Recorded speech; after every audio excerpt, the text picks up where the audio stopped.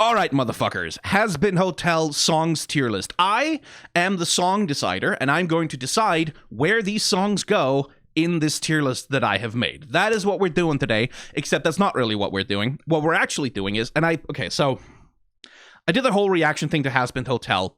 Took me a while, and now it's been some time since I did that, because I've been thinking about, okay, song tier list, Hazbin Hotel, how to do. What to do, how, which format. And I was going back and forth where, like, I was taking all these notes and I was writing all this shit down. I was like, oh shit, this is turning into a script. Oh no, this is turning into a main channel video. And I had to kind of pull myself back by the scruff of my neck and go, no, this is not a main channel video, buddy. This is for the reaction channel. Don't turn Hazbin Hotel into work, right? Like, that's a thing I'm trying to hold on to with this fucking channel, is that here I have fun. I don't do work. Because I'm not about to put if it was going up on my main channel, there'd be a sponsor on it. I would need to hyper edit and really limit myself in terms of what I'm saying in the script. It would need to be pared down. I'd need to navigate a fuckload of copyright problems because, like, you have to play the song and I don't want this to be work. I just want to have fun. I just want to enjoy myself. So maybe there will be a video on Hazbin Hotel on the main channel someday. Maybe. I'm not saying no to that, but this thing can't be that. So we're doing it casual style. We're doing it live. Fuck it. And also, I'm going to take the copyright hit, and I'm going to actually play you some of the songs of the show, which, like, it would have been nice to get the ad revenue from this little video. Like, this channel doesn't make much, but it makes a few bucks. And it would have been nice to keep them, but we can't really discuss the songs in this fucking show without playing through them and listening to them and actually watching them happen. So that's what we're gonna do. Vivsy Pop, please don't block my whole video. I don't think you will. I think they're pretty good about not doing that, but they are gonna take the ad revenue, which I guess fair enough.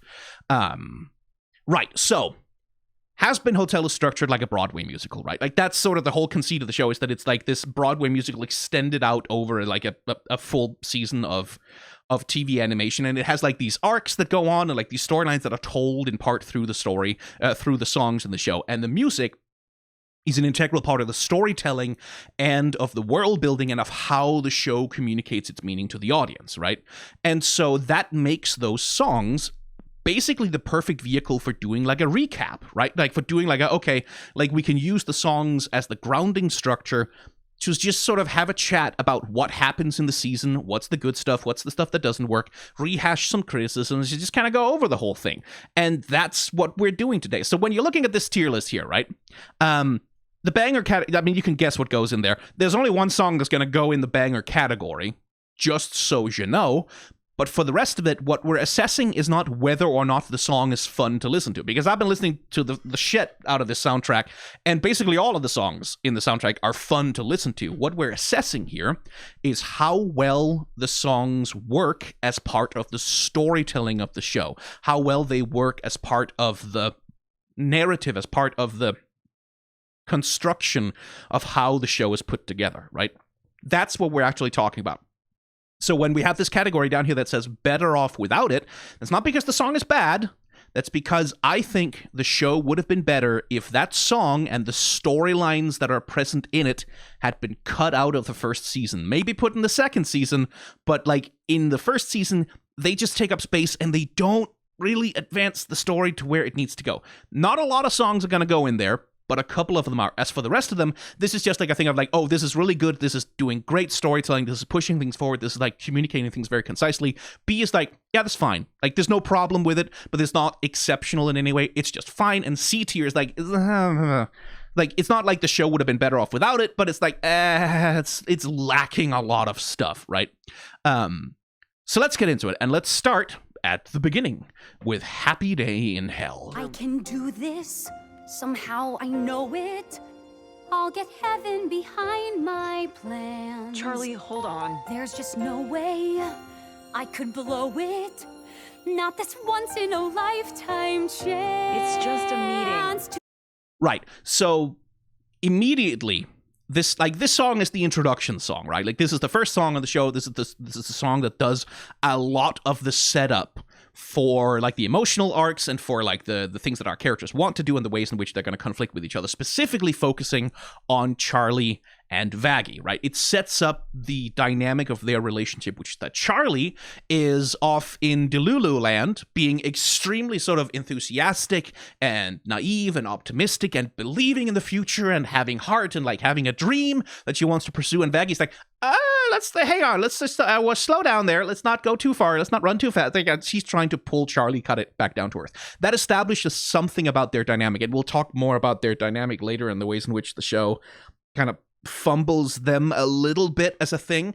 At least in my opinion. I should say everything in this video is just purely my own opinion. This is not me trying to objectively parse out which things are good or bad. This is hello, I'm the song decider. I decide things about the songs because of my opinions as a person, and not because I'm trying to lay down some objective measure by which art can be assessed, because such a thing does not exist. What was I saying? Right, it establishes something about their relationship to one another, that Charlie is the person who has like the big heart and the dreams and naivete, and Vaggie is the one who is concerned, right? Like Vaggie takes on the role of straight man in their relationship, as it were, which is an ironic thing to say about lesbians, but that she's the one who's constantly arguing for the more careful route. She's the one who's constantly arguing for like tempering your expectations and being like more careful and like slowing down and not going too far. And that is something that like to begin with just sort of comes across as like girlfriend who's maybe a little exasperated by her airhead of a lover. But which, like, as the show goes on, we find out, oh, no, this is because Vaggie is extremely pessimistic, hates herself, and thinks that, like, she can only cause things to be bad, and that her purpose in life is to prevent anything negative from ever happening to Charlie ever, which is why, like, which ties into why she's unable to be honest with Charlie, because she thinks if I tell her the truth, like, well, that's going to hurt her, and I can't hurt her because my whole purpose as a person is to make sure that nothing bad ever happens to her ever, and that's how I'm going to redeem myself, because I am a terrible person and I am awful and everything about me is bad, but everything about her is good, which means I need to protect. Like, that's sort of part of her internal makeup, right? Like, that's why she has so much difficulty being honest with Charlie truly.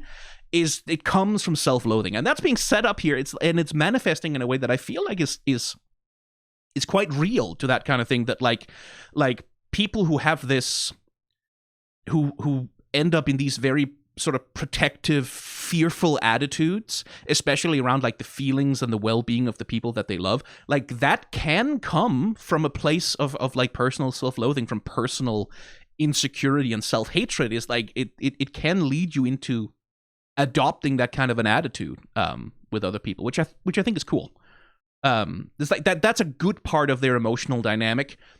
We'll talk more about it later. Change their minds and touch their hearts, or whatever angels have. This could be bad. Cheer up, Vaggie. This could be swell.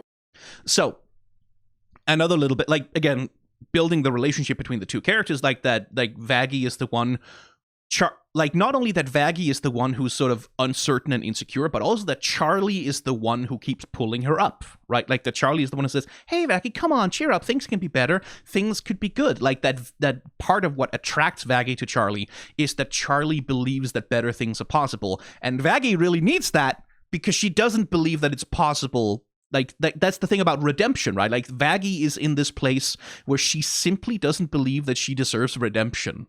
Right? That's why she can't be honest with Charlie, because she thinks the things that she has done are unforgivable.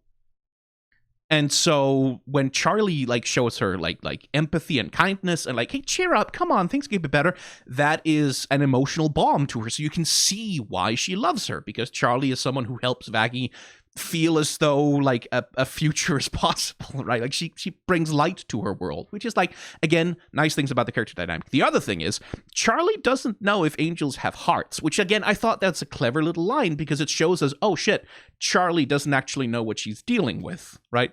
She doesn't know if angels have hearts. She doesn't know some of the most basic shit about what angels are, how they think, what they do, what their purpose is, and that sort of demonstrates to us the depths of her naivete and ignorance, specifically. And that's an ignorance that's not really Charlie's fault. Like, clearly Lucifer and Lilith have spent some effort on trying to keep her ignorant, and indeed all of hell is ignorant about some very basic foundational facts about angels. For example, the fact that they can be hurt. We will talk about that later. But it demonstrates like the depths of Charlie's naivete is that she's very, very optimistic about like, oh, this is definitely going to work. I'm gonna sing a song to them and be optimistic and cheerful and kind, and then they're gonna listen to me and they're gonna understand things from my perspective, and everything will be better. I can fix everything. I can fix the entire world by being really cheerful and optimistic at it.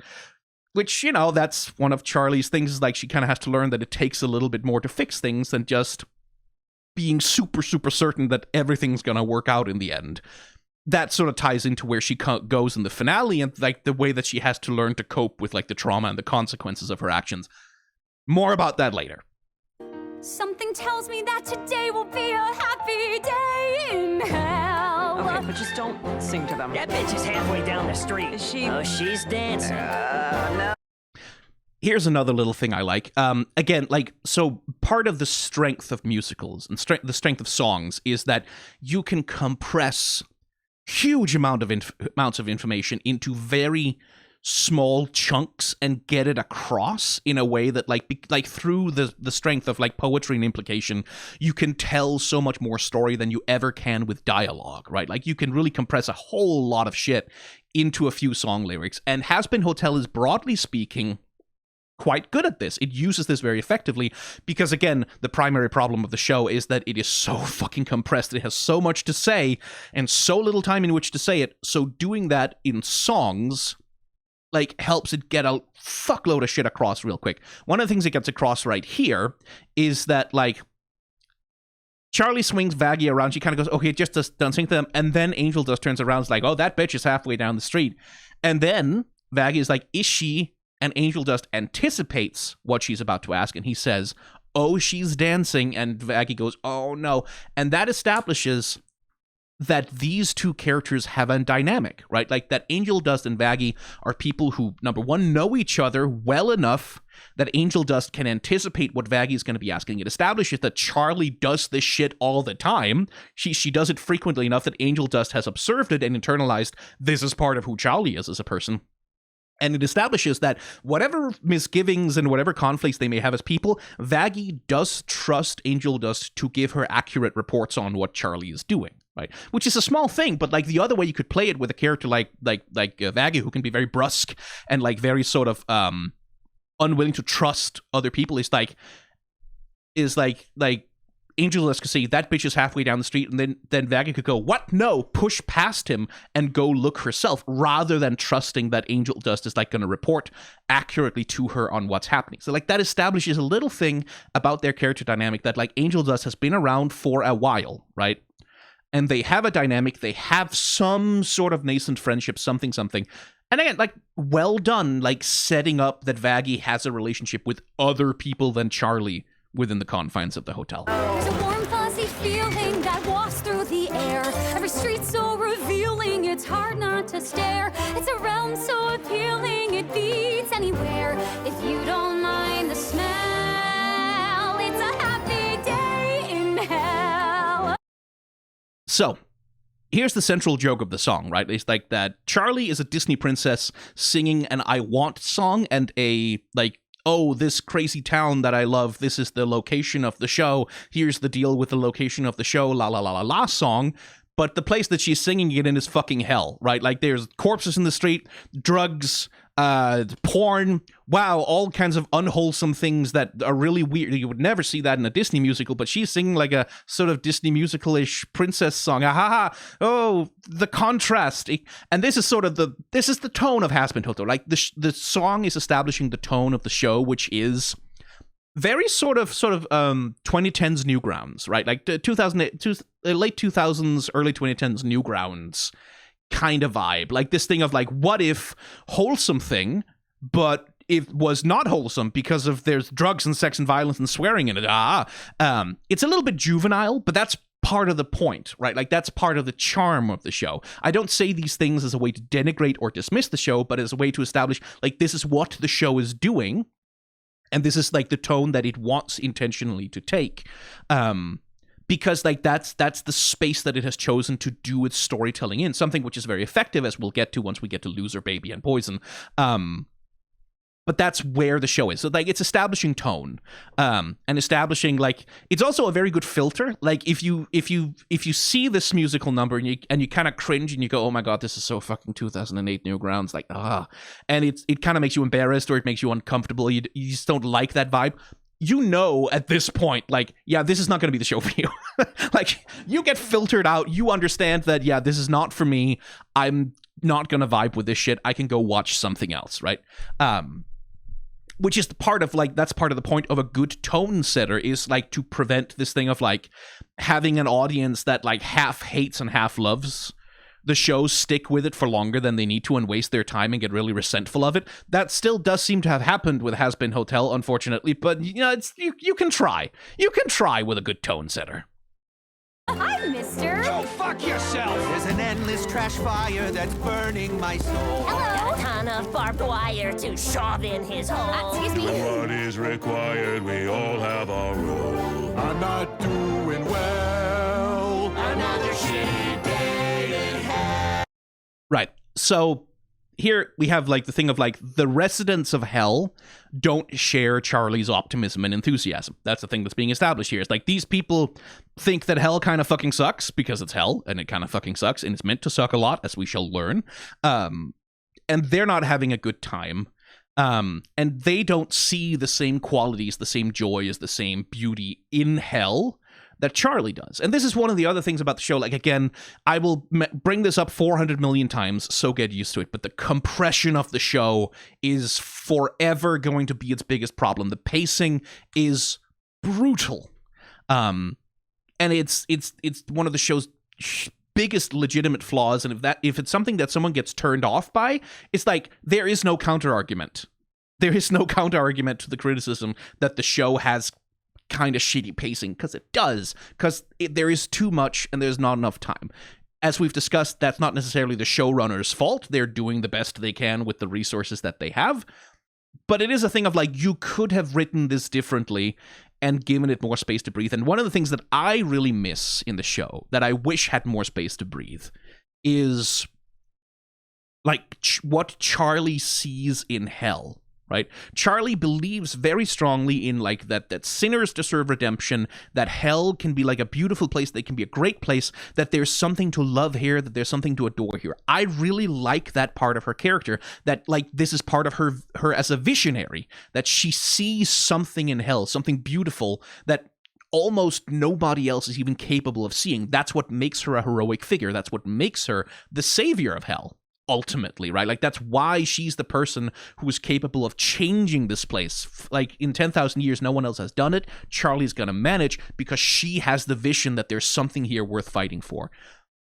If only we knew what that fucking vision was, though, because that's something the show just doesn't really have the time to actually establish. What was needed was at least like one episode, maybe a couple of episodes, where we get to see hell as more than just a bunch of extras doing song and dance numbers, and we get to understand like what hell is, who lives here, why Charlie cares about them, what it is that she sees in them, what the beauty is that she sees in hell actually is, what it consists of, where she gets to make the argument for why does she care so much beyond just, well, my mom and dad cared, so I also have to care. Because that's kind of the impression you can very easily come away with from the show, is that Charlie only gives a shit about hell because, well, her mom cared about hell, and now her dad had these dreams, and now she's the one who has to carry on her mom and dad's dreams, and she only gives a shit because her mom and dad cared. And that's not really her character, right? Like, she expresses it in this song. It's like, there's something special here. There's something beautiful. This is a realm that is so appealing. And there's something here that's worth preserving.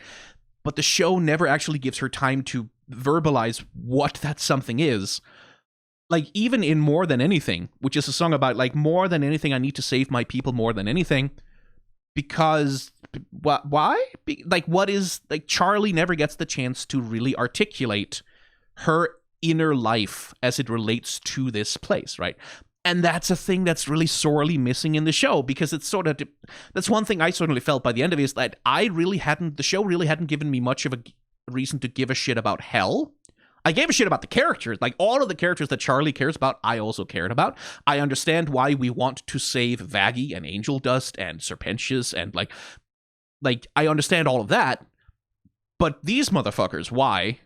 Like, these guys, all we really get to see of them is, like, the dudes who try to sexually assault Angel Dust, right? Like, that try to drug him. Like, we get to see random background actors sort of just being present, but having nothing to say and no life experience to say for themselves. And that's something, like, Vaggie stops trying to exterminate Hellborn or, like, exterminating demons when she runs into, like, a child demon and, like, corners this child in an alley and is like, oh, maybe I'm the bad guy here, actually. Like, that's the thing that makes her realize is, like, fuck, there's children in hell. And to me, that's like, oh, there's children in hell. That seems like, hey, maybe that's the thing of, like, maybe you could bring that up at some point to Sarah or something to say, hey, Sarah, there are the souls of children in hell. Do you want to say something about that? Like, kids in hell. Hello, do you want to, and you're condemning that? Like, that's one of the angles that the show just doesn't pursue, which I think would have been quite powerful if you'd had the situation of Charlie, like, yeah, these people are fucked up, these people are sinners, but, like, this guy, right, this guy was abused as a child and ended up, like having no coping skills whatsoever, ended up with a criminal record, couldn't get a job, ended up doing crimes, ended up killing someone, and ended up in hell, but, like, he never had a chance. He was a kid. Like, when did he ever have a chance to be better? Surely he deserves redemption. Like, where Charlie gets to engage with her people. Where Charlie gets to engage with their stories, like, the reasons why someone ends up in hell. Because part of what the show is about is the injustice of the concept of sin, right? Like, this thing of, like, oh, well, if you commit a murder, you're condemned forever. Like, there's nothing you can ever do in any way, shape, or form to ever make up for a sin that you commit, right? Which is like, is that just? Because, like, a person can end up killing someone because they're a sadistic, cruel murderer who deserves all the punishment that they're ever gonna, like, because they're just, like, because they have decided to be evil. That shit can happen for a lot of reasons. And is it the thing of, like, do we condemn a soul to eternity of torment and then obliteration, or is it a moral duty that we have, like, to try and have some kind of empathy? Like, that's one of the arguments that the show makes, right? Like, even the worst people in the world, even the most fucked up, even the like they deserve at least a chance at being better, which is the thing that the sinners in hell never get. They never get a chance to try and be better than they are, because the whole vibe of hell is that redemption is impossible and it's pointless to try, right? Like, that's what all the other demons say, is like, what's the point? You can't go to heaven. Like, we are here forever because we are bad. And then what's the point in trying to be better? That's certainly Angel Dust's story, is that he believes that he's intrinsically ontologically bad and nothing can ever be done to change that. So why try, right? Like, I cannot be any better than I am, so why even attempt it? Like, someone who, like, ends up in severe drug addiction, like, because they have a chronic disease that causes them constant pain, they end up taking a hell of a lot of drugs, and in order to get the money to service that addiction, they end up doing something horrible. It's like, yeah, that's not justifiable, that's not okay, that's not a thing you're allowed to just do and get away with, but also, like, there has to be a way to atone.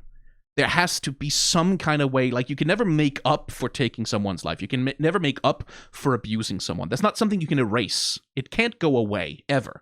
Right? That's the way in which sin is forever, right? But there has to be some way to move on, to be as a person after you have done something horrible and be better. Like, there has to be a way to be held to account for your actions. That isn't just throw them in jail and throw away the key. That isn't just kill them. That isn't just eradicate them. That isn't just, like, throw more human lives away. But anyway, that never gets articulated, and that's one of the weaknesses of the show. It wants to articulate the injustice of sin, but it never really engages with the stories of sinners beyond just Angel Dust. And that's an artifact of the show's extreme compression, is that it can't. It doesn't have time. So Charlie never gets to articulate her vision beyond... If I can show them the dream I've dreamed, that any soul can change. Those angels' minds are hard to change. Everyone can be redeemed from the evil to the strange. They're bloodthirsty and deranged. Like, again, right? Like, I have dreamed the dream that any soul can change, that any monster, like, no matter how inhuman, can be redeemed, that there is some kind of alternative to mere carceral justice. Why does she think that? Like, what's the experience that Charlie has had in her life that has led her to this conclusion? Is it just, well, Daddy said it once upon a time when I was a kid, and I just believed it uncritically? Because that's not very strong, right? Like, that's weak. If it's just like, my daddy said it once when I was a baby, and I have never questioned it. That's not very strong characterization, and that's not the sense I get from Charlie either, that she's just mindlessly repeating the dream that her father told her once upon a time. The sense I get is that she has something stronger inside of herself, some kind of conviction that comes from somewhere. For example, it could come from... Can hear all their stories, the lost and displaced, and I know that they're more of an acquired taste. But if I open the door and I give them a place at my Hazbin Hotel, it'll be a happy day in hell. Right? It's like, there's just that detail missing. And it's, again, how the fuck are you going to do that when you only have 8 episodes and that much story to tell? You're not. It's not going to happen. Like, that's one of the things that in the editing process, you're going to cut that because it's not strictly necessary. Like, you can just have the character tell us that they have this dream and they believe this thing, but the story would be much stronger if they actually showed us rather than just had her say it out loud. From the porn studio where the cinephiles go to watch award-winning TV Bukkake shows, to the cannibal town where they don't wear a frown. Holy shit, oh my gosh, why?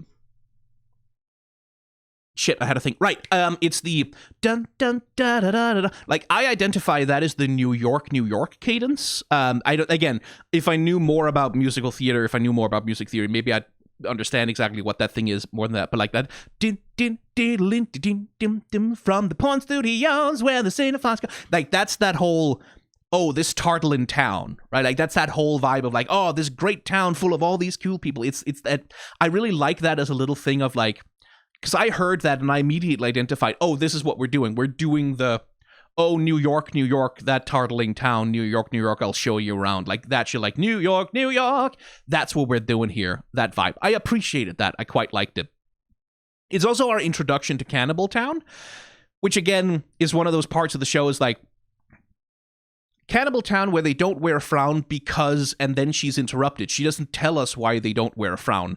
And it annoys me, and this is a very personal, it's a nitpick, it doesn't matter, it's not a real strong criticism or anything, and it annoys me that they never go back and tell us why they don't wear a frown in Cannibal Town. Why don't they wear a frown in Cannibal Town? Why are they all so happy all the time? Is it because human flesh is just like an incredibly euphoric drug that's just lovely to ingest? That would have been something, but no, we never get that, and that annoys me. Maybe that's the point. Like, the point is you never get to know why they don't wear a frown in Cannibal Town. But I want to know, though. Then I don't give a crow that His string's got in my eye. I really like that. Like, I really like that. That cheers me up every time I hear it. That's lovely. From heaven's genocide, There's an endless trash fire that's burning my soul. I'll get heaven behind my plans. There's just no way I could blow it. Not this once in a lifetime chance to change their minds. And touch my parts. No thank you. I'm just gonna Fulfill my destiny. Bitch. I that's another beat I really like. Again, it's this thing about establishing tone, right? Is that Charlie is trying to have her big Disney Princess I Want song, and the denizens of hell just aren't playing along with her. And I really like the way that that's done lyrically. Is like, change their minds, and then, and touch my parts. And then she's like, no, thank you. I'm just gonna fulfill my destiny. Right? Like the way that she slides right around to just going right back to what she's doing and ignoring like the interruption that was thrust upon her.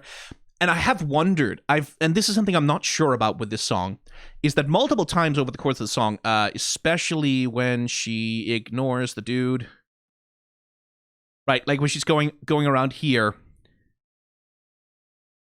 and she opens the door. in the door and I give them a where like she's pointedly here, she's looking up to the Hazbin Hotel off in the distance, and she's not looking at the reality that's right in front of her, right? Like she's not looking at the dead body that was in the truck.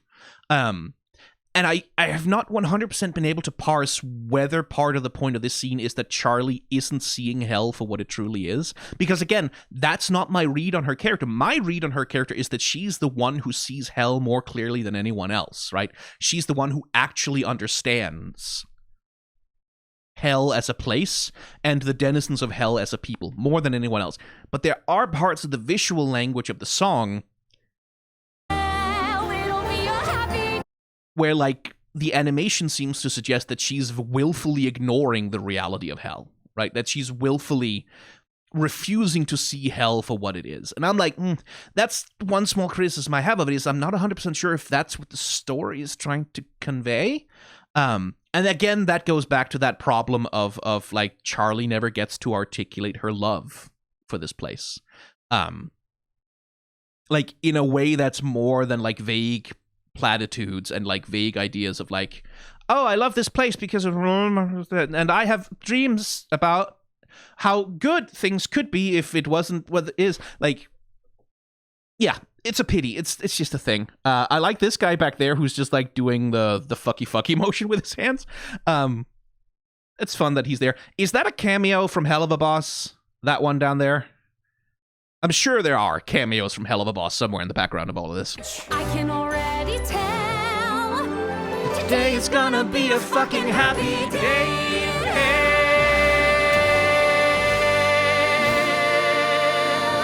You'll have to forgive me for singing along, by the way. You'll have to forgive me for singing along. I will not stop. And if you don't like it, you can leave. Because this is my having fun channel. This is not work, and if it's not work, that means I get to sing along when I'm having a good time. Ultimately, I put this one in A tier because it does such a good job of establishing so many things that are so necessary for the rest of the show to work. Like, it really does put a lot of information out there that is incredibly important to what's going to be going on in the rest of the show. I have my complaints, but they're not really about what the song is doing so much as the rest of the show doesn't follow up on what the song is doing, right? So, Happy Day in Hell gets to go in A tier. All right, let's move on to the second song on the soundtrack, which is Hell is Forever. Much like Happy Day in Hell, this is another introduction song. Specifically, this song is about introducing the conflict, like the peril, the ticking clock that's hovering over the rest of the season that is going to motivate the behavior of our main character. Specifically, like, it's going to be, hey, we're going to come back and kill everyone in 6 months because we're assholes. Fuck you. And it's in part a villain song. Specifically, it's the introductory song of our main villain and what his whole deal is, which is that he's a misogynist piece of shit. But also, like, the more, like, the broader thematic thing of, like, hell is forever. Like, you're in hell, that's it. There's the rules are black and white. There's no use in trying to fight it. They're burning for their lives until we kill them again, right? Like, that's Adam's whole deal, is that he believes that there is a structure in place, there's a system, there's a hierarchy. This hierarchy is inviolate. It cannot be challenged, it cannot be changed, and anyone who tries is stupid and dumb and lesser than him, right? That's the whole point of the song. And how well does it communicate that? Well, let's find out together. Okay, I've got a lot to get through and not a lot of time, and I feel like you weren't hearing me before, so here goes. I know hell's population is out of control. It's a bad situation, it's taking a toll. So we open by basically repeating Happy Day in Hell, right? Like, we have the same cadence, we're doing the same melody. Charlie is like, so this song that she was singing on the way to the show was also her practicing the speech that she was going to give to the angels to convince them that, like, what if instead of genocide we were friends with people? That's gonna work. And like, the naivete of her is of course supported by the fact that her drawings are all sort of she draws a lot better than an actual 5-year-old would, but they're drawn the way that, like, aesthetically you'd say, oh, this is the drawing of a 5-year-old, because it's again about demonstrating, like, the level of her naivete and her belief that everything would be better if everyone just listened to each other and sat down and had a nice talk and kumbaya, held hands. That's how things work, right? Which is a notion that she's about to be pretty decisively disabused of. If we rehab these sinners and cleanse all their souls at my Hazbin Hotel. Wait, I'm getting a year. And it must be annoying to schlep all the way here. If they join you in heaven, that trip disappears. You can wave at chore farewell. Here's another thing I like about Charlie is that for all that she is naive and ignorant about what the angels are and what's going on there, what she's trying to do here is people please them, right? Like, she's trying to frame her argument from their perspective, right? Like if we rehab the sinners, that's a convenience for you, right? Like it's like, oh, this chore you have to kill people. Who wants to do that? No one wants to do that. That's a lot of boring work that no one wants to engage with. I am here to offer you a way for your world to get better as well. Like, even if you are like, oh, sinners need to be dealt with, that's a chore. Well, I'm willing to do that chore for you. Like, she's trying to see things from their perspective. She's trying to present a version of her plan that's like, this is mutually beneficial. Everyone wins. Yay. And that's like, Charlie is a people pleaser, right? Like, she's a people pleaser who wants to fix everything for everyone all the time, including the genocidal aliens who are like murdering her people by the thousands every single year. Is like, she's still willing to like to bend over backwards to try and frame things from a perspective that is pleasing to what she believes is their perspective. Again, she's about to be proven wrong about what exactly the genocide is in Heaven's eyes. But it's a good part of her characterization is that she has this like intense people-pleasing nature that just comes through in the way that she presents this.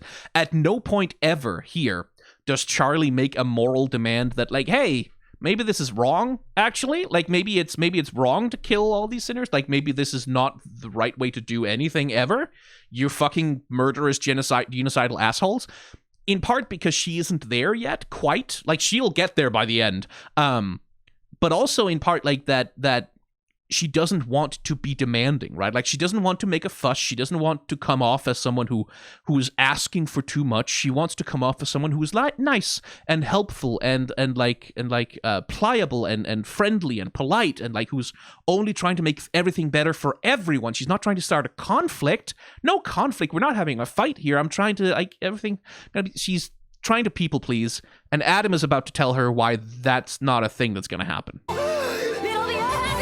me stop you right there. Save us all precious time. If what you're suggesting is letting them climb up the ladder, oh, they'd rather cross the pearly gates. Well, sorry, sweetie, but there's no defying their fates. Cause Hell is forever, whether you like it or not. had their chance to behave better. Now they boil in the pot. Cause the rules are black and white. There's no use in trying to fight it. They're burning for their lives until we kill them again. Then there's the genre shift, right? Like that Charlie has this huge instrumental, like swelling orchestra, like happy day in hell, like this with the orchestra swelling up under, and Adam breaks in with butt rock, like just ass rock, like just like and that's a basic way to show the clash between their perspectives, but it's also a good one. Like it's one that really works to show that Adam musically, not just in terms of who he is as a person, but musically comes from a completely different place, right? Like they're both front men, right? Essentially, Adam sees himself as the front man of a rock band. Charlie sees herself as the protagonist of a musical.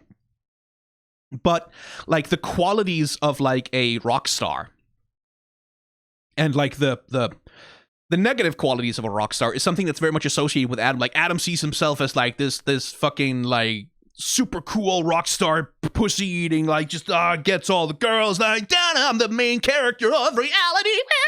Like no one else matters. I'm the only one who matters. I'm the hottest shit on earth. Like arrogant piece of shit. And it sort of draws from like the image we have of like a rock star, of a sort of stereotypical rock star as this like misogynist, egotistical, selfish, like spotlight hogging prick, right? Like, which is like sort of like the 80s hair metal bands and like all of that shit. Like it draws on all of those things to sort of establish him as something different as the leader of a band than Charlie is. Like, because Charlie, that's the other thing about her song, right, is that Happy Day in Hell, lots of choral parts, lots of other voices coming in, lots of joining in, lots of merging together of different, like, musical perspectives and, like, different melodies and stuff into one big harmony. That's something that's going to come back in a big way in the finale, but, like, that Charlie, the way that Charlie sings is one where she wants other voices to join in with her. That also comes back in Ready for This. Adam sings, he wants to be the soloist, he wants to be out in front, everything else needs to support him, right? Because his voice is the only one that matters. So that, again, good detail. Just try to chillax, babe. You're wasting your breath. Did I hear you imply that they don't deserve death? Are they winners? Are they sinners? 'Cause it's cut and dry. There is fair.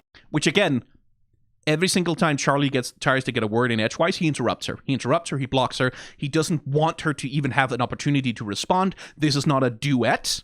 He's not inviting her to sing along, to sing any kind of harmony. None of that shit. Is like, I am making all of the noise right now. Fuck you, shut the fuck up. I am the rock star. I'm front and center.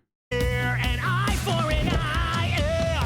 When all said and done, there's the question of fun. And for those of us with divine ordainment, extermination is entertainment. Guitar solo, fuck yeah. Hell is forever, whether you like it or not. Had their chance to behave better, now they boil in the pot. 'Cause the rules are black and white, there's no use in trying to fight it. They're burning for their lives until we kill them again. Right. So we're like, it's Adam is the main character of the show the whole fucking time. And when other voices come in, like choral voice, like hell is forever, whether you like it or not, the only thing they're doing is they're saying the same thing as him and they're harmonizing with him. Again, Charlie in the song that she sings with the denizens of hell, they all get to say their own thing, right? Like they all get to tell a little part of their own story, specifically about barbed wires and shoving them into holes and all of that shit, but they get to say their own thing. With Adam, everyone sings his song and everyone sings his song in support of him. And like, Alex Brightman just, he does such a fucking good job because like, guitar solo, fuck yeah. It's just, that's such a good fucking joke, right? Like that like he's so confident in himself and how cool he is that he's sort of like, he just imagines a cool guitar solo in his head and he just kind of goes, yeah, there's a cool guitar solo here, fuck yeah. Like that's enough, right? Like, yeah, I have said there's a cool guitar solo here. It's like, I don't need to make it. I don't need, and that's the other thing about Adam is that he's profoundly uncreative. Like that's one of the things that contrasts him with Lucifer. We'll see that later. Is that Adam just like, yeah, guitar solo, fuck yeah, this is something goes here, blah blah, whatever, fuck him. Like it doesn't matter because he doesn't want to come up with something creative. He doesn't want to come up with something cool. He just wants to go, yeah, I'm so cool. No. And it's just Alex Brightman's delivery of that line.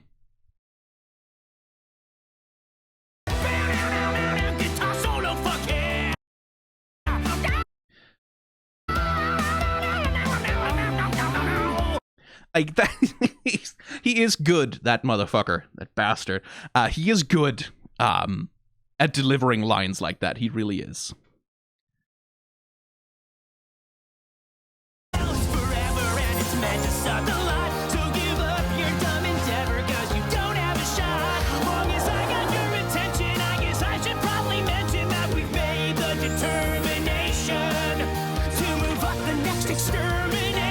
Fuck you, I do what I want. Yeah. Which is the thing about like agreements and like keeping deals. That's another thing that comes back later, right? Is that this is the thing about Lucifer. Lucifer can't join the fight until they harm one of the Hellborn. Apparently, that's another criticism I have is like the show really should have fucking set that up at some point. Like, why is it Lucifer doesn't join the fight? Well, because one of the Hellborn has to get hurt first. And then he can interfere because heaven breaks the deal first.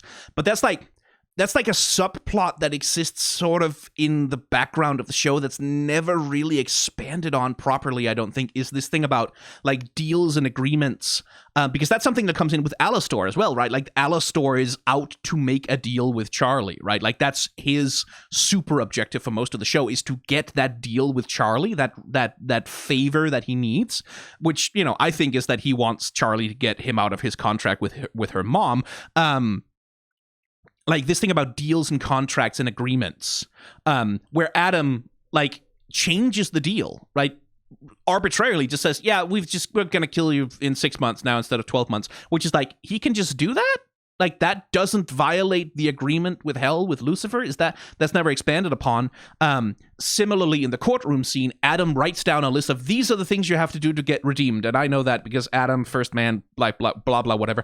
Angel fulfills the terms of the deal, right? Like, he writes down this thing, this is a checklist, this is the deal. If you do this, you can be redeemed. Angel fulfills those things, and yet he is not redeemed. That's another breaking of a deal. That's another breaking of an agreement written down on paper. That's a contract, right? So, like, there's a theme of that running somewhere in the background of the show, but it's never really elaborated on thematically. Like, what exactly, thematically speaking, is the position of deals and agreements within the context of the show? Like, this thing about like keeping and violating agreements, and like where exactly that matters. Because, like, why does Lucifer respect the agreement when heaven doesn't, is the thing. Like, there needed to be some kind of elaboration on what it is about, because the answer to that could just be like, and this would be good enough, that Lucifer doesn't want to violate the agreement because he thinks he's better than that. Right? Like, he refuses to sink to heaven's level. That would have been a perfectly satisfactory explanation. It's just no explanation is ever fucking given. Which is another one of the compression problems of the show, is that they never elaborate on this thing about the contracts, what they mean, why they're important, why these agreements matter, right? Which is another thing, is like, that's the thing that's said in the courtroom scene by Sarah. Like, not everything is spelled in ink. When she's sort of trying to explain away why Angel Dust doesn't get redeemed, even though he technically fulfills all of the conditions, she says, well, not everything is spelled in ink. Don't worry about it. I'm not going to specify. Fuck you for asking. And it seems like it's a sub-theme that's sort of present in the show, but it's not. I don't think it's consistently elaborated upon. Like, I don't think it's fully explored or established within the lore and the concept of the show what this is and what this means and how we should understand it thematically. That's a criticism I have. Can't wait a whole year to slaughter those little cunts. I know it's just been a week, but we'll be back in 6 months. Wait, can you? Oh, shit. Also, a little detail: Charlie curses. That's one thing. That's one thing I was a little bit worried about, actually, when I first started watching the show. Is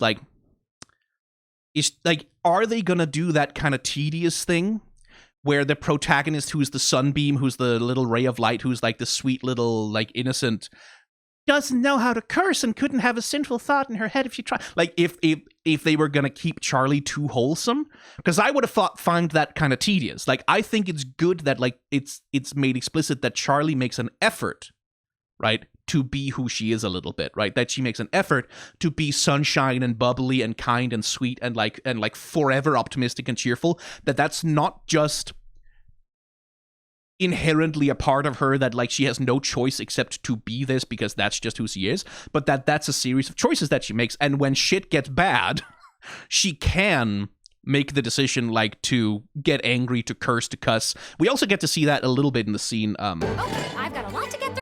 with Adam, when like Adam starts to really fucking get on her nerves. She shows a little bit of her demon face. Where the fuck is it? It's somewhere. Oh, that's a good face. Yeah, there. Like, you can see that, like, being sunny and cheerful, it is a decision that she makes. Like, this is a way that she chooses to be consciously on purpose, right? And that there is another option, but one that she's not willing to go with, because that comes back in the final episode when she's fighting Adam. There is a sense that like Charlie is still holding back because fundamentally she doesn't want to hurt anyone, right? Like, that's her thing, is like she just doesn't want anyone to get hurt. She wants to please everyone. She wants to save everyone. She doesn't want to hurt anyone. And that's part of the reason why she can't really deal with Adam as well as Lucifer can, because she's holding back. Constantly holding back, subconsciously maybe, or consciously, even when she's at her angriest, even when Adam is like the most evil piece of shit and has killed one of her beloved pets, she can't quite unleash her full power. And that, I think, is like good setup. Like, that's something that's good setup for season 2, because it sort of implies that, okay, like there's a deeper depth to the scale of Charlie's power that we haven't seen yet. And that implies all kinds of interesting things about, like, why does Alastor want to deal with her? Well, as he says in Ready for This, he sees potential in her. And if he can guide it, if he can control her power, like, he sees, like, he can do amazing things with her under his thumb, right?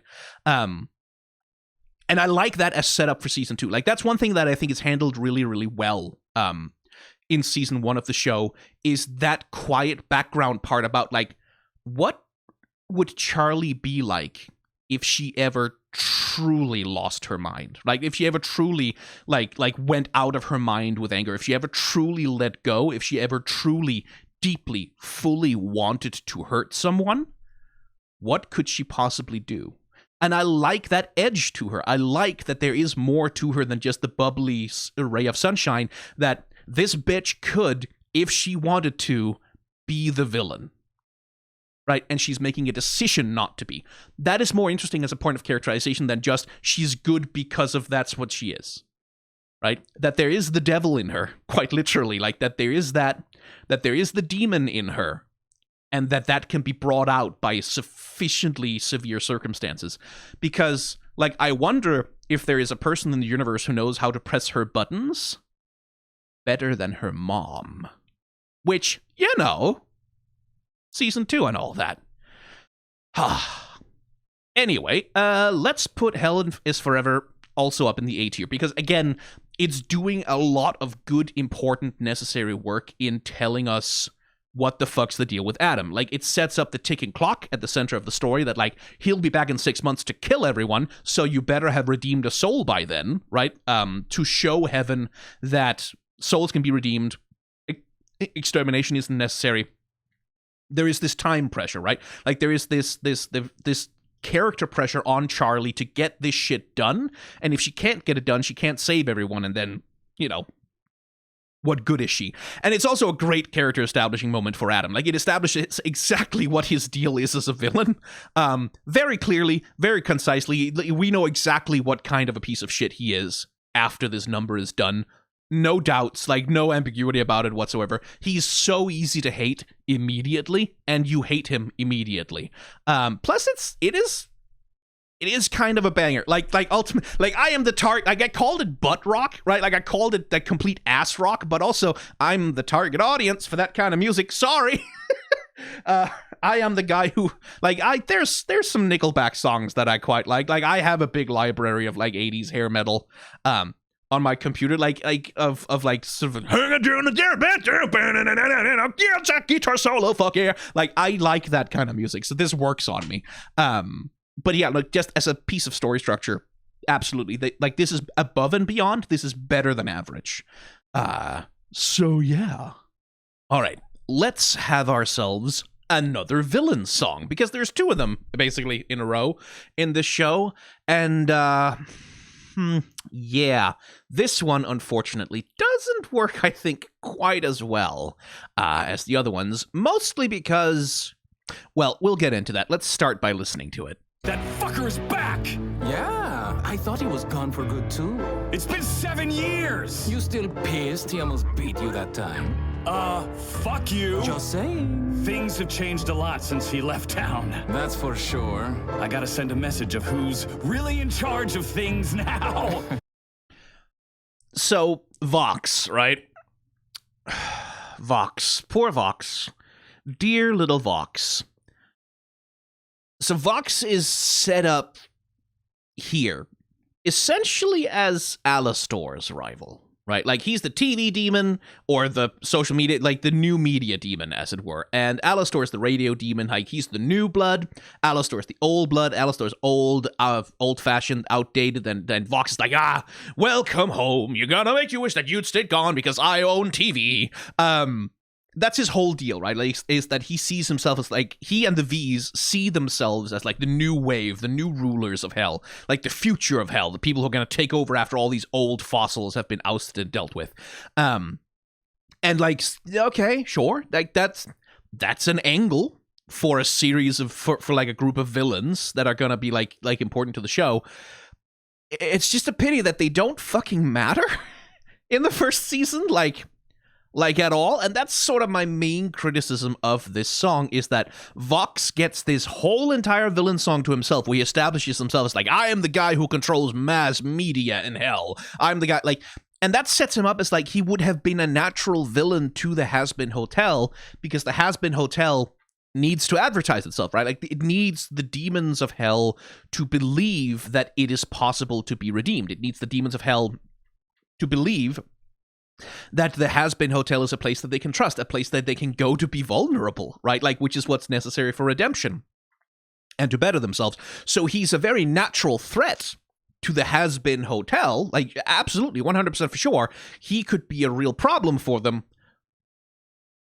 But he isn't.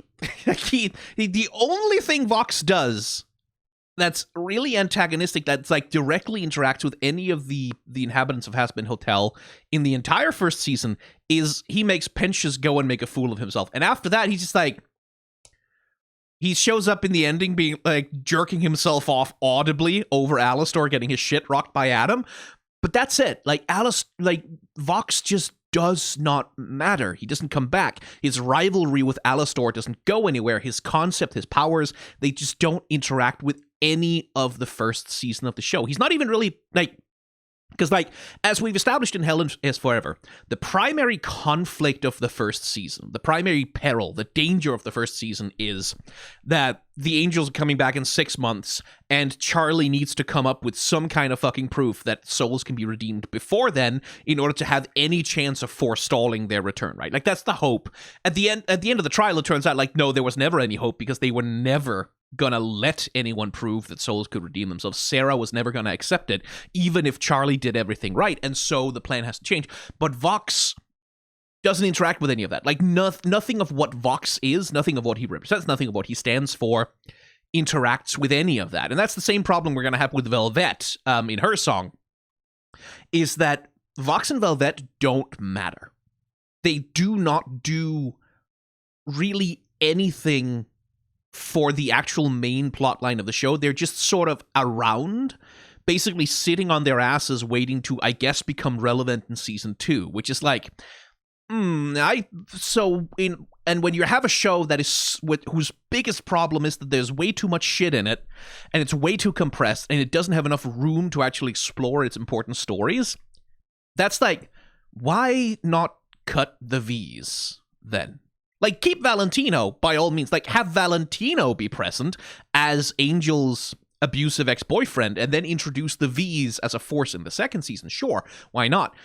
But having Vox and Velvet present, and having them take up screen time, and having them take up space, and having them introducing themselves, and, like, that in the first season is just wasted. And again, it's a thing of, like, if they had 12, 14, 16 episodes, if they had the 20 episodes they probably wanted, like, because they probably want as many as they can get their hands on, then sure, like, he could have been, like, a recurring villain, like someone who constantly, like, harasses the hotel and needs to be dealt with in various ways, and, like, develops some kind of dynamic with Charlie, develops a dynamic with anyone else in the hotel, like, because Charlie barely seems to be even conscious that this guy exists at all. They never talk. Then, yeah, sure, it would have worked, but that being that they didn't have that, so why keep them in here? Like, because there is this subplot that runs through the show that, like, the V's see themselves as, like, the new wave, right? Like, we are the future of hell. And that's being set up as a conflict with the old guard of overlords, which is, like, Alastor and Carmilla and Cestial, whatever the hell the rest of them are called. But it's never developed, it never goes anywhere, and it never does anything. Like, it never matters. Like, this conflict between old and new thing, like, that feels, again, like a vestigial theme. Something that was once present in, like, a much longer treatment of how the season was going to pan out. That feels like something that was once a thing that was going to be explored, and then everything got cut down so much around it that it just kind of vanished in the mix, and they never took out the last pieces of it, which were, like... And admittedly, I will say, the song is fucking good. I really, really like Stayed Gone. I have sung along to it a lot. Like, I can see why they would want to keep it just on the quality of the song alone, but as a piece of the storytelling of the show, I'm sorry, it just doesn't go anywhere. But there is one thing that it does, which actually does matter, which actually does, like, interact with some things and pay off. Let's see it in action. Welcome home. I'm gonna make you wish that you'd stayed gone. Say hello to a new status quo. Everyone. again, say hello to a new status quo is one of those things of like, what status quo, Vox? Which one? We never get to see it. Like, it never... Like, that's one thing about season 1 of Hazbin Hotel. It doesn't have a status quo. There isn't one because the show takes off running and it can never stop. Like, it has to run the whole fucking time. There is no normalcy. There is no status quo. There is no... Like, there isn't one. I'm sorry. And, like, that's one of those things that it just doesn't follow up on. That Alastor is in some ways the relic of a previous status quo, right? Like, he vanished 7 years ago. Again, my theory, to get into a contract with Lilith. And in his absence, there's been a power vacuum, and Vox has filled it, and like he's taken over all of Alastor's presence in the airwaves because he's so desperate to outdo him. Like, that's a thing.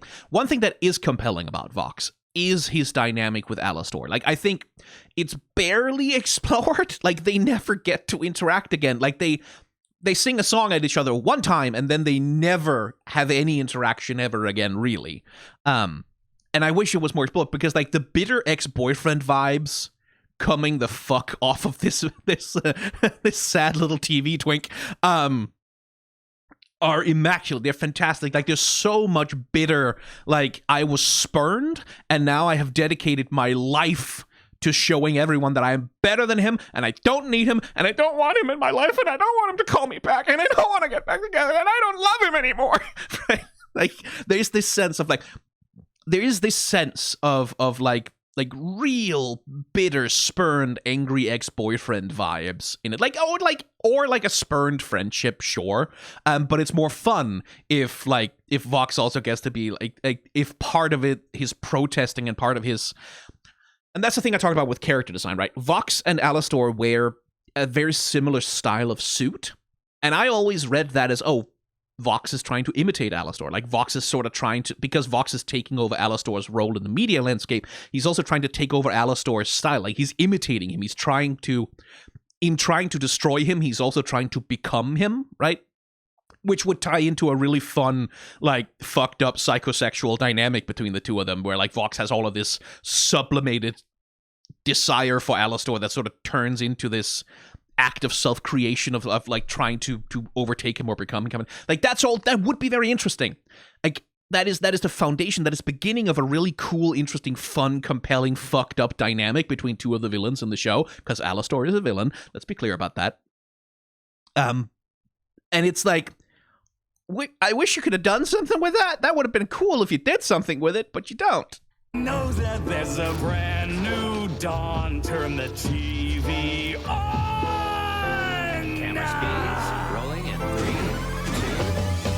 2. Welcome to the show. Top of the hour, and we're discussing a certain has-been who has been spotted cavorting around town after a 7-year absence. Did anybody miss him? Did anybody notice? More on tonight's program. So the radio demon is back in town. Why is he hanging around? What does that mean for your family? Well, Handley, I've got good news. He's a loser, a fossil, and I don't mean to sound hostile, but the Demon is a coward!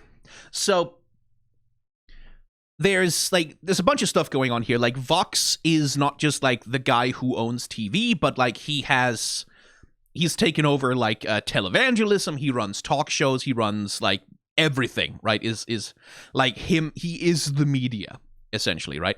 And so part of his patter here is that he goes so fast, right? Like, the radio demon's back in town. Why is he hanging around? What does it mean for your family? Blah, blah, blah, blah. He's just going at 1,000,000 miles an hour, like this capturing of attention, which again is a thing that's never really comes back, is that this thing of, like, he has this hypnotic spiral circles eye that sort of hypnotizes people, and people take out their phones and they tune in, and they're like addicted to listening to him because he has mind control over them in some sense, right? He's an influencer, like me.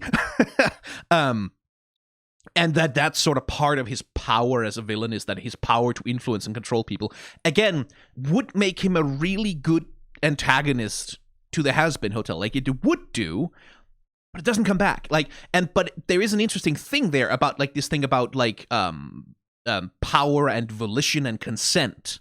That is something that exists in the rest of the show. Like, because one of the things about Valentino is also that he takes away his subject's consent, right? Like, that's one of the things he says at one point directly, is that, he gets the bitches by drugging them.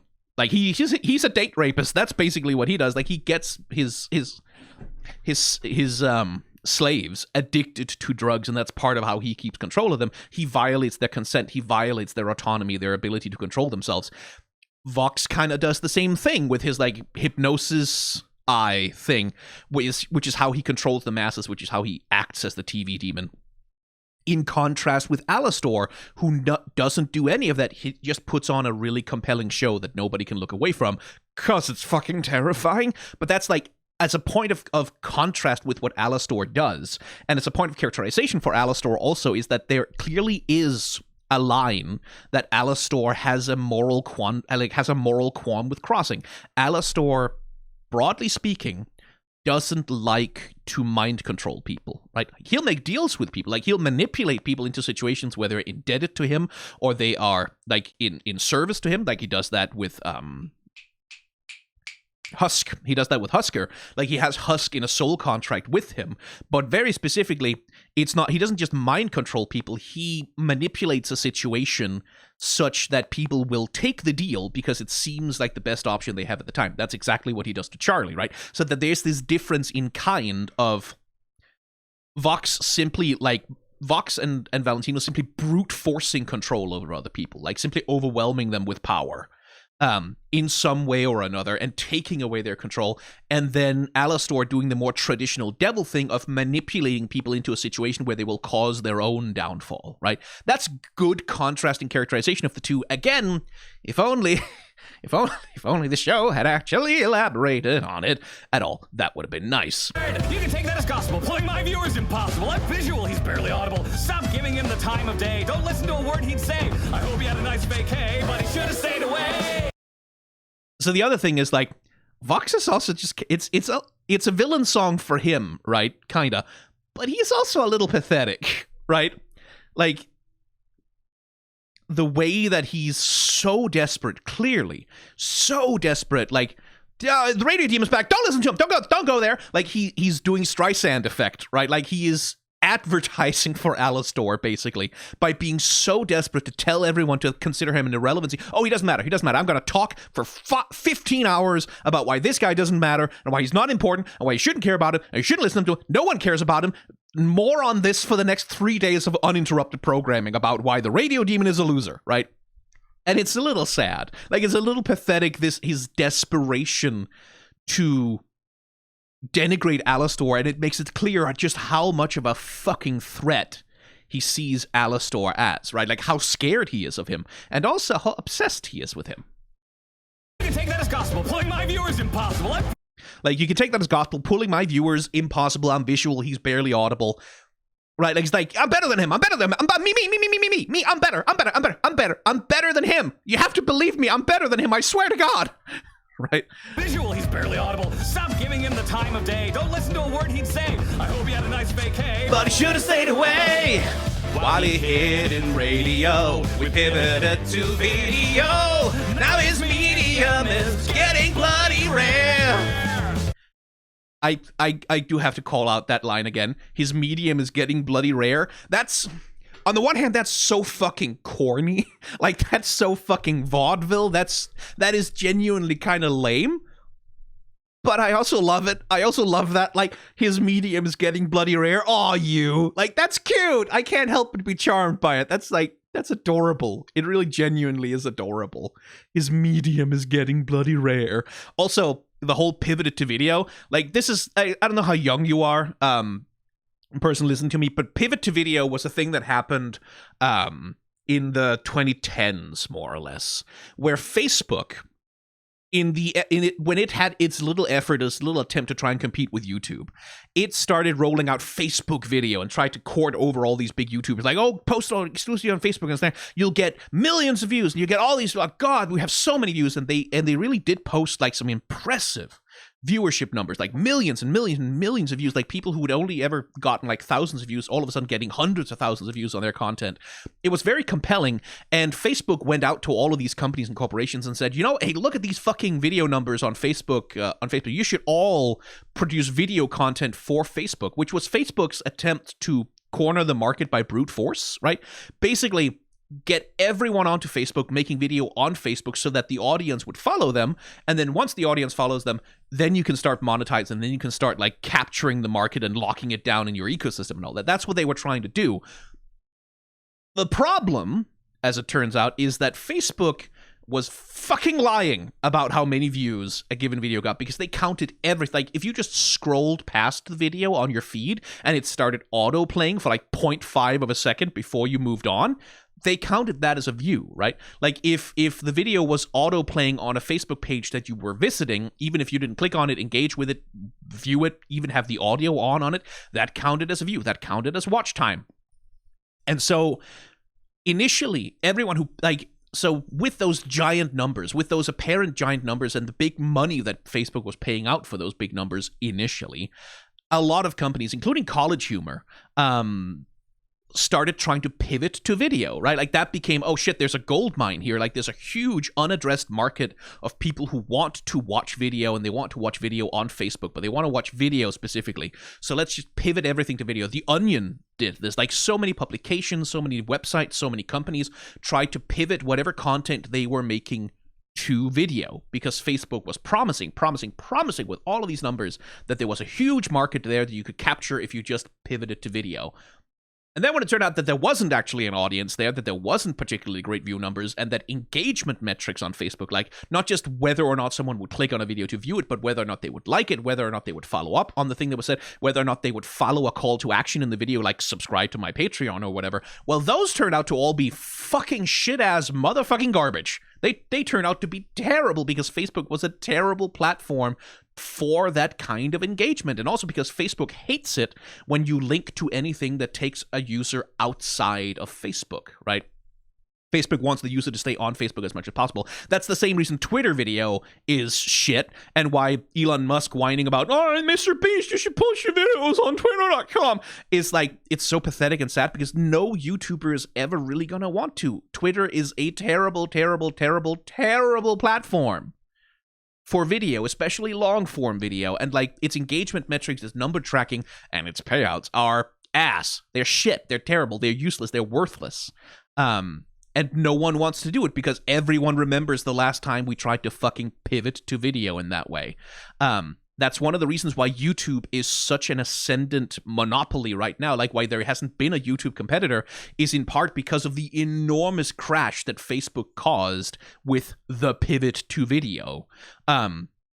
In the media industry, like, it wiped out competitors, like it destroyed kind of the landscape. And also, competing with YouTube is fucking hard. Like, the video hosting fee, the money that it takes to host all of the video that YouTube does is like, that's not money anyone has. Like, there can't be a scrappy indie competitor to YouTube. That simply isn't possible.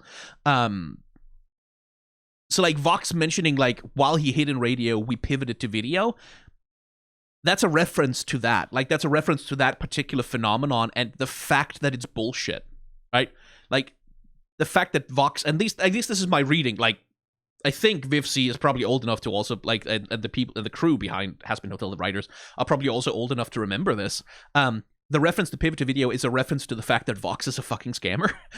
That his power isn't, as Alastor will later call out, like, is Vox as strong as he purports, or is it based on his support? He'd be powerless without the other Vs, because, well, the pivot to video was a fucking scam, right? And podcasting is going strong, so, you know, who won? TV or radio? Should've stayed away. While he hid in radio, we pivoted to video. Now his medium is getting bloody rare. That sequence, that little bit, like, that little bridge thing that they do there, I like it. I like it a lot. I think the melody here is fantastic. It's such a fucking, like, it really grooves. It's been better since he split. Where's he been? Who gives a shit? Salutation. Again, Vox is a pathetic, sad little loser who is so obsessed with Alastor. Where's he been? Who gives a shit? Who gives a shit? I don't give a shit. Not me. I've never given a shit about where Alastor was or where he was. And I haven't been counting the days since he's been gone, and I haven't been waiting for him to get back. No, not me. I don't care. I don't care where he was. It doesn't matter. And, like, the other Vs don't believe him for one fucking second, because they know he's full of shit, right? Which is now, we finally get to Alastor's part of the song. And this is where one of the things that is introduced that I think is actually a quite clever part of his characterization. Alastor never has his own song. Every time Alastor sings, every single time in season 1, he's interrupting someone else. He's jumping into someone else's song. He's adopting the style, the cadence, the presentation, like the form, the genre of the song. He's adopting it. He's singing in that genre, but he's trying to disrupt it. He's trying to take it over. He's trying to interfere. He never sings a song of his own. And that's a really good part of his characterization, because to sing a song, like this is something I've talked about many times during my reaction to Hazbin Hotel, is that in musicals, when words are no longer enough to express how you're feeling, you sing. And when you can no longer sing, you dance, right? Like it's this escalation of expression, of emotion, and of vulnerability. To sing in a musical, to have your own song, like whatever it is to put something of yourself on the line. It's to reveal something of yourself. It's to say something of yourself. It's to show something of yourself. In whatever part it is, like it is a form of sincerity to sing in a musical. Like even if you're singing a song that's all about what a good liar you are, like that reveals something about who you are. Alastor never does. He never sings his own song. He only fucks around with other people's songs. Because Alastor, of course, he's the guy who hides behind his smile. He's the guy who doesn't let on how he's feeling, ever. Who never opens up, who never communicates, who always keeps his cool, keeps his front, keeps his surface, so no one can see what's going on underneath. That's his whole deal, is that he never reveals anything of himself at all. If he can at all help it, he never does. So instead, when he needs to sing, when he, like, his only singing, his only expression is fucking with someone else's song, adopting their style, adopting the genre, twisting it to his own ends, but always essentially singing in someone else's voice, right? Which is what he's about to do. Salutations! Good to be back on the air. Yes, I know it's been a while since someone with style treated hell to a broadcast. Sinners rejoice! What a dated voice. Right? Here he's copying Vox. Like same thing that Vox was doing, like, pulling my view is impossible. I'm visual. He's barely audible. Like, Vox is going on with this fast patter, like, going on. And Alastor is kind of copying that at a slightly slower pace, with a little bit more dignity, and, like, a little bit more sort of care and attention, but he's copying Vox's cadence and patter. And by the end, once Vox is defeated, that's the moment when Alastor sort of injects a little bit of his own style into the song, but we'll get there. Instead of a cloud-chasing, mediocre video podcast, is Vox insecure, pursuing a lure, living between this, that, and that? Is nothing working? Ignore his chirping. Every day he's got a new format. You're looking at the future. He's the shit that comes before that. Is Vox as strong as he purports, or is it based on his support? He'd be powerless without the other bees. Please. And he is the And I kind of like the way that the V's react to that.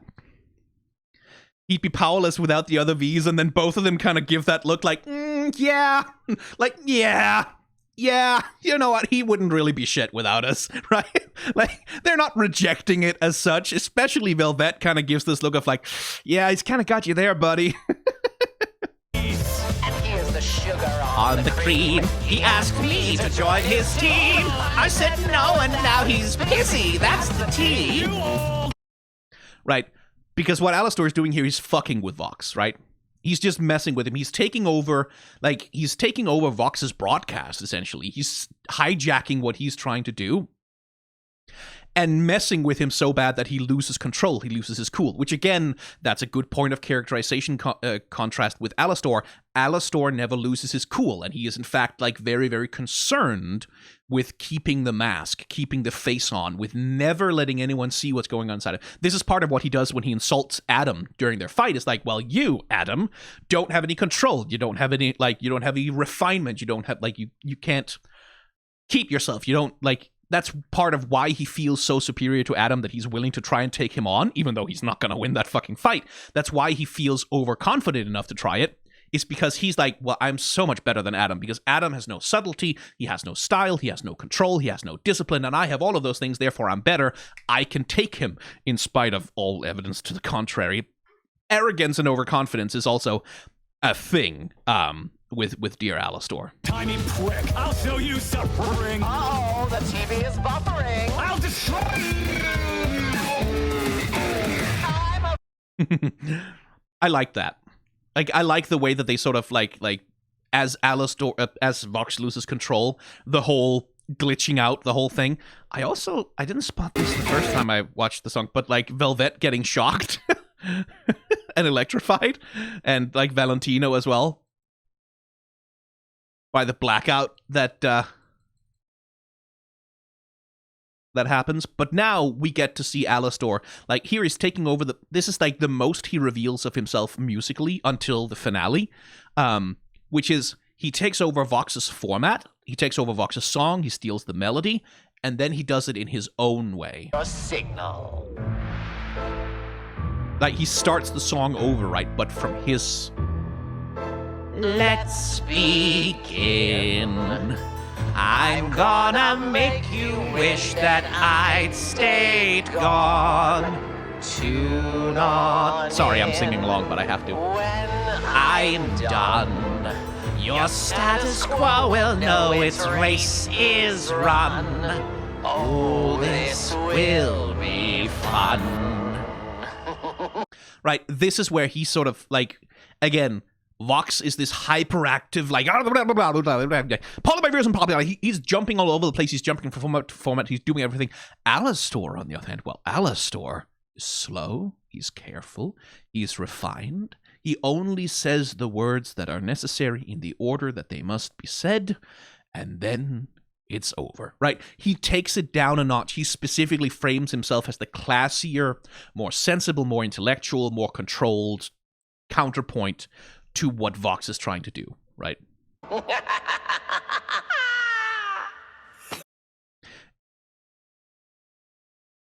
And again, the expression on Vox's face here is like, it's like a little boy who's been put in his place, right? Like, it's almost like it is this sad, slightly pathetic thing, and then it's replaced by anger. Fuck! That Like- fucker is back! Like, then he gets angry, but first,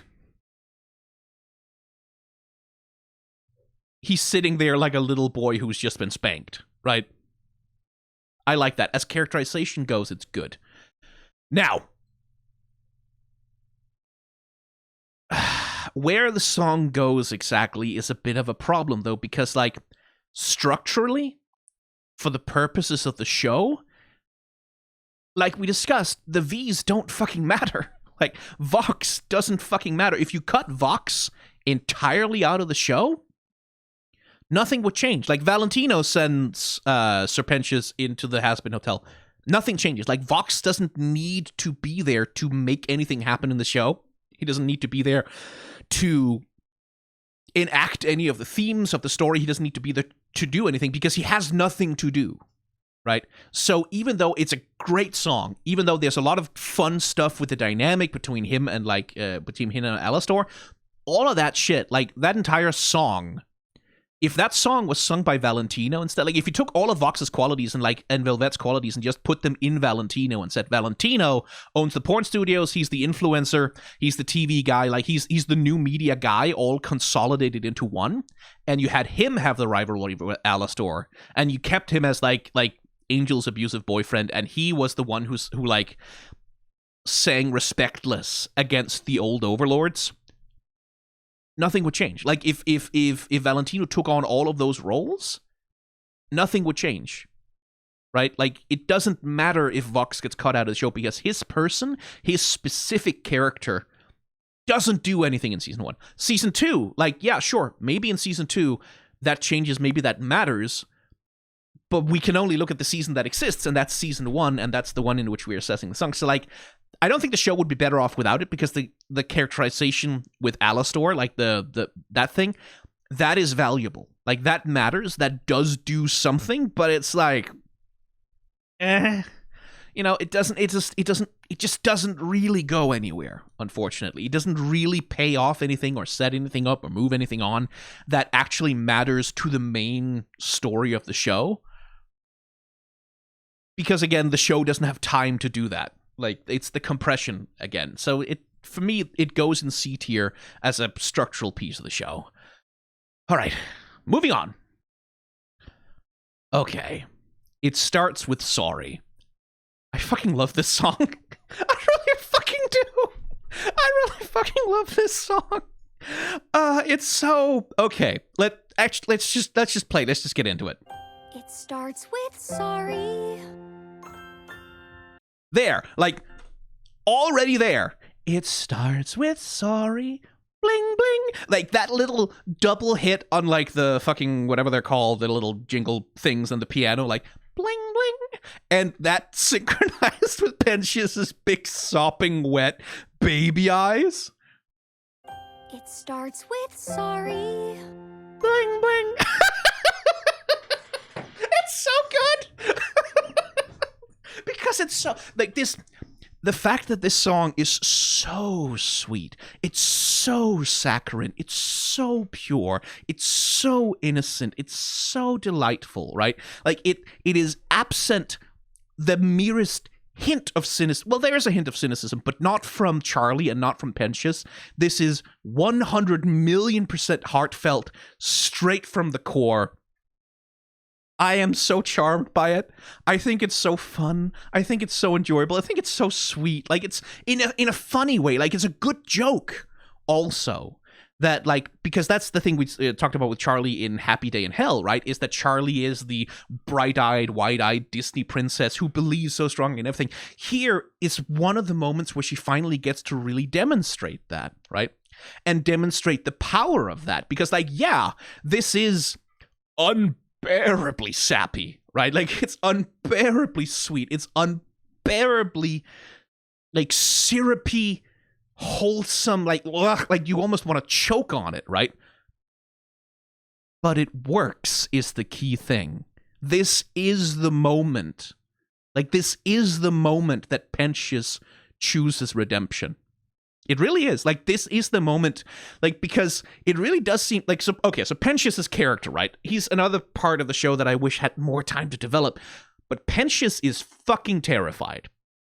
That's his main character trait, is that this poor man is scared out of his fucking mind at everything, all of the time, everywhere. He does not feel safe. He does not feel happy. He does not feel secure anywhere. That is why he's trying to fight the overlords. That's why he's so desperate to become an overlord, is because he thinks that is the only way for him to feel safe and secure, is to have that power. And this is me interpreting his character a bunch because, again, it's not really explored enough. I wish there was more time to actually get into, like, I wish the show had, especially since he's going to become the first redeemed sinner, I wish the show had spent more time digging into what Pensius's deal is, but my read on him is that his fundamental character trait is that he's terrified and he's looking for somewhere, anywhere that he can feel safe, right?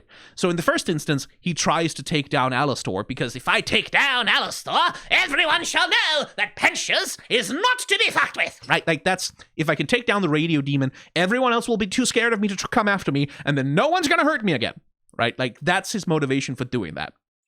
When he gets manipulated by the V's into going into the Hazbin Hotel as an infiltrator, that's on the promise that the V's will extend him their protection. Like, if he does this for the V's, then they will take care of him, right? Like, they will take care of him, they'll protect him, they will be his benefactors, and he doesn't have to feel scared anymore. Like, that's why he does it, right? And so now, in the hotel, being caught, like, with people who are quite literally out for his blood in front of him, which is like Vaggie and Angel Dust, who very badly want to kill him in this moment. Charlie steps up and says, "Hey, it's okay. You're safe here, right? This is a place where you can feel safe. This is a place where you don't have to fight. You don't have to be aggressive. You don't have to be more powerful than everyone. You just have to be willing to say sorry when you make a mistake, and you will be forgiven, and people won't hurt you anymore." And that fucking works on the boy. Like, that's something that genuinely very, very deeply touches this silly, sad, sopping wet, pathetic little man to the core of his heart. And that is why, at the end, he becomes the first redeemed sinner, because this is something that matters to him so deeply that he's willing to lay down his life for it. Like, that's when he self-actualizes in the last scene with his self-sacrifice. And that's why I love it, is because there is not a hint, not a drop, not a mote of cynicism anywhere in this or in this storyline. It is 100,000,000% sincere, and it carries that sincerity through to the end. And that is where I think Hazbin Hotel is really, really good about its tone. Like, I think that's part of the reason why the show actually works, despite the many, many problems that it has, is that it understands exactly when it needs to hold on to sincerity. Like, when it needs, like, this is the same thing it does with Poison and Loser Baby, is like, it understands exactly where to walk the line, or I don't even know if it understands it, but it certainly manages to do it successfully, to walk the line between irreverent 2010s Newgrounds, haha, wouldn't it be funny if a Disney princess wasn't hell, like bullshit with like swear words and like oh, there's porn and gay sex, and blood and like, it managed to walk the line between that and genuinely truly believing in something, right? Like it does go the length of like, everyone deserves a chance at redemption, even this pathetic, sad little loser of a man. Because Pensius is a loser. That's a big part of the point. So is Angel Dust, by the way. So is everyone in the hotel. But this little, sad, sopping wet noodle man of a loser, he deserves a chance. Everyone deserves a chance, right? And it starts with sorry. And that's also one of the... Actually, let's listen to more of the song before I keep going off. That's your We're only 3 seconds in, like, Jesus Christ. foot in the door. One simple sorry, spoken straight from your core. The path to forgiveness is a twisting trail of hearts, but sorry is where it starts. Right? And I love... The animation also does a good job of communicating to you, like, Pensius's journey through this, because Charlie reaches out Sorry. and touches his heart, right? And you can see, like, he's like, what, is this bitch for real? Like, what? But, what? No, he doesn't, he's like, he's in disbelief at this point. But he's not cynical, he's not rejecting it. You can see that he's having trouble believing it, but it's also getting to him. Spoken straight from your core. Like, he's slack-jawed, surprised, can't really actually believe that Charlie is saying this to him. The path to forgiveness But he doesn't want to reject it, because this is what he needs to hear. is a twisting trail of hearts, but Sorry is where it starts. And now he gets to actually bare his heart a little bit. Now we get an insight into his character a little bit. Who could forgive a dirtbag like me? I don't deserve your amnesty.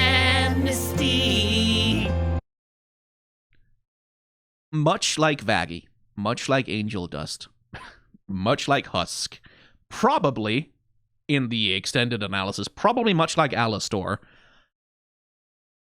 Pensius is in the grips of deep shame and deep self-loathing, right? That's part of like the way that I read his character, is the part of the reason why he wants to be an overlord, why he seeks power, is because he doesn't really believe that anyone could ever possibly like him, right? No one could ever possibly like me. No one could ever possibly want to be my friend. No one could ever possibly forgive me for being such a piece of shit as I am. People are always going to be out to get me because I am a terrible person who's like, who everyone is always going to hate. And so no one could possibly forgive me. The only way for me to be safe is to be more powerful than everyone, so everyone's too scared to come after me, to punish me for being such a dirtbag, right? To punish me for being such a piece of shit. And his acting is very overwrought here, right? Like, this is another thing, I'm not 100% sure if the animation is trying to sort of convey that he's playing it up, that he's hamming it up, that he's being insincere, because that's not how I read the character at all. But I do love that he is so over the top with his acting. Can't we just kill him, shoot him and spill his blood? Another thing, like we talked about this in Happy Day in Hell, right? Vaggie and Angel have a pre-existing dynamic, right? Like, they have a dynamic, they have a relationship with one another, among other things, that if something seems to be a threat to Charlie to them, they will both of them stab a bitch, right? Like both of them. This is Angel just showing very, very clearly, right? This is part of his character arc as well, is that he plays up all the time how he doesn't care, how the hotel is stupid, how he's like, I'm nothing but a porn slut who's never going to be anything other than a porn slut. That's the whole of my character. I don't have any hidden depths to me. Leave me alone. I don't want to be redeemed. But also, the moment, the instant anything tries to threaten Charlie, anyone betrays her trust, anyone presents any kind of threat to her, motherfucker's ready to throw down. And that is his alignment with Vaggie, right? Is that they are both of them in this game. Like, that's part of why Angel Dust keeps hanging around, is that he thinks Charlie is so fucking sweet, and he just wants to protect her and keep her safe from many of the bad things in hell. Because like Vaggie, Angel Dust knows how bad hell is. Like Vaggie, he's motivated by self-loathing and sort of seeks to make up for how much of a piece of shit he thinks he is by protecting whatever good thing that he can find in whatever way that he can do it.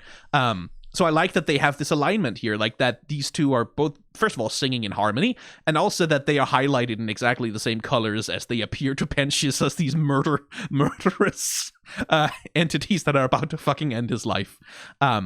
So that good bit of characterization for Angel Dust happening here as well with Vaggie. That's an option you could choose. Works for us. But who hasn't been in his shoes? It starts with sorry. Sorry. Dig down deeper inside. One sincere sorry. I'm so sorry. And your journey. Also, Alex Brightman, as usual, fucking sells it. Because this fucking vocal harmony right here. Is underway. It'll take time to cover my vast multitude of sins, but sorry is where it begins. Like, vocal harmony is used so well in like the music of the show. Like, not in a way, like, again, I'm not a Broadway expert. I'm sure someone can tell me about a fucking what's his name? Guy who did Sweeney Todd.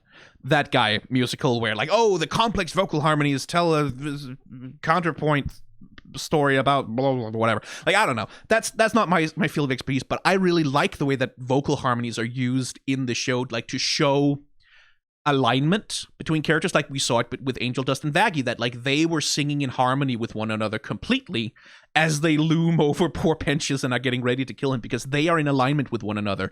They are of a kind, right?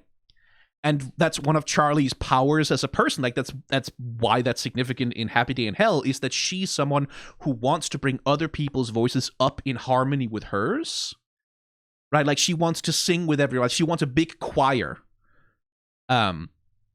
Like that's sort of part of her attempt to sort of bring unity and bring everyone together. And again, with Adam, he wants to be the lead singer and he wants everyone else to shut up and like follow his line, right? And that's where I think the vocal harmony here like does such a good job of communicating the way that Pensius is becoming aligned with Charlie, that he's starting to believe in what she's saying, even though, again, it is so sappy and over the top. Sorry. Dig down deeper and say one sincere sorry. That's also part of the choreography, right? That Charlie is waltzing him around, like she's asking him to join her in this dance. Which again, when you can't sing, you dance. Dance as a choreography thing, this is also something that comes back in Out for Love, is a great way to show the ways in which characters clash or unite with each other, is like the ways in which they dance with one another. Which also, by the way, Loser Baby, oh, like that's motherfucking gonna come up in Loser Baby a lot. And your journey's underway. It'll take time to cover my vast multitude of sins, but sorry is where it begins. And the music is also supporting this. Like, again, this thing we said about sincerity, this is Charlie's music, right? Like, this is the same style of music that was playing in Happy Day in Hell. It is big, it is orchestral, it is, like, cloyingly sincere and emotional and romantic. Not in the sense of, like, this is a romantic scene between the two of them, but romantic in the sense of, like, having a romantic outlook, right? Believing in big emotions, which is where the animation sort of supports that by taking us into this dream space where like we get to see through like a little montage of Pensius being a bad guy.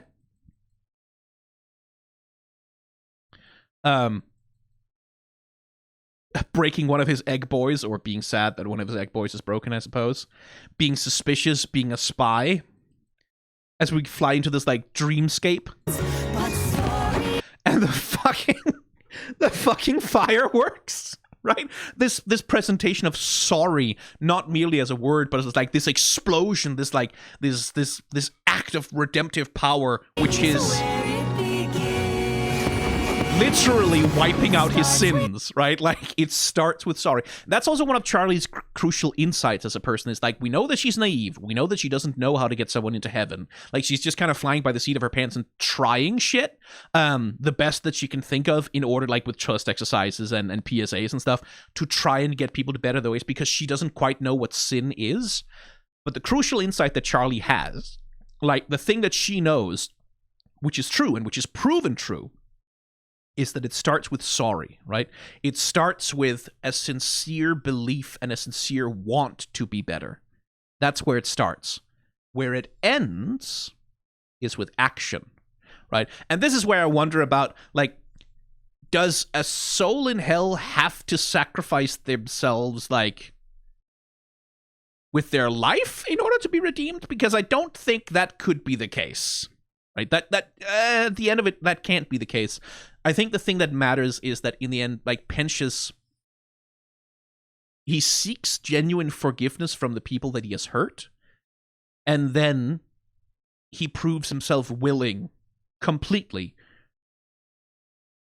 to give himself up for others, right? Which is one of the ways in which the show is quite Christian.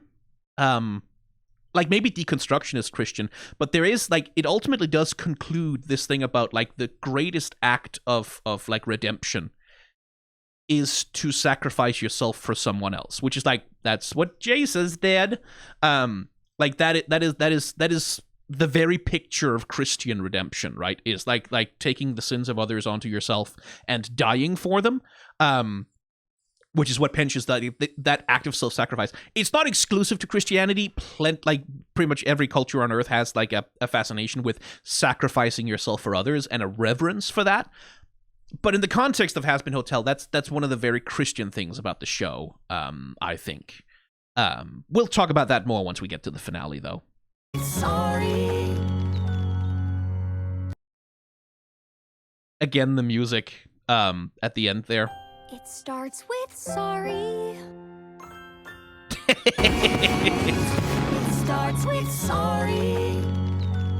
That little piano pling to sort of lead it out. Again, just tastelessly, just cloyingly cute and sincere and precious. But fuck me, I love it. And so it can't be a surprise to anyone that this one goes in A. In part because, like, this song fucking matters. Like, Pensius' redemption fucking matters. Like, the sentiment that's expressed in it proves to be entirely crucial to the resolution of the entire show. And to the resolution of one of the show's central questions, which is, like, what the fuck is redemption? What is sin? What does it mean to be redeemed? Like, what does it mean to be a sinner in the first place? Well, a lot of those answers are there. They are in the song. It starts with sorry. So that one goes straight in A tier. It's not a banger. Like, it isn't a banger, right? It's fun. It's cute. I adore the vocal harmony, but it's not a banger, but it gets close. Like, I really, really, really like It Starts With Sorry. It's so sweet and so sincere, and I'm a fucking sucker for that. All right, moving on to Respectless. And I think I'm just going to tear off the Band-Aid here. The show would have been better off without it. It really would. And that goes back to the thing we discussed about the V's, that the V's don't, for the most part, matter.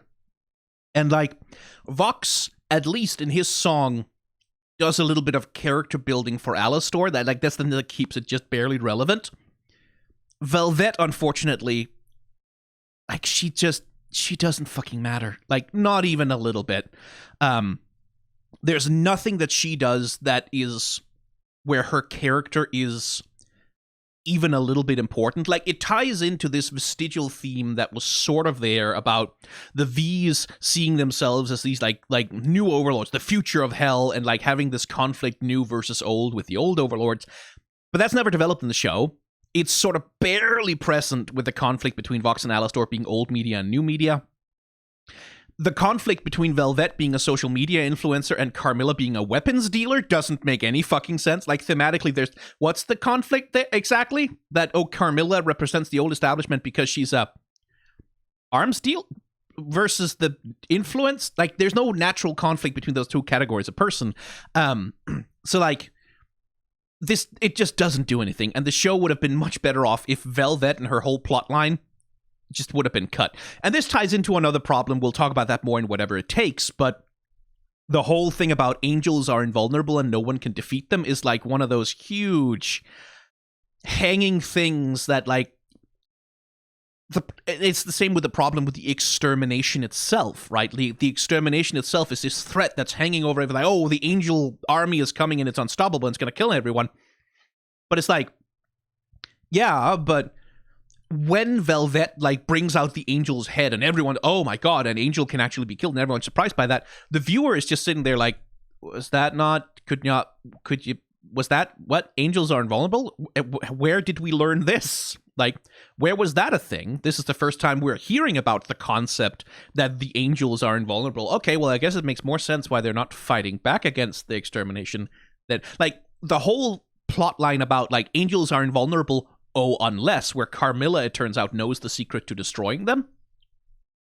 It's like, it's not handled very well.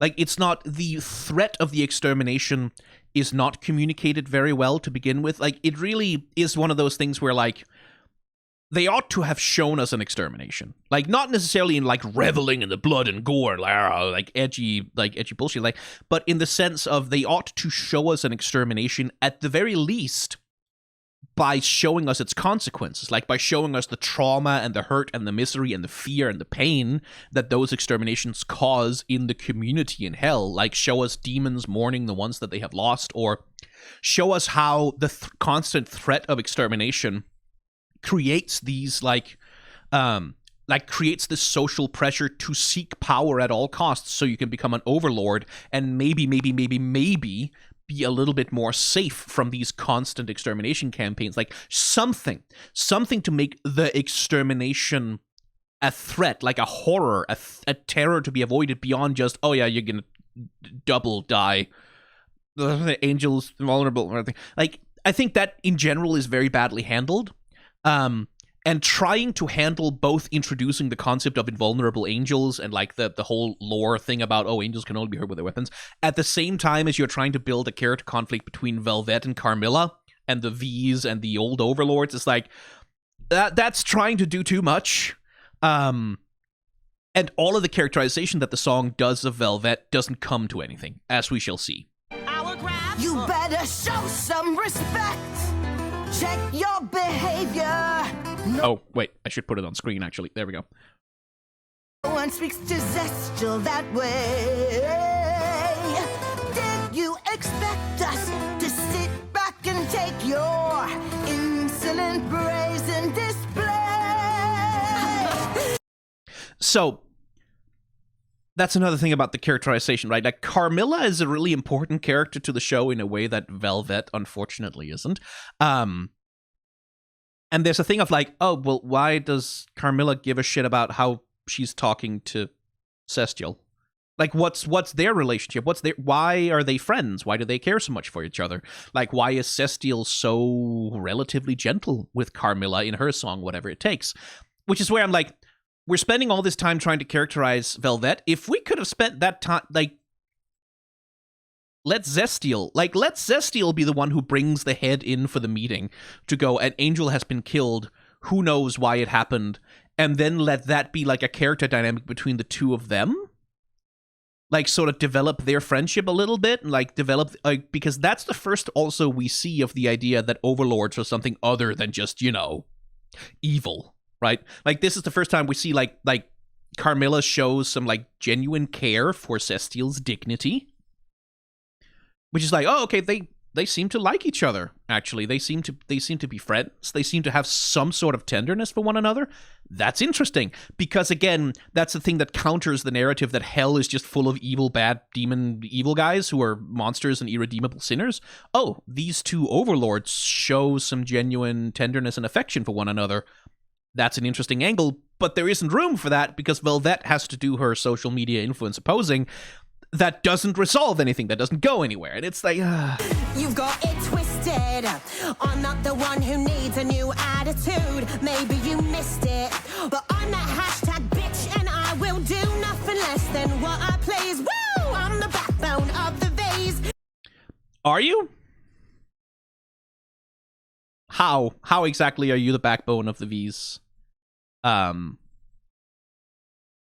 Velvet, what do you do? What do you do at any point in the show? What do you do anywhere that matters? Like, even Vox does more than you do. You just exist, and you have nothing to do. You show no threat, right? Like, she doesn't do any. Like, she not just in the sense of like she doesn't have a lot to do in scenes, but also her power is never felt because like she's the social media demon, right? Like she's the one who's like she's the like big part of the publishing arm, I suppose, of the V's, right? Like she's the one who profiles them on social media and makes them celebrities and stars and influencers or whatever. But that's never felt. That doesn't matter. Like no one ever brings up, wow, I love Valentino on Demonstagram or whatever. Like it doesn't matter. It never comes up. It doesn't. So this whole song, everything that's being set up here is just nothing. It's just nothing. It doesn't do anything. And it's like, And I have nothing against Velvet as a character as such. I don't know anything about Velvet as a character because she doesn't get to be a character. She doesn't get to do anything. She doesn't get to matter. I have nothing against the idea of like the V's as these new, young, hip, social media enabled influencer, like toxic influencer types. I quite like that actually. Like fucking come for me and my class of people. Absolutely come for us. Like there's a lot about us that needs to be fucking made fun of. But she doesn't do that. She just doesn't get to do anything, and it's such a waste. Because like this all feels like shove that in season. Like what I've heard is that in season 2, the V's are going to be the primary villains of the show. Which like okay, cool, that's fine. But then put that song there where it matters, where it does something, because like it's not set up in season 1. It isn't. Like you can't say, oh, it's set up. It's not. It's not set up for anything because it doesn't matter. Like it's if it gets paid off, like this isn't fucking One Piece, right? You can't set up something now and be like, oh yeah, this pays off in 6,000 chapters of the story. That doesn't justify it. And like even in One Piece, actually making that comparison, even in One Piece, everything in One Piece that's set up that pays off like big time later, it also pays off in its own time, right? Like it also pays off in its own storylines, and then there's a secondary payoff or like ripples and consequences of things that happen after the primary storyline that they're involved with has been resolved, right? Like things that come back are things that have been resolved in the immediate term and then have longer reaching consequences. And with Velvet, nothing is set up. There's no conflict. Nothing gets set up. Nothing gets resolved. She doesn't matter. And it sucks, like, because she seems like a cool character. It's just the show has nothing for her to do. And it would have been better off without her. It really would. Respectless. Well, it's cause no one could respect this. Sorry, group attending. Since when are overlords too scared to fight? You're long past trending. Sorry, babe, but I ain't swiping right. It's also a little bit, you're way past trending. Sorry, babe, I ain't swiping right. Tinder isn't really that relevant anymore, is it? Like, you're way past trending is an insult that sounds like it would be a lot more effective in, like, 2016. Maybe not so much in 2024 anymore. Like, a lot of her influencer jargon feels a little bit dated to me. But then again, like, she's also been dead for a while, so maybe that's fine. Like, maybe that makes sense as a part of her world building. In the same way that Vox is like, oh yeah, TV is the new medium, which is like, no, it's not. Not anymore, buddy. You're a little behind there. So that's probably fine. It's just something that struck me as like that her like new media influencer jargon is a little bit out of step with where influencer jargon is nowadays. Yeah. We can't act without more intelligence. No wonder I'm so respectless. I could eat you lot for breakfast.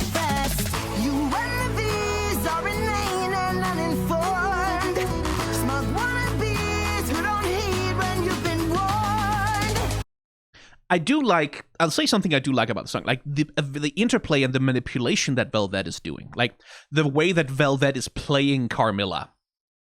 And, like, playing on her emotions, playing on her feelings, getting her to reveal too much. That's all very well executed. And again, in a season where Velvet had mattered at all, that would have been a cool part of her characterization. Is that, oh shit, like, she's someone who actually really, she's a troll. She's a social media troll. She knows how to push people's buttons. She knows how to get people to reveal more than they meant to. She knows how to, like, get under people's skin and fuck with them.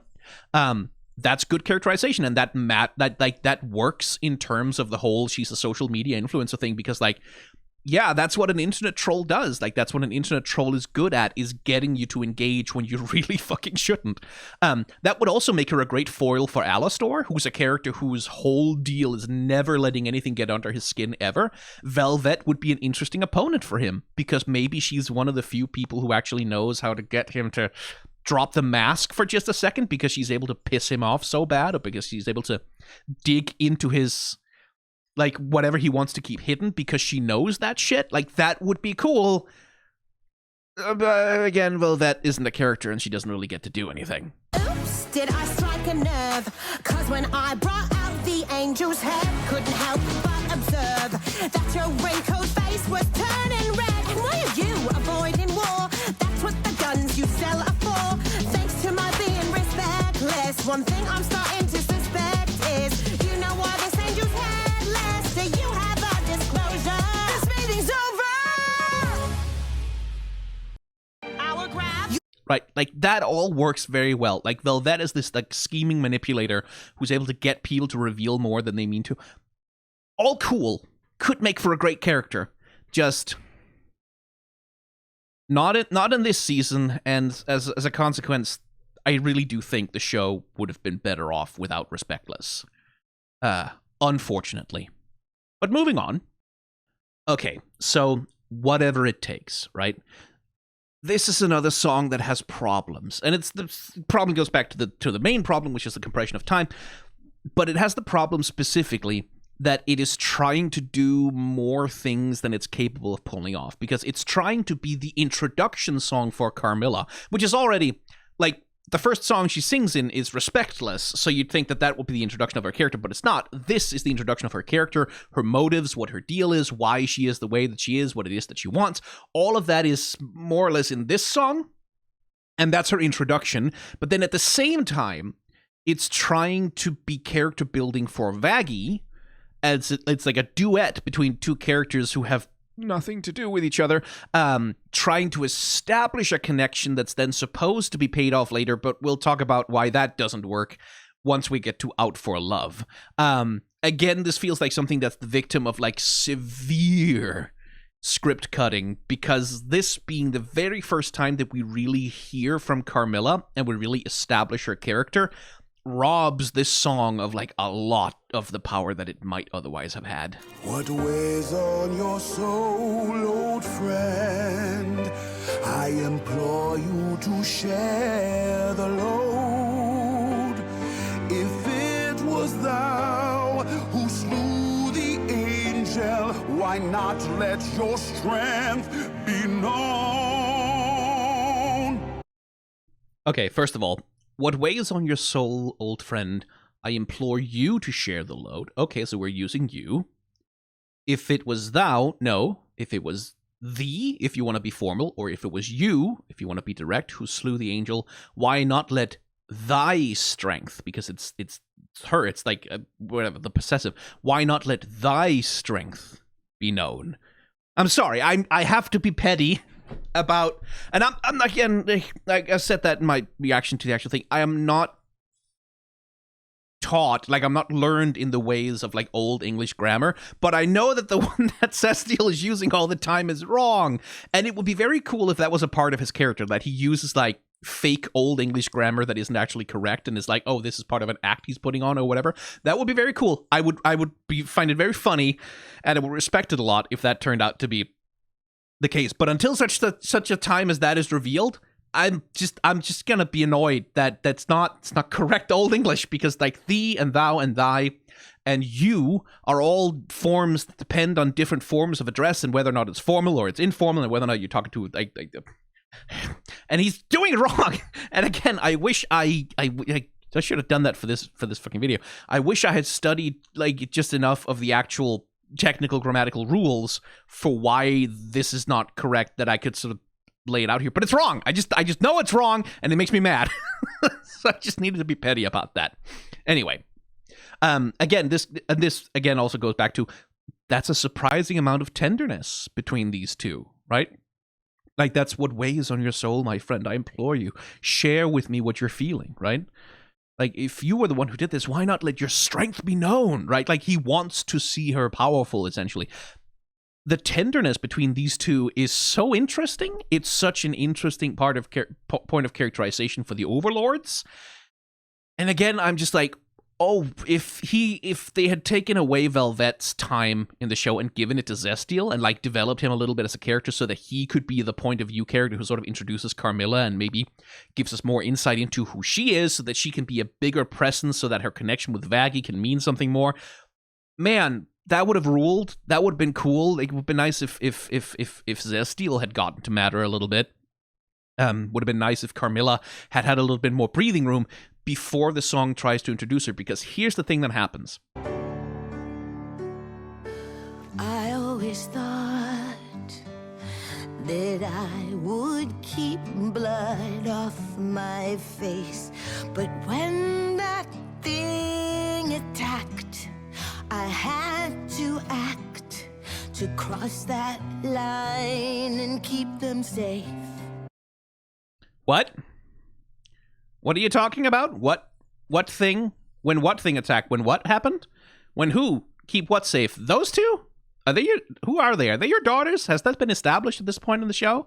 Like, what is she talking about? That was my immediate reaction upon seeing this song. It's like, the fuck is she talking? Did I miss something? Did I skip an episode? Did something happen that I wasn't privy to? Because this song is trying to follow up on previous actions that happened at some undetermined point in the past during the extermination, right? And that's not a great place to, like, and this would have been, I think, so much more effective if, like, at some point in an earlier episode, Carmilla had, like, been around and, like, been a character, like, been this seemingly unassailable ice queen who doesn't care about anyone or anything and who's like turning our protagonists down or presenting some kind of barrier or like setting herself up as this powerful, unapproachable, untouchable overlord figure who doesn't care about the exterminate. Like, if there had been something before this to set up an expectation for the character so that when Carmilla reveals something here, which is what she's doing, she's revealing a sensitive, vulnerable side of herself, that would actually mean something. Because the show wants us to have, oh, Carmilla, Iron Lady, like Lady of Steel, like this powerful, like, CEO weapons magnate who, like, is one of the strongest overlords in hell, and she's like, oh, she matters, she's cool.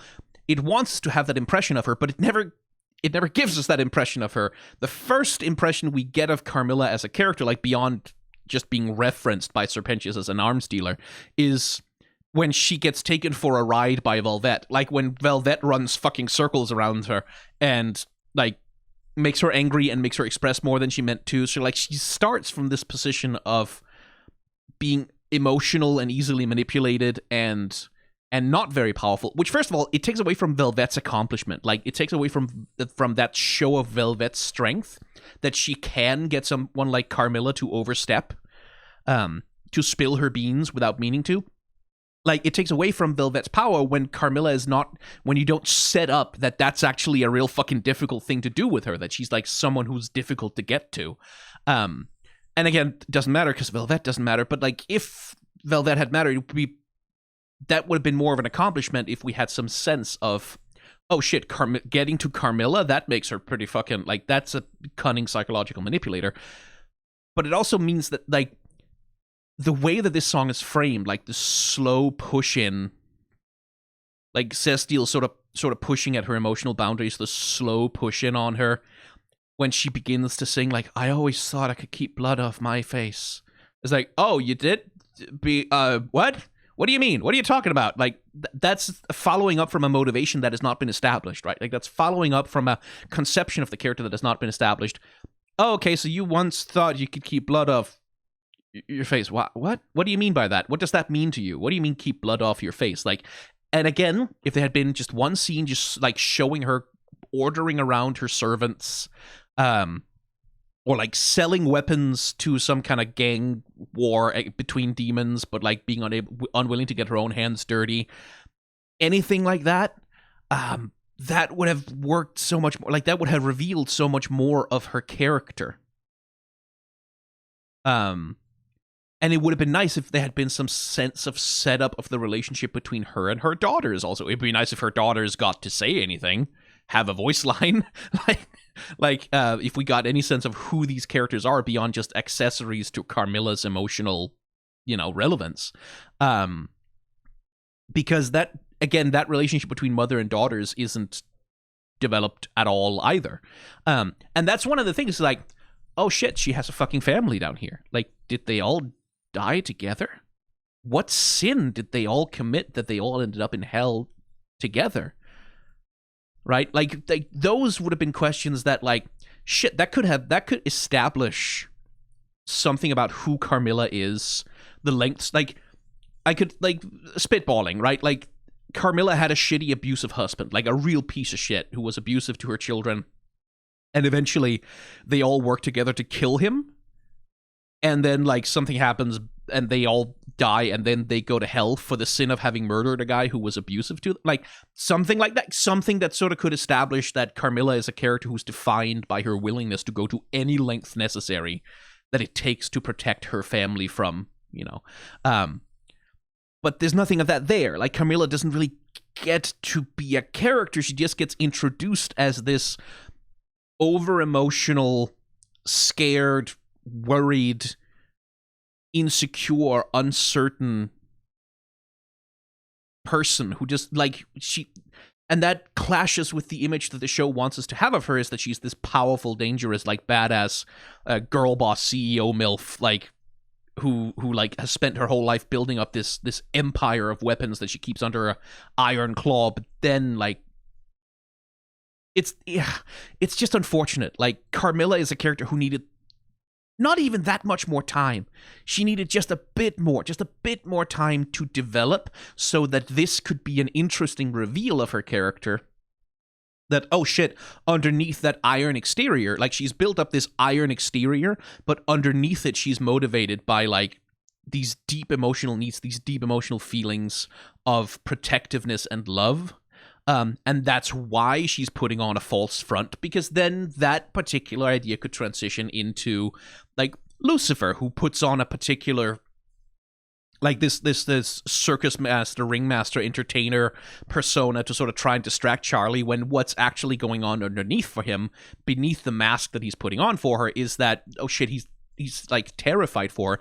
That Angel is putting on this mask of being, like, the unbothered, like, hyper slutty, like, cool porn star who's unbothered by everything, but underneath he's actually, like, that would then have tied into, like, more of the themes of the show, that Vaggie is putting on, like, a front, but underneath it, like, she's actually self-loathing, like, and that Heaven is putting on a front of like, goodness and kindness and justice and so on, but underneath it's actually this deeply corrupt structure of abuse. Like, then it would have tied into something, it would have gone somewhere, it would have played with it, but because none of that groundwork is there, the reveal of this song isn't a reveal at all. And this is, like, the first introduction we ever really get of her. And even then, she doesn't get to have this introduction to herself. But if anyone knew, then all of hell would rise to war. And who's to say who'd survive the fray? I might lose the ones that I was killing for. Hell of a set of pipes on the singer, though. I don't know who's the voice actress and singer for Carmilla, but, like, damn, like, again, we're not really discussing about whether the song itself is good or fun to listen to, because this is a good fucking song to listen to. It's the place and the structure of the plot is the problem. But man, like, the singer can fucking belt. Like, she can fucking sing, man. And like the music is backing her up really well, like that slow build of like the acoustic guitar into it, and then we get like the hit, and now it's like rock guitars, and it's like this emotional, heartfelt rock ballad where she's just like screaming her heart out. Like, fuck yeah, that all rules as a piece of music, but as a piece of storytelling,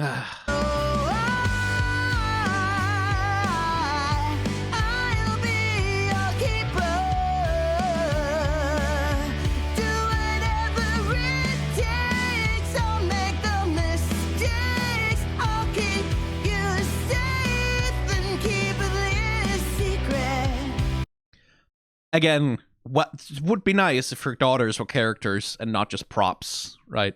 Would be nice if her daughter, like, we had a sense of who her daughters are and how they feel about their mother, because again, there's a sub-theme in Hazbin Hotel about parenthood, right? About how we relate to our parents, how we like that sort of goes on with Charlie and Lucifer, and indeed with Lilith. And like, I think there's also kind of, maybe it's more of an older sister thing, but I think there's kind of a family older sister caretaker sort of mother-daughter-esque thing going on with Emily and Sarah, right? Like this thing about like the lies that parents will tell their children, like the things that parents will do to protect their children, where Sarah frames her lie to Emily about like, well, this is about protecting you. This is about keeping you safe from the truth, which is that I am doing a genocide because I am a piece of shit. Right, like, it's like, that would have tied into some of that if we had some sense of how the fuck the daughters feel about their mom, but none of that matters, and the daughters never get to be characters or particularly come back. They are background characters and props at most. And then Vaggie interrupts the proceedings and takes over the song, and now all of a sudden it's not about Carmilla, it's not about her feelings and like what's going on with her. It's not really an introduction of her anymore. Now it's this thing that's about Vaggie's feelings and why she's behaving the way that she's behaving. And the song is trying to draw a parallel, right? Like, it's trying to draw a connection that Vaggie's feelings towards Charlie are similar to the feelings that Carmilla has towards her daughters. Like, this sense of, like, I will do whatever it takes. Like, anything can happen to me. I will sacrifice myself. It doesn't fucking matter. All that matters is keeping the ones I love safe. And that's going to come back in Out for Love, where it's like a thing falls really flat on its face. But that diminishes the strength of Carmilla's character because she all of a sudden gets usurped in her own song. And it doesn't, I don't think it does very much for Vaggie. Like, I really don't. Like, we kind of already get this aspect of her from other things that happen in the musical. I think either she should have her own song where she gets to sing her feelings specifically, like, from her perspective, without being sort of a subservient part of like, or being a bit player with Carmilla. Or else, like, if Carmilla had had an introduction song for herself, or just an introduction scene, like, had some space for herself to develop elsewhere, then we could maybe have connected these two together in this song. Although, even though they do get connected in this song, like I said, it doesn't work out later, but we'll talk about that in Out for Love.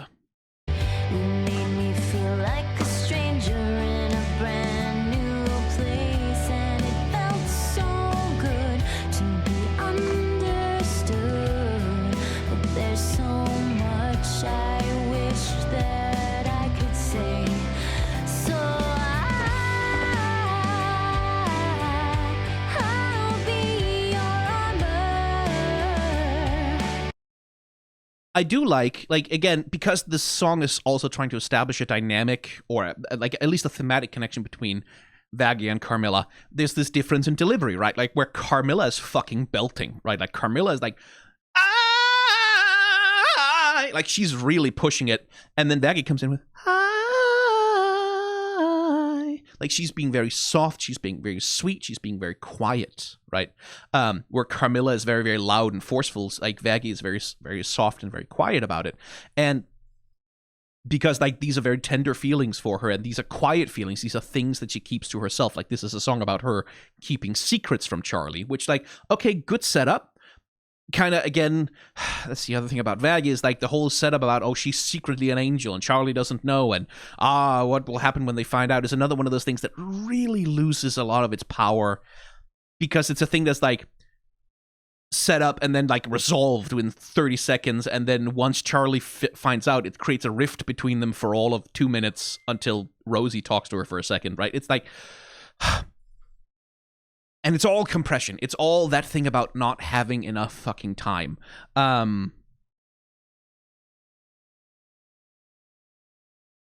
And it's a pity. Like, it's a pity, because these are emotional things that definitely are needed for Vaggie. Like, Vaggie definitely needs a space, a song, a place before Welcome to Heaven, before, like, Adam threatens her with the reveal, where she sets up that she like, that her whole purpose in life is to protect Charlie, but that she doesn't feel she can be honest with her. Like, that she doesn't trust that she can be vulnerable to fully reveal herself, that she has to keep a part of herself secret to protect Charlie, right? Like, that's part of what Vaggie's singing about here, is that I'll protect you from anything, including knowing the truth about who I am, right? And it loses power because it has to share half of the song with Carmilla to establish a connection that doesn't go anywhere, and it's it's just a pity. Like, it's not that anything here is bad, it's not that the song is bad, or that the duet isn't cool, or that, like, the difference in delivery between the singers is like, oh, that's interesting. It's just everything that goes into the song, all of everything it's trying to pay off just isn't established. Like, everything it's trying to set up doesn't get paid off, and everything that it's trying to pay off doesn't get established. And it's like, Do whatever it takes. I'll make the mistakes. I'll spend my life being your partner.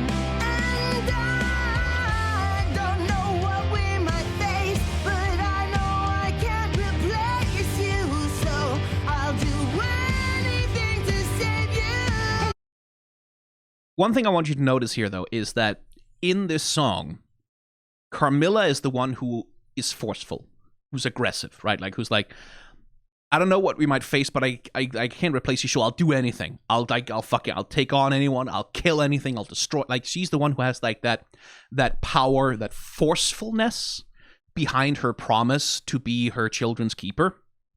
And she's also the one, like, she has killed before, and she will kill again to protect her children, right? Like, that's the vibe with Carmilla, is, like, she's the one who is most comfortable with and most willing to employ violence in defense of the one she loves. Whereas Vaggie, well, I will try to make your dreams come true. Whatever we go through, I know I'll be your keeper. right, I'll try to make your dreams come true. I'll be your armor, right? That's what Vaggie is saying here, is that she wants to protect Charlie. She wants to make Charlie's dreams come true. She just wants to have a peaceful, happy life with her here in hell. She doesn't, like, she's not trying to do anything else. She just wants, like, this peaceful world that she's built, this relationship, this love. She just wants that to last. That's all she wants, right? Like, that's what she's expressing here. Keep that in mind for later. Whatever it takes, I'll make the mistakes. Whatever it takes. So, I like the song. It's a great it's a great belter. It's like, it's fun to sing along with if I adjust it down a couple of keys so I can actually hit it. But it goes in C tier because everything it's trying to do narratively just it doesn't go anywhere. Like, and I'm really close to, like, I can't say it would be better off without it, because then Carmilla would have fucking nothing, and she needs to have something, anything. But it's like, it's right on the edge of, like, cutting this song out and spending some time building up these characters in some other, like, doing anything else other than having this heartfelt emotional duet about how much they care about the people they love is like, other shit could have been done here.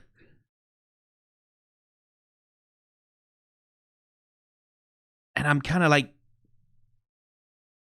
it kind of has to go here, like, because, like, something else had to happen. making room for something else, something that could push some more meaning out of these two characters or inject some more like personality into Carmilla or anything. The song is such a great belter. But I kind of think the show would have been better off without it. I kind of think the show would have been better off if it hadn't been this song. If something like, and it's kind of along with Respectless, right? Like, if, yeah. Let's put it in C tier, because like I said, Carmilla needs something, and also there's another one down the line that might be a better candidate for better off without it. So, yeah. Let's move on to a highlight, though. Okay. Poison, then.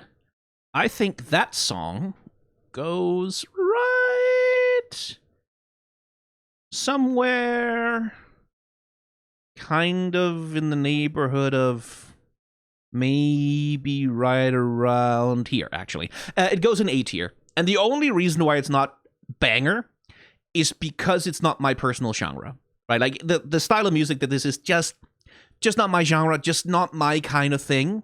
And that's really the only qualifier. That's the only thing that is the reason why this is not a banger to me. I know it's a banger to a lot of people. Not quite for me, because it's not my genre of music. And that is the only thing that makes the difference, right? Because outside of that, as a piece of storytelling, as a piece of character acting, as a piece of, like, thematic exploration, as a piece of visual art, as a piece of visual musical art, it might be the single best thing in the show. Like, because, like, this is Poison more than basically anything else, to me, feels like the thing you could only get from Hazbin Hotel. Right? Like, that feels more than anything like the thing that only Hazbin Hotel could or would do. Right? Both in terms of, like, the subject matter, the way that it's exploring it, the visual language that it's using to explore it, like the skill with which it's executed from, like, the perspective of, like technical storytelling.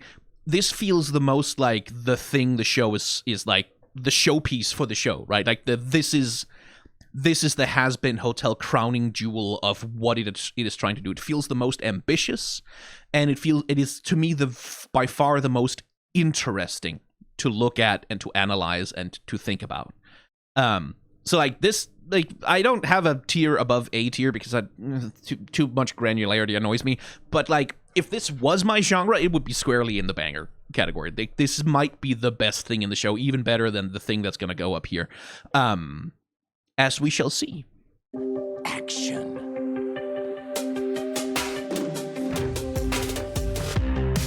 I'm not a bubble up to cash in. Another lover underneath those flashing lights. Another one of those ruthless nights. Yeah. So, the first verse introduces us to one of the key concepts visually of what this animated piece is doing, right? Which is the switch. Is that we get to see Angel Dust's real feelings, that he's pretty fucking miserable, and that he's slowly destroying himself, and that he's not being authentic to who he is and what he wants in this situation. And then the persona. Like, Angel Dust, the person, versus Angel Dust, the porn star, the toy, the Valentino's sex object, right? This mask, this character that he's putting on in order to survive in the horrible situation that he's trapped in, right?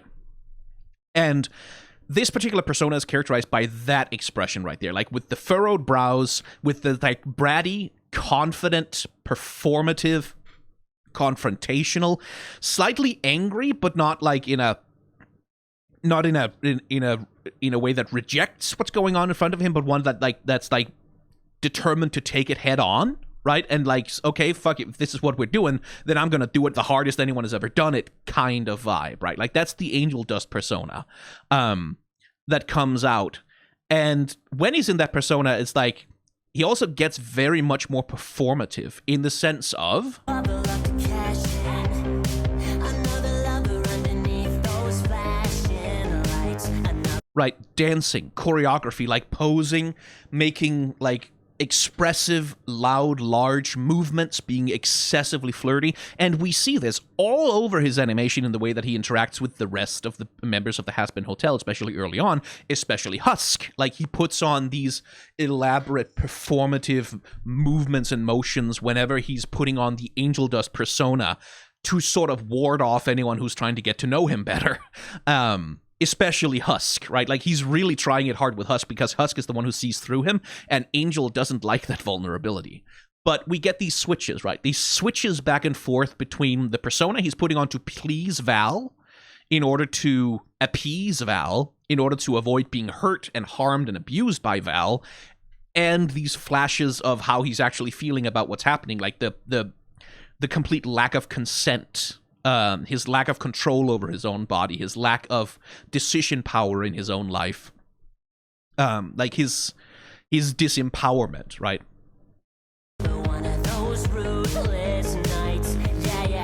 And this is contrasted against the lyrics, like, which open with, I'm not above enough to cash in, another one of those, like, another lover underneath those red hot lights, another one of those ruthless nights. Yeah, right?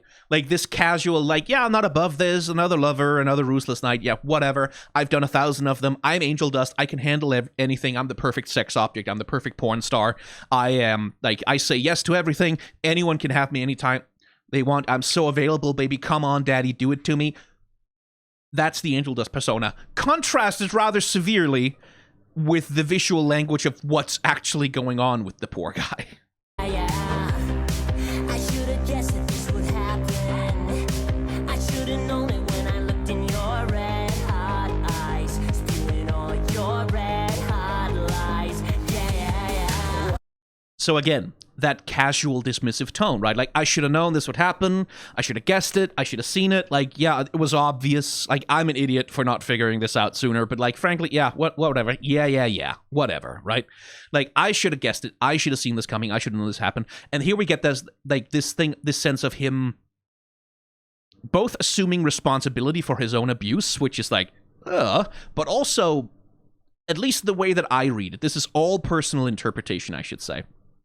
The way that I read it is also, this is an attempt to take agency back over his situation, right? Like, what he's actually in is an incredibly abusive situation where he's being held hostage. He's being used as a slave, essentially. Like, this, it's fucking horrible. And this is something that's being done to him. Someone is doing this to him. And the way that he reframes it in his language is, this is kind of my fault. Like, I mean, I should have known. Like, you know, in the same language that you use when, like, you trip over something. I mean, I left it out earlier this morning. I should have known that when I came home with groceries, I'd fall over. Like, man, I should have cleaned this up earlier. Like, it's the language of, like, shit, I did this to myself. Oh, well, I guess we'll have to deal with it. Right? Like, this sort of attempt to both trivialize and to take agency over what has happened to him. Is like, I caused this. This is the result of my choices.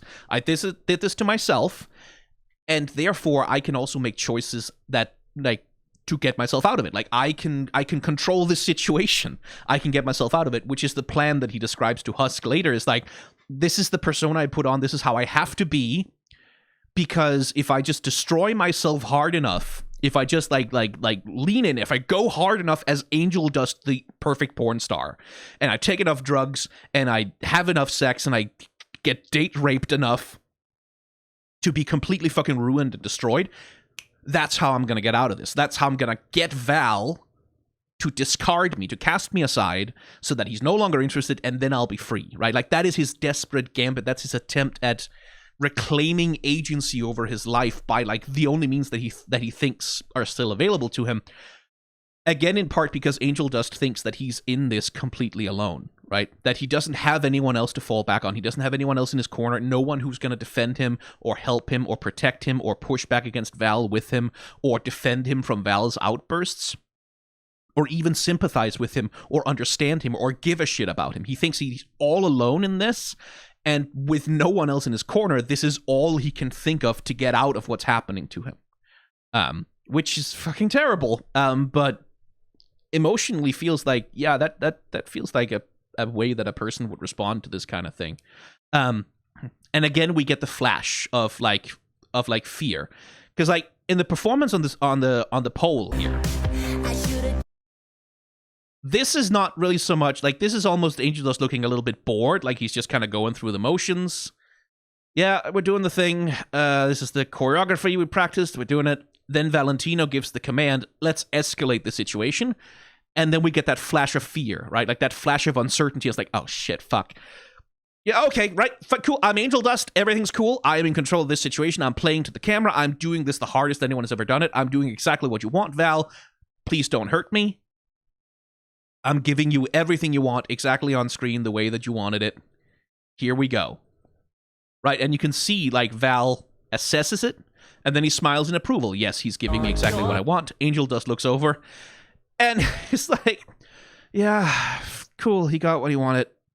Right. And then we flash back to the persona, right? Like, back to Angel Dust, the porn star. And again, I read that entirely as a means for Angel Dust to try and reclaim some agency, to try and reclaim some control over the few things that are left to him to do, like, which is make the decision to play into it, to play along with it, rather than try and resist and be abused and punished for resisting.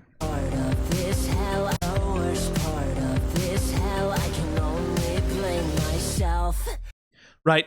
The worst part of this hell is I can only blame myself, which is like, no, like there's another person who you could blame a lot. Like, boy, I mean, if you have like a truckload of blame, you could probably dump most of that right over there. Like, just right on top of his stupid fucking hat and his head. You could just like, beep, beep, back that over there, tip it over, and just like, bury him underneath of the blame. You could really just do that. Because Valentino could at any point choose not to do this to Angel Dust anymore. Like, yeah, he has the soul contract and he owns him, but he could just choose not to abuse him. He could just choose to let him go free. He could just choose not to treat Angel this way and to hurt him. Valentino is the one who's doing this, right? Valentino is the one who has, unfortunately, all of the agency here because he holds that soul contract. So the blame, Angel Dust, is not with you. Like, yeah, signing a soul contract with Valentino, probably not a great decision. Like, sort of in hindsight, maybe not the smartest move you could possibly have made, but what situation were you in when you made that move? Like, what did Valentino promise you in return for the soul contract? And what situation were you in? Did you feel like you were completely fucking alone in hell with absolutely no one looking out for you or caring about you or giving a shit about you, and then this guy comes along and says, hey, sign a soul contract with me and I will make you a famous, wealthy porn star with all the money and the drugs and the hoes you could ever possibly want? Yeah, you know what? That's not an irrational decision to make when you are in hell, and if you are feeling alone and unwanted and unlovable fundamentally, which is one of Angel Dust's things, right? Is that he, like every other character in the main cast of Hazbin Hotel, a big part of his characterization is his self-loathing. Like, his belief that there is nothing better for him, that there's no hope, there's no possibility that he or his situation could ever improve, and that all of this is my own goddamn fault because I made stupid decisions and I'm an idiot and I'm a fuck-up and I'm a screw-up and there's nothing redeemable about me. Which is part of his character arc, is that he changes, like, he begins to, like see a reason to hope for better, which is what allows him eventually to stand up to Val. So, like, yeah, we could park some guilt and some blame and some misery and some pain. Be nice with some pain if we parked some pain right on that bony motherfucker's skinny ass. Would be cool, but Angel Dust is not in a place where he can realize this yet, right? Like, he's still in a place where it's like, I can only blame myself. He's poison, he's addictive, and I know that, but I keep swallowing it up. I just keep doing it. I keep doing it to myself that, oh, I'm so tempted, and I have such a weak will, and I can't help but swallow it up.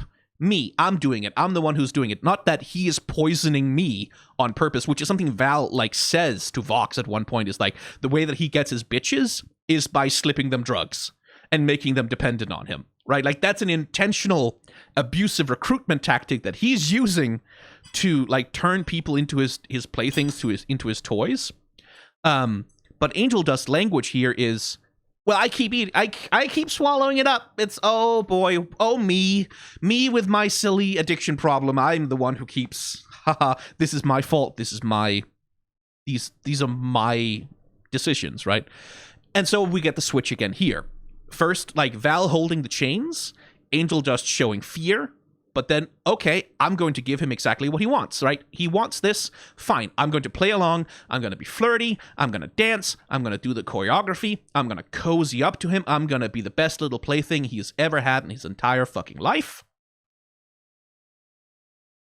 Poison, you're feeding me poison. Addicted to this feeling, I can't help but swallow up your poison. I made my poison every night. Right? He's giving Valentino exactly what he wants. He's doing exactly what he's being asked to do. He's not resisting. He's not being defiant. He's not causing any problems of any kind. He's dancing. He's playing along. He's playing up to Valentino. He's being flirty. He's being a good little boy toy. And then yet,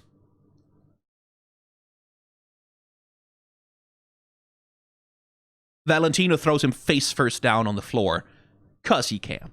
Because it's not about whether or not Angel Dust is compliant. It's not about whether or not Angel Dust is doing everything right or wrong. It's not about that. Valentino doesn't need a reason to be abusive. He just needs an excuse. Any excuse. And the excuse in this situation is probably, well, the bitch likes it anyway, right? Like, that's probably the thing that he would say. But we saw that in the scene with Angel Dust and Charlie, right? Like, when Charlie shows up to the studio, she's the one who fucks up. She's the one who makes all the mistakes. She's the one who causes all the problems. Everything that happens is like her causing issues by being a clumsy, sort of naive little fool.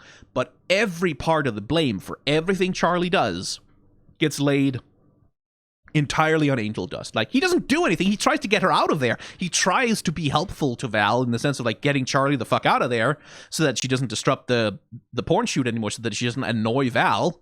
He's doing everything right, as it were, by Val. And yet, once Charlie is out of there, and yet, like, Angel Dust is the one who gets abused. Angel Dust is the one who gets hurt. Angel Dust is the one who gets assaulted. He gets to become the vessel for all of Valentino's pent-up anger and rage. Like, all the anger Valentino has about Charlie and his impotence towards Charlie. Because Charlie could, like, let's be real, Charlie could probably reduce him to, like, a fine red mist, right? Like, just smear him over the walls like he's chunky marinara sauce. So Valentino knows that he can't do shit to the Princess of Hell, but he can do shit to Angel, right? Like, so he makes Angel responsible for all of those things so that he can justify abusing him for it, right? And that's, so it doesn't matter if Angel Dust is compliant. It doesn't matter if he does everything he's asked to do. Valentino still just finds reasons, just finds excuses, like, just, or it doesn't even need a reason, really, but finds excuses to abuse him anyway. The only thing Angel Dust can really do to try cope with it is play along immediately play along. Yes, I like that, Daddy. Definitely. Sure, I did. Of course I did. Like, I'll lick your boots. Is that what you want? Right? Because what else does he have? Right? All alone, trying to deal with this monster. Oops. Didn't mean to do that. Your poison, I made my choices. Every night I'm living like there's no tomorrow. Anywhere you want me, baby, that's the way you got me. I'll be yours. Right? And so, again, this is the thing about, like, how does Angel Dust cope with this? Well, every night I'm living like there's no tomorrow, right? Like, okay, because there are benefits to being Valentino's plaything. There are benefits to being his toy. There's money. There's bitches. There's fame. There's lots of drugs. Oh my god. Truly so many drugs. And so Angel Dust is like, I'll indulge in these then. Like, whatever benefits I can get out of this, whatever pleasure, whatever joy that there is to find here, whatever moments of relief and catharsis and self-oblivion I can get a hold of, I'll take them, right? Because again, like, what the fuck else is he supposed to do in the situation that he's in? Being all alone, like, with no one to turn to, or so he thinks, right? With no one who can defend him, who can help him, who can give him any kind of an alternative future. What else is there to do, right? And the short sort of goes into that, like, shows that, like, when times are good with Valentino, right? Like, when there's a honeymoon period, when Valentino is playing nice, Oh, he plays real nice. He plays so very nice. Like, you can have whatever the hell you want, baby. Because, like, you're my plaything. You're an extension of my prestige. And so long as you give me everything I want, I'll give you anything you can possibly think of, except your freedom. Right? And you can have a great time for a bit. Right up until times will be good right up until the moment they're not anymore. And that's a thing, like, and I don't want to speak too far beyond my authority, right? But like, in abusive relationships, usually it's not like the abusive partner is a monster all the fucking time. Right? It's not like the partner is just 100% nonstop 24/7 abuse machine and nothing else. Abusive people, like people who have abusive dynamics with their spouses and with their partners and with their friends even, can be some of the most charming, most fun, most considerate, most friendly, most personable, like most helpful, most loyal people you'll ever meet in your life, right up until they're not. Right? That's the thing that can be so fucking emotionally devastating and difficult about these situations, is that, like, that you can have a person who you truly love and who you know for a fact has qualities that are lovable and has parts and pieces of them that they aren't like just a monster down to the very core 100% of the way. Like, they're not they're not all duplicitous liars who never told the truth about it. Like, it can be complicated. Because you can be aware that there is, like, a person beneath the abuser somewhere there. Someone who maybe themselves were victims of abuse. Like someone who maybe themselves has complicated circumstances and who's trying to cope with abject misery inside of their soul, and who are, like, passing their own abuse and their own misery on to you as a means to cope. And you can see all of that complexity in there, and you can be caught in trying to, like, well, shit, like, do I need to just accept the abuse in order to help them with how they're doing? Like, I love this person. I want to sacrifice something of myself for them because there was love there at one point, or because there is love there, real love. It's just the abuse, right, makes it impossible and unsustainable and traumatizing and horrible. It can be very emotionally complicated. It's not always as simple as, oh, there was a bad person who was ontologically bad, and that was it. Like, that was the whole of the complexity. Like, it can be really fucking emotionally complicated. And I do like that the short, like, shows a little bit of that. Like, this thing of, like, no, like, when times are good with Val, money, drugs, bitches, anything you want, material goods of any kind, absolutely you got them. But the one thing you don't have is your autonomy. The one thing you don't have is consent. The one thing you don't have is control over yourself and your body and what you do with yourself and who you are, right? That complexity, I like that the short seems to engage with that a little bit, because that's some complex fucking territory to tread when it comes to these things. Like, I think a lesser cartoon probably wouldn't have even delved into that a little bit. Like, it wouldn't even have implied that there could be such a thing as good times, right? It would just kind of go, no, like 100% abuse monster all the time, because bad person is bad, and if we show the bad person as anything other than bad for like 0.5 of a second, that's the same as condoning the abuse, right? So I like that it, like, engages with that a little bit, like that Angel isn't just getting his, oh, this is my fault, I made my own choices from nowhere. That, like, that maybe there was something that attracted him to Valentino to begin with. Like, maybe there was something about this situation that he chose initially, even if, like, the time where his choices and his agency are being respected is long past. From your poison, I got so good at being untrue. I got so good at telling you what you wanna hear. I disassociate, disappear. Yeah. Right. Again. Oh, shit, I didn't show that on screen, did I? Because I've used the spacebar. The spacebar, which is the stop and play button, is also the button that I use to show or hide the video, and that I keep forgetting that. I got so good at being untrue. I got so good at telling you what you wanna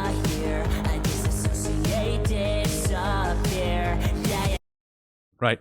I got so good at being untrue. I got so good at telling you what you want to hear. I disassociate. I disappear, right? Like he's saying it quite literally. Is like, I have people pleased this man for so long. I've done everything to change myself to what he wants and what he likes for so long that I have lost sight of who the fuck I am. Like, who I even am anymore. Like, what is even my own internal qualities? What do I want? What are my dreams? What are my hopes for the future? I don't remember anymore because it's all been subsumed into what does Val want? What will keep Val happy today, right? The survival mechanism has sort of become the whole of how he conceptualizes himself. Which is like, Jesus fuck, man. That's grim. Someone also said something in the comments at one point that, like, Valentino being a moth, the thing is, like, the idea is that he has, like, pheromones or chemicals or some kind of drug that, like, that specific thing he's doing, that's why the smoke is red rather than being gray, is that Valentino is using a pheromone or a drug of some kind to sort of fuck with Angel's head, and make him pliable. Which is why we have, like, this wobbly perspective as though Angel just is, like out of it, or not really seeing what's happening. And we get this smile when the blindfold is put on with some uncertainty going on as well. Where he doesn't quite, like, there's this sense of him being drugged, right? And then we get Valentino, right? This little display just off in the background that Valentino, he's abusive to more than just Angel. Just throwing a cigarette in the face of this girl who, again, is doing exactly what he wants. She's holding his one drink up, or they are, I don't actually know their gender, holding his drink up for him obediently and quietly in the background, the reward for which is to be abused, right? Is to be harmed casually, without thought, by someone who's not willing to give any thought, right? And here we get into the hardcore BDSM imagery, right? Like, and it's like, I still have this thing of, like, I know exactly what the short is doing. I understand the visual language that it's using here, right? I know that it is not saying that BDSM itself is inherently abusive, right? That's not what it's trying to do. But it is that thing of, like, but that's the imagery it's using, though. Like, it is explicitly connecting the imagery of BDSM with Valentino's abuse, with Valentino's control, with Valentino's deprivation of Angel's consent. And it's like, yeah, I wish it didn't. Like, I wish that this imagery didn't become associated with,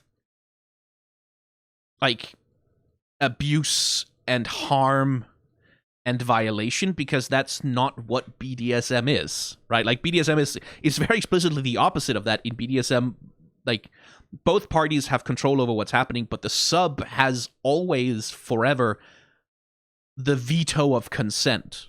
A dom cannot do a fucking thing to a sub that the sub hasn't explicitly consented to and asked for. Like, that is the ground foundational premise of BDSM as a discipline of sexual intercourse and relationship and play, is that nothing gets done to anyone's body without explicit consent, like, ever.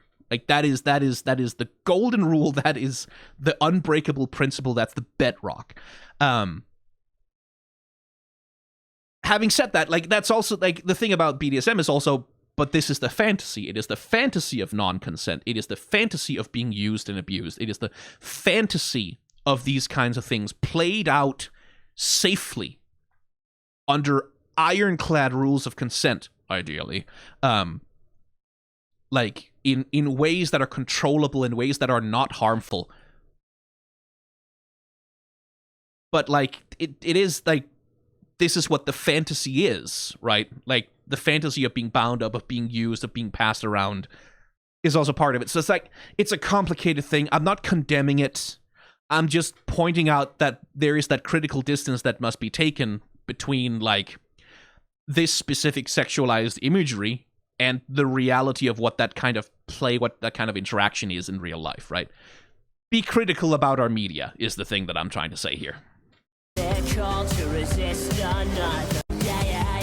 So far beyond it. They're called to resist another gulp. Right. And that's where the lyrics come in. Like Angel is talking about, like, I'm addicted to your poison. It's so far beyond difficult to resist another gulp, right? Where the visual language is like, yeah, it's really difficult to resist another gulp when you're tied up with a collar around your neck and a blindfold on, like, thrown around unsteadily, and then you have your face forced in someone's crotch. Yeah, that is difficult to resist when it's being done to you forcefully, right? Which is the contrast between what Angel is saying and what's actually happening to him. Gulp.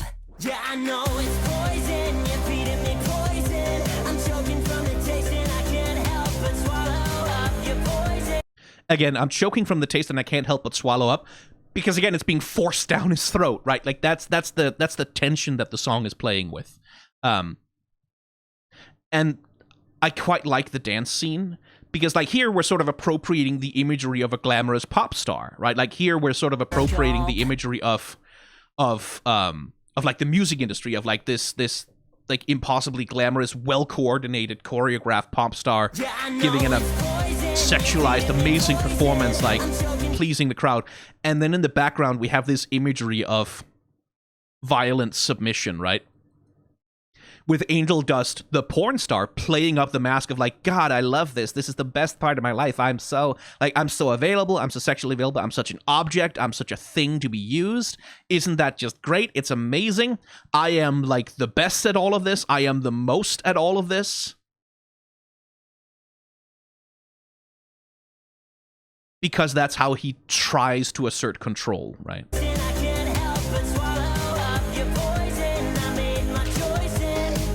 And then, and then we get that flash to, yeah, and I probably should have said, like, obviously, this should probably have, I'm gonna put text on the screen with a warning about, like, depictions of violent physical abuse, because, yeah, like, it doesn't pull its punches in those little flashes, right? It's not being unclear about what's actually happening. And this shot in particular. Every night I'm wasted like there's no tomorrow.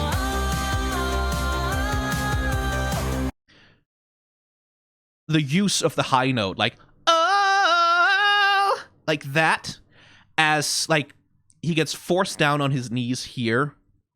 And it's pretty clear that what Val is about to do to him is not joyful or fun. At the same time as in the choreography of the dance, there's this, like, fall to his knees, pounding the ground, like, enraged and in pain. But the performer, like Angel Dust, the porn star, is like, yeah! Like, this is so cool! I am so hot! This is what I want! And then we cut to here, where it's like, no, this is a fucking primal scream of pain, actually. This is suffering, this is hurt. And that, like, that duality, that embodying of both the performative pleasure, the performative joy, the performative pleasure-seeking, the performative hedonism, and the underlying pain of the thing, and using the same high note to do both things. Damn, like, that's fucking cool. Like, from a visual storytelling perspective.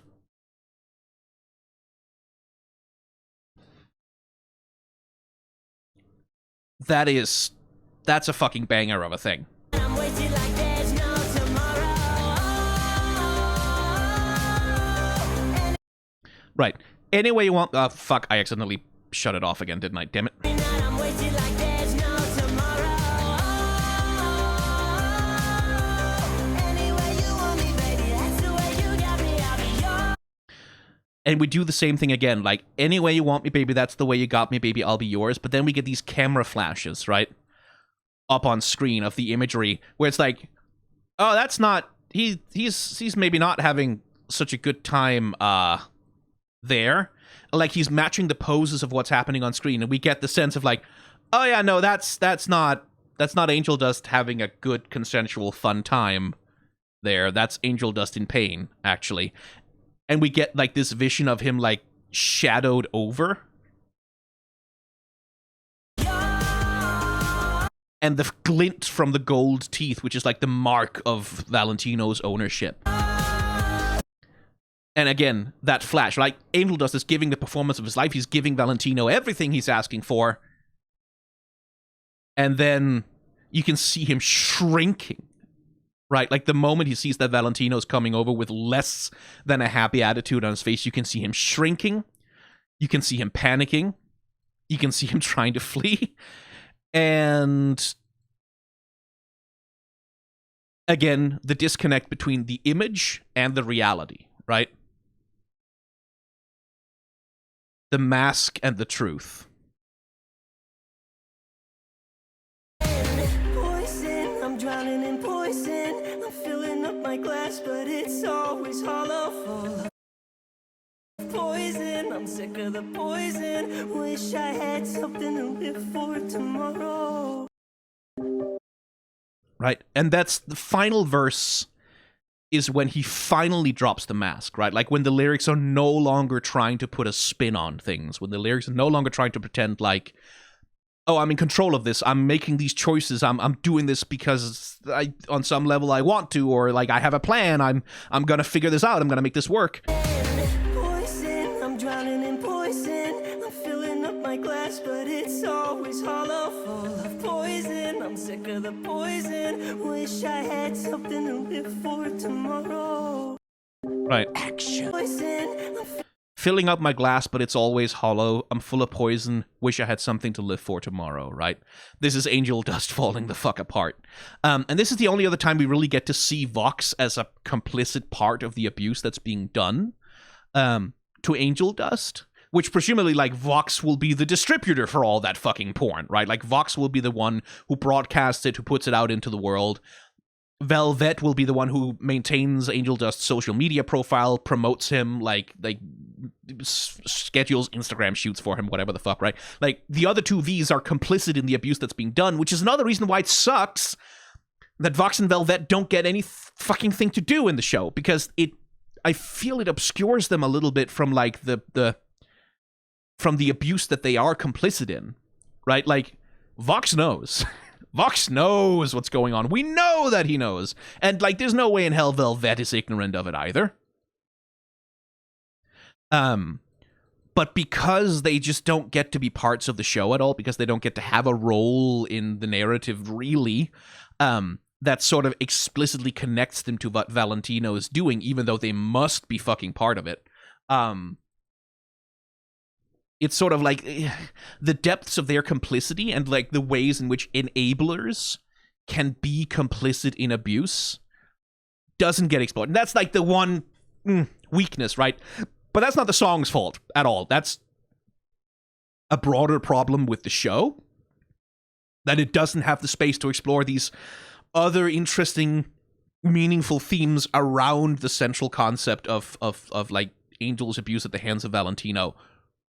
It's not a fault of the song. Like I said, the song is, like, actually,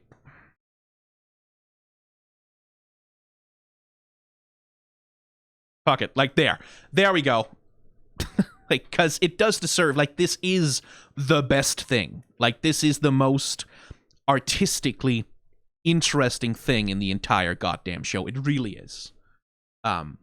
I respect the hell out of it. Like, trying to do that, like, attempting to engage with these themes and ideas, attempting to engage with the complexity of something like that, that's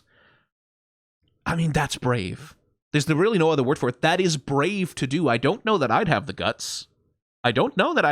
Especially not in, like, a stylized cartoon full of dick jokes, and, like, with not enough time budget and a really crunched schedule, and, like, I don't think I would have had the guts to go for that.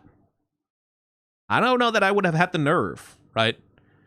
It takes a lot of courage, right? And none of this is to say that this is a perfect representation of exactly what all abusive relationships are like. And none of this is to say that there's nothing you can criticize about the depiction of abusive relationship and abusive relationship dynamics and the depiction of sex, sexuality, the sex work, and the connection that's drawn between that and abuse. Like, again, sex workers constantly get hit with this slur that the work that they do, the business that they're in, is inherently a form of abuse. Like, that there's no version of sex work that can ever be non-abusive at all, no matter what. Like, no matter if it's someone who's independently running their own OnlyFans and only, like, shooting content exactly like they want, the way they want, with the people they want, under the circumstances that they want, that this is still a form of abuse, this is still a form of subjugation under patriarchy. Never mind that, like when queer people make porn for queer people, like, what the fuck are you talking about? There is an intense anti-sex work rhetoric that exists in the world, and some really nasty tropes around sex workers and people who do porn for a living, that the imagery and the storyline of Angel could be used to play into that. Again, I don't think the show is trying to do that. I don't think the show is trying to portray all sex work as abusive, just that context exists. And again, it's up to us as critical consumers, as like people who are critically watching this show, to understand that the imagery and what's going on in this scene doesn't have to imply that all sex work is abusive, but maybe that all sex work under Valentino in hell, probably, like, not the greatest working conditions in the world, right? And I talked about this in my reaction to episode 4 also, I think maybe in the follow-up video I did after that, like, it's a thing of, like, Hazbin Hotel cannot be responsible of creating perfect representation for everything that is within its remit, in the same way that no show, no book, no movie, no song, no anything could ever possibly be expected to create perfect representation for, and flawless representation, and unproblematic representation for everything that is within its remit. Like, the reality is that there is also abuse that happens in the porn industry. Like, that's a thing that happens. Like, plenty of sex workers have spoken about it publicly and tried to get help for it, even though most of the help they're ever offered is just like, go kill yourself, I guess, because you're a slut and you're a whore, you're a sex worker, and you did this to yourself, right? Which is the other thing about the song, right? The song has this rhetoric of Angel Dust blaming himself for something that really wasn't his fucking fault. And that's a thing we do in society, is like, when sex workers are exposed to abuse, there is a tendency to go, yeah, well, what, like, don't be a whore then, right? Like, don't, like, what did you think was going to happen? The sex industry is abusive, so if you get into the sex industry, I mean, you're really just choosing that for yourself. Like, you made your own choice, and you drank the poison, right? Like, so what right do you have to complain? And that's another way you can read the song, is about engaging with those ideas, like that internalized shame and the whore phobia and the cruelty that is directed towards people who are in the sex trade, like the shaming and the internalized shame that can come with that. Point being, it's more complicated than that. Like, whatever you're thinking, it's more complicated than that. Everything is more complicated than that. Everything's more complicated than fiction can portray. And our job is to engage critically. I think that's the best I can do in an improvised video like this. Let's move on. Nobody's going to be surprised by this. But it goes...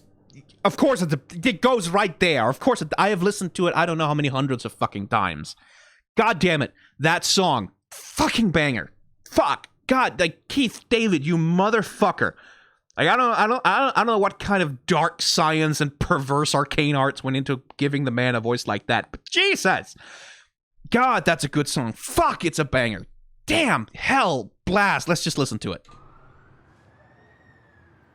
So things look bad and your back's against the wall. I said listen to it, I meant sing it. Your whole existence seems fucking hopeless.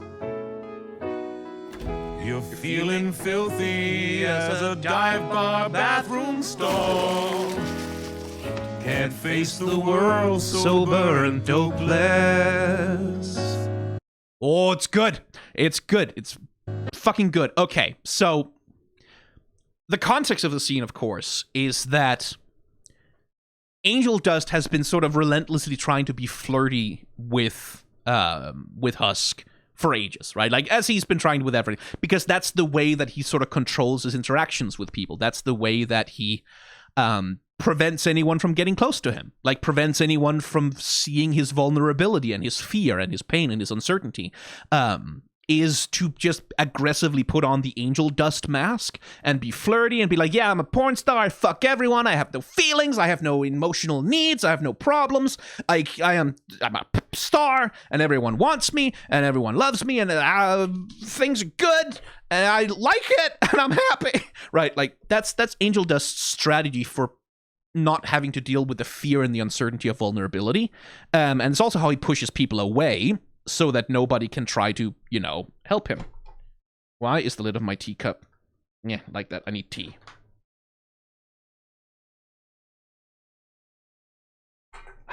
I've been talking for a long time. And Husk is someone who's also an addict, right? Like, first of all, they both have an addiction problem. Husk, it's gambling and alcohol. And Angel, it's alcohol also, but also, like, drugs. And he has, like, his conception of the relationship he has with Valentino is one of addiction, right? And Husk has been assigned to go after Angel and keep him safe. And unfortunately for poor Husk, who wants to be so fucking standoffish. Like, Husk also has his mask, right? Like, the grumpy, angry, like, mean-spirited, misanthropic drunk behind the bar who doesn't give a shit about anyone or anything, and he sees through all your bullshit, and none of this means anything, and fuck you, and I'm not your friend, and I don't like you. But over the course of seeing just how hard Angel is self-destructing, right? Husk can't help but reflect himself in him. It's like, oh shit, like, someone else who's as fucked up as I am, right? Who's as much of a mess, who hates themselves as much as I do, right? Who blames themselves as much as I do. He can't help but see himself in Angel, right? And see a kindred spirit there. And that's what the song is about. It's about, like, yeah, you're a loser, baby. So am I. You and me, we could be losers together, right? Rather than...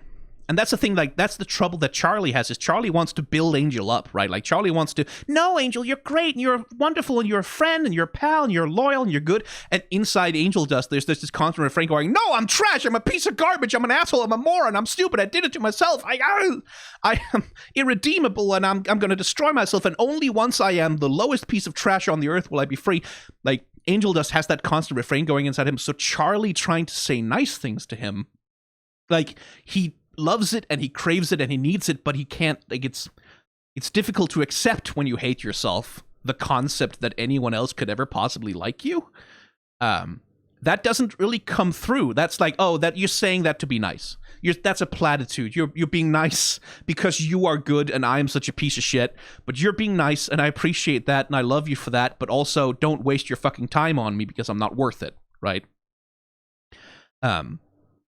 And Husk does another thing. Husk says, no, yeah, you're fucked up. You're gutter trash, kid. Like, you are, like, drug addicted, cock-sucking hoe who's, like, in the shit, all, like, with coke up his nose and cum up his ass, and you're fucked up. Hey, so am I. Well, maybe less cum up my ass and more alcohol in my liver, but, like, yep.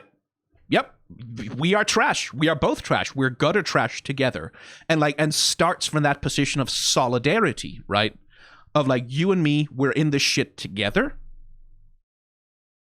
How about, like, we help each other out a little bit, right? How about we, at least you and me, because we're both fucked up, because we're both down here, because we both know what it's like, you and I can be vulnerable with each other, right? Like, you and I can relate to each other. You and I can have some kind of connection, right?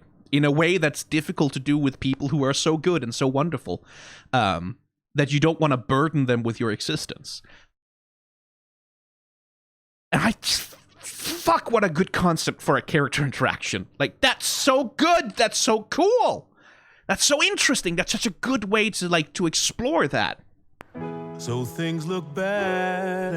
What a great fucking character dynamic, too. Like, yeah, like, no, like, Husker does canon. I'm with you. I am with you. Like, I don't, like, I've tried not to read the fanfics because, but I'm with you. Like, yes, absolutely. Anyone who sees, like, a potential romantic dynamic here, anyone who sees any kind of potential dynamic between these two, like, yes, absolutely, because these are two people who actually, like, have what it takes to see each other for who they are, right? which is the thing of like I feel, and again, I'm interpreting. Everything I'm saying here is interpretation, fully interpretation. I feel that, like, one of Charlie's problems is that she doesn't see Angel Dust for who he thinks he is. Right? Like, you can argue that Charlie, more than anyone, can see the true goodness underneath Angel Dust's shell, underneath all the trauma, underneath all the pain. Charlie can see through all of that and, like, sees that he is good deep down inside. But she's not seeing him how he thinks of himself. She's not seeing all the pain that he's carrying around about it. She's not seeing all of the hurt and all of the self-loathing that he's carrying around. Not in the way that Husk does, because Husk knows what that feels like. And, like, all things considered, Charlie probably doesn't, right? She's probably not been quite this down and out. But Husk has. And, like, still is. Like, he's still in the shit with Alastor. I kept saying Valentino, but he isn't. And your back's against the wall. And there's this... Okay, first of all, there's a great shot that's about to be... But I do like that the attitude that Husk is taking here is one... Like, it's almost cartoony, like... You know in Tom and Jerry cartoons, when Tom is pretending like he's not going to do anything to Jerry? Like... La da da, I am not doing anything, I'm not up to anything, I'm not trying to do anything, la la la. Just kind of casually strolling around. But the first thing he does there, he disrupts Angel Dust's self-image, right? Like, or rather, he disrupts Angel Dust's reflection. He disrupts, like, the something about his self-perception, right? Is this thing about, like, breaking the mask, breaking the image of Angel Dust to get at the person who's underneath it. And that's just, oh, that's good. That's a nice little visual touch there. That's what Husk is in the process of doing. Your whole existence seems fucking hopeless. You're feeling filthy as a dive bar bathroom stall. And then there's that little thing of, like, just, like, again, casually, behind his back, without like, making a big deal of it. It's like, I'm just going to go over here, going to grab an umbrella, just going to open it randomly right there. Wasn't trying to do anything. Don't worry about it. But he's protecting Angel Dust from, like, more shit falling on him. In the same way that he did in the bar. Like, Angel Dust is self-destructing. He's doing it on purpose, right? Like, he's trying to get date raped, essentially, which is like, Jesus fuck. But... Husk is like, yeah, how about we not do that right now? Like, but we do something else right now, without you like causing yourself, like, doing more self-harm that way. Just like casually protecting him from some of the misery of the world a little bit, without making a big deal out of it. Just like, yeah, no, this is about to happen. I know this. I've been there before. Let me just take care of it. Can't like a little act of service. face the world sober and dopeless. You've lost your way. You think your life is wrecked. Well, let me just say you're correct. Wait, what? Right? You're Oh, hang on. And you can see the way that, like, that breaks through to Angel Dust for a second. Like, wait, what? Hang on, what? I'm used to Charlie, like, giving me platitudes and telling me, no, everything's cool, you're fine, you're good. And Husk is like, no, yeah, like, you're fucked up. Your life is a piece of shit. And Angel Dust is like, wait, what? What? That gets through to him, right? Like, that breaks through his defenses, and it breaks through his self-loathing, right? Like, he's here feeling very, very sorry for himself, justifiably so. And Husk making that little joke, right? Like, wait, what? You're a loser, baby, a loser, goddamn baby. You're a fucked up little whiny bitch. You're a loser just like me. Right? And here Husk is provoking Angel. He's poking at him, right? Like, he's, rather than just letting him sit there and wallow in it, he's going like, no, yeah, you're a loser. You're fucked up. Yeah, you're a fucked up little whiny bitch. You're a loser. And then the twist, just like me.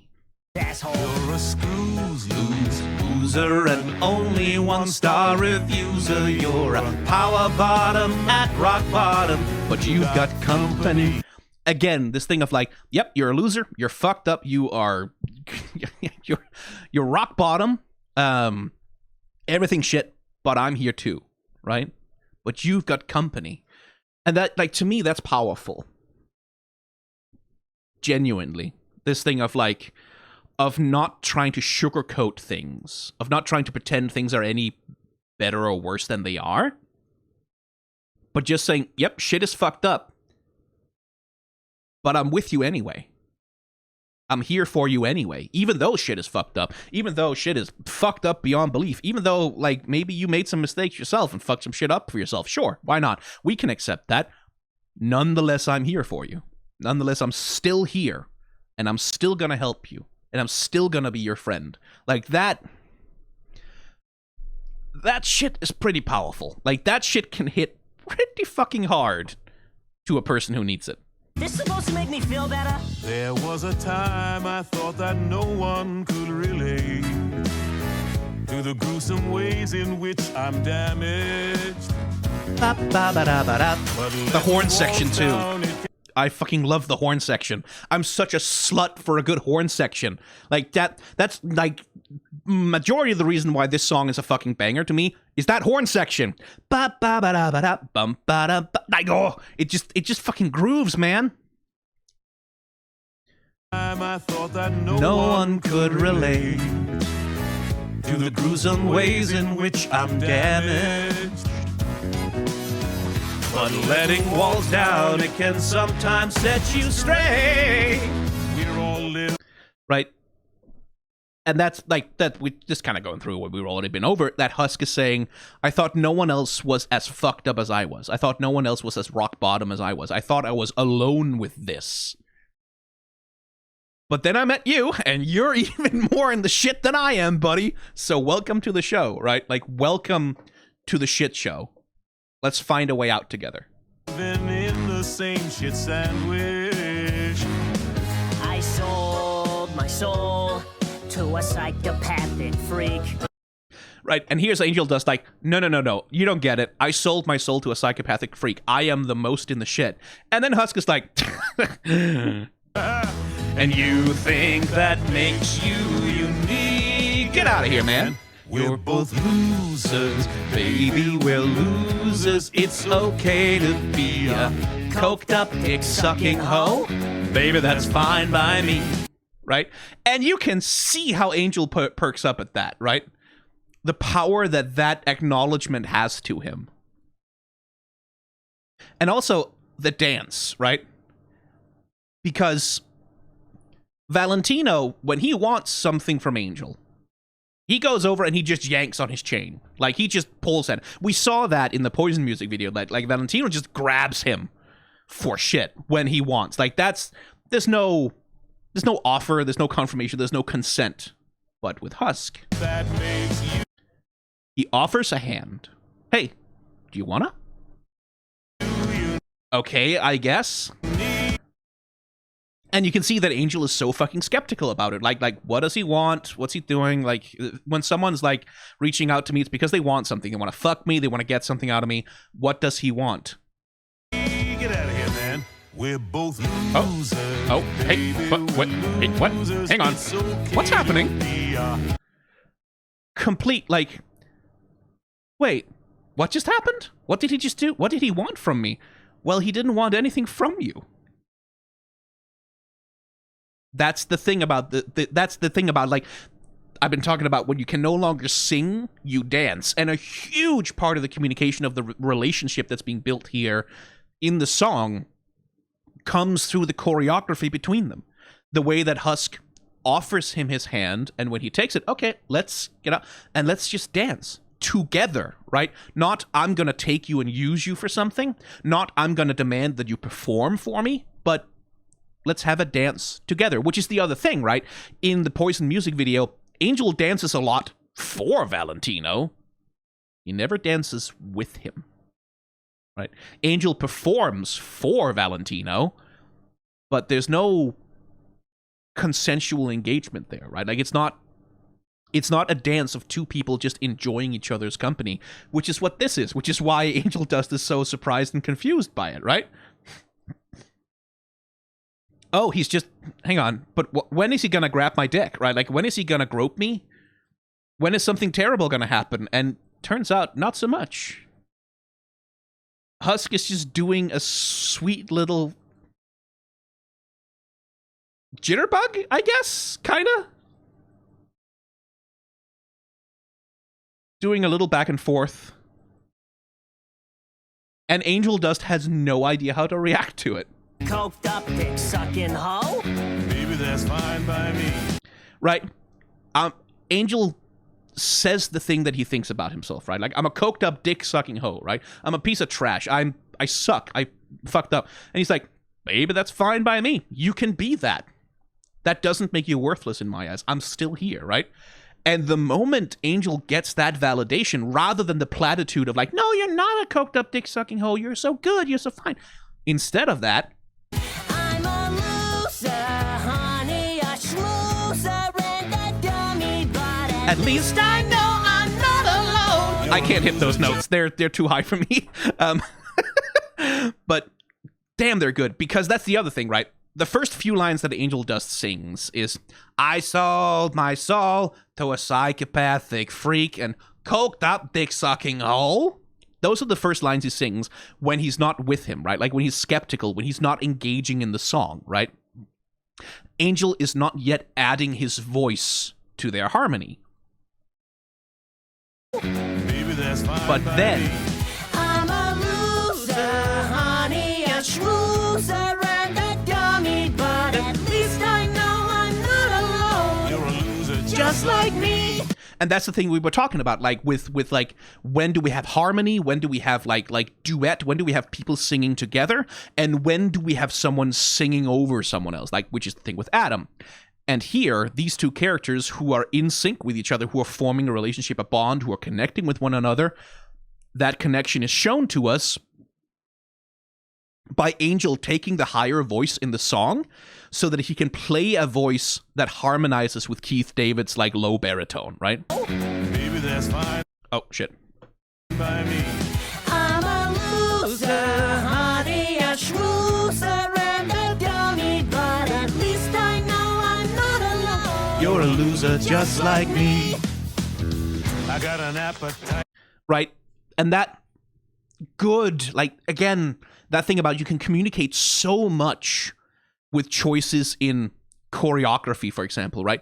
And that's the other thing, is like we get to see a little bit of like Angel Dust putting on his performance again, which is thing, like, I think Angel Dust probably, like, the way he's characterized, to me at least, I think he does enjoy having lots of casual sex and taking drugs. Like, I think he does enjoy those things. Like, that's why Valentino's offer was tempting to him. I think he does enjoy performing. I think he does enjoy flirting. I think when he shows off, like, that porn tape to to Charlie and Vaggie, he does take some pride in his craft. It's just, it needs to not be with fucking Valentino there, because Valentino is the thing that makes it miserable, right? And we get to see a little bit of that here, that he puts on a little bit of the Angel Dust persona. That's fine by me. Right? Like with the downwards brows and like the smile and the confident energy and the performing and the confrontational energy. Loser, honey, a schmoozer, and a dummy, but at least But then when he turns to Husk, whoop, holy shit, that's Angel Dust. That's Angel. That's him, right? That's his real face. And we're seeing his real face, and he's smiling. He took off the Angel Dust mask and showed us Angel Dust the person. But for the first time, Angel Dust the person is happy. but at least I know I'm not alone. You're a loser just like me. And we get that perfect shot, right? Back to back, looking at each other, two guys just out against the world, right? Because now they connect. And now they're relating to each other.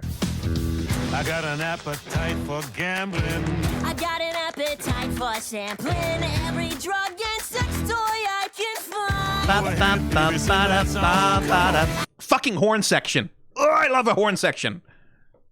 Sampling every drug and sex toy I can find. Go ahead, baby, sing that song. Come on. I got no holes left to deflower. Right. And again, we have this thing of like, here are all the labels, right? Here's all the shit that we're saying about I'm saying about myself. This is all the bad, ugly, negative. Like, these are the billboards that Angel just feels like he's got hanging over his head at all times, that everyone can see that this is what I am. Used goods, a cum dumpster, skank, junkie, easy, sloppy seconds, degenerate, whore, freak, slut, dope fiend, problematic, porn, right? These scarlet letters apply to him. But instead, now we're claiming them as something, right? Like, yeah, I'm fucked up. This is where I am and what I am, and I'm not going to be ashamed of it, right? I'm not going to be shamed or cowed by these things. They're part of me, like all of my fuck-ups and my mistakes and all the bad shit that's happened. It's part of me, but I'm not going to, I'm not going to be weighed down or broken by it. I'm going to advertise it, right? I sold my soul to save my power. Like fraud, swindler, manlet, broke, loser, low roller, shark, no balls, cheat, big loser, grifter, right?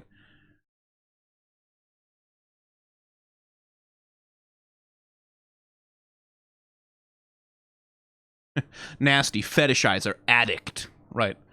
To save my power. Now I'm more.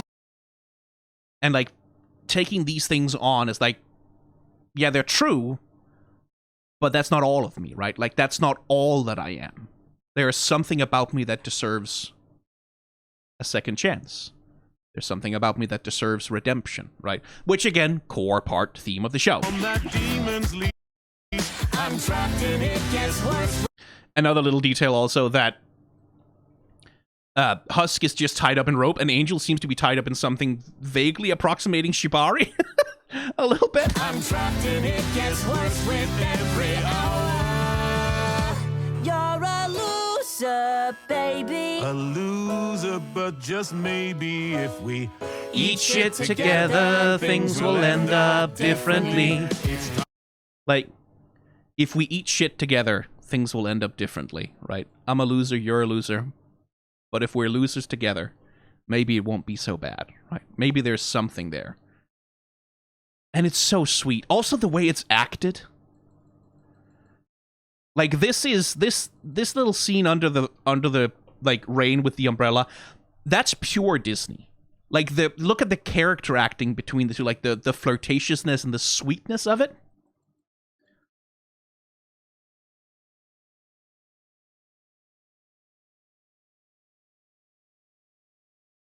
That's pure postcard.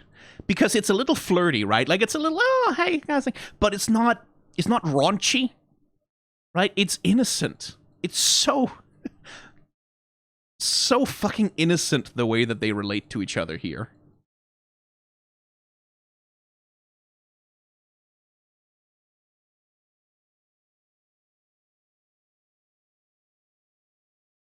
Right? Like, pure Disney. That is Lady and the Tramp shit. That is... It's so sweet. Because it's close, it's intimate, right? But it's not horny in any way. It's not confrontational, it's not transgressive in any way. It's like an intimacy that's just pleasant and neutral. And then it's Angel Dust here who offers his hand for a dance. And you can see that when Husk actually, like, begins to make to actually, oh my god, he's actually gonna hold my hand. You can see that little bit of, like, giddiness. And Angel Dust, like, still not 100%, like, oh man, this is so weird. It's so weird to him to be offered a hand in dance, right? Or to offer someone else a hand in dance innocently. Without, like, he's not offering to dance to perform in order to avoid getting punished or in order to get something, or in order to, just because we want to be together with someone and enjoy each other's company. Excuse yourself, let hope in, baby. Play your cards, be who you are, a loser, just like... And then they're interrupted because joke, right? We're both losers, baby. We're losers, it's okay to be a coked up, dick-sucking hoe. Baby, that's fine by me. I'm a loser, honey, a schmoozer, and a dummy, but at least I know Still can't hit it. just like me. I think if I warmed up for a while, maybe I could hit those notes, but it would hurt.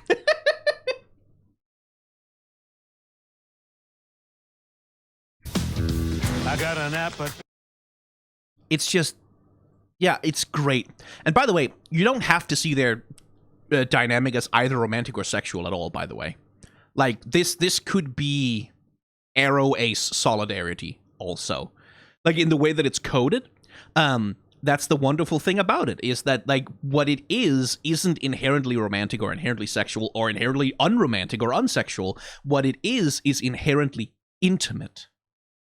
What it is inherently, like, relational.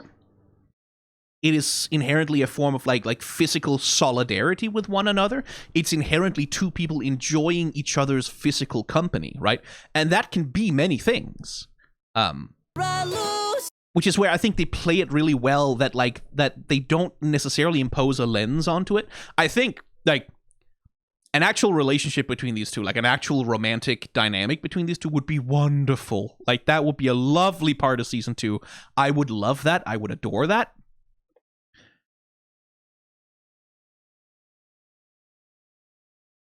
But it's not like, first of all, Angel wouldn't be there yet. Like, given what he's in with Val, it's like, yeah, I don't think Angel's ready for a relationship, and I don't think Husker is looking for one either, because, like, clearly they both still got shit to work on.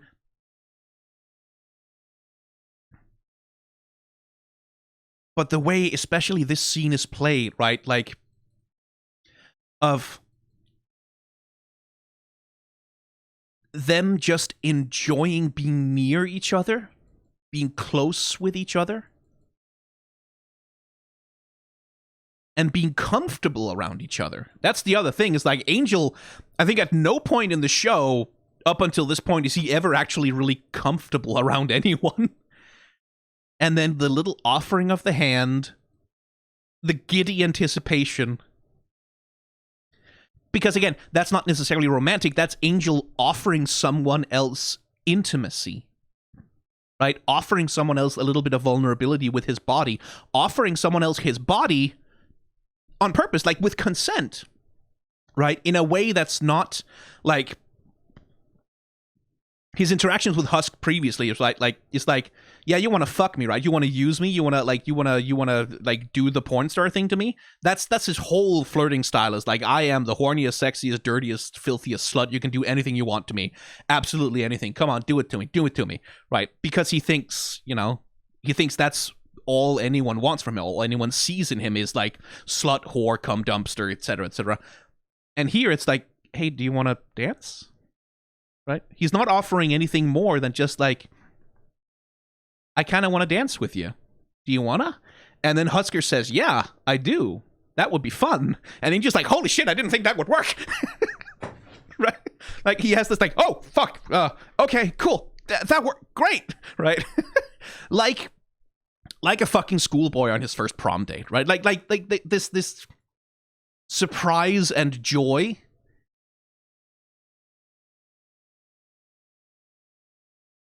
that someone wants to be with him in that way.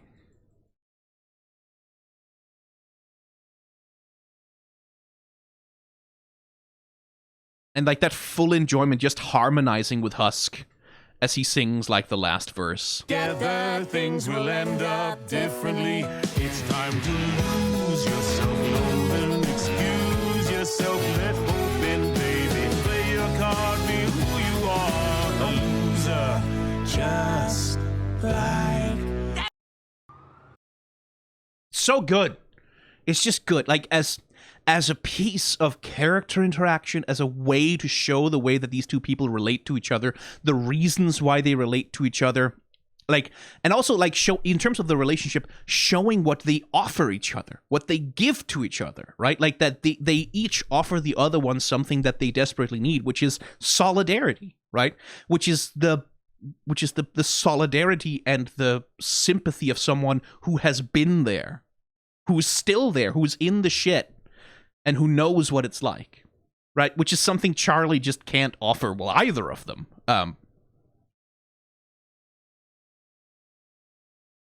She can offer other things, other important, necessary things, But that thing, that recognition, that solidarity, that togetherness, only really, like, at the hotel right now, it's only really Angel and Husk.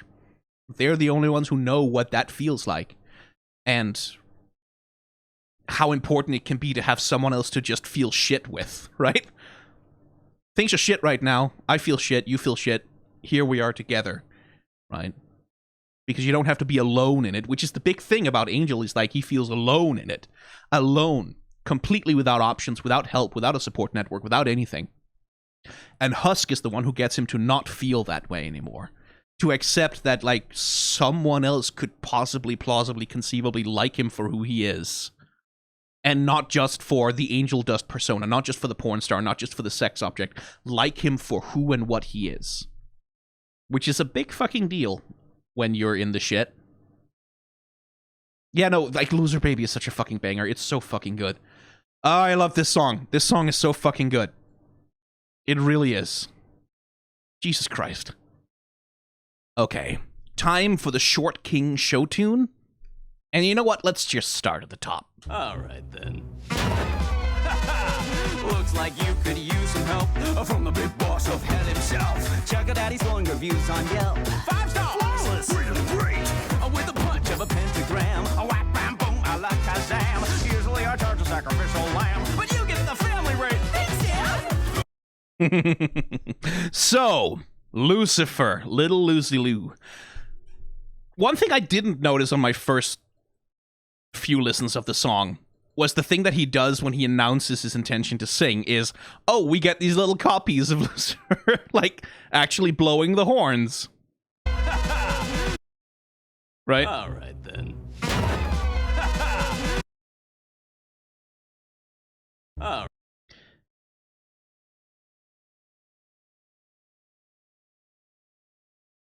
Which is fun and very confusing for everyone there. Husk is very done with whatever the fuck is going on there. And you can see how threatened Alastor feels by Lucifer's presence. They feel threatened by each other, obviously, but for different reasons. Alastor feels threatened because there's a being of greater power than him exerting influence and attraction over the prize that he's got his eyes on, which is Charlie, right?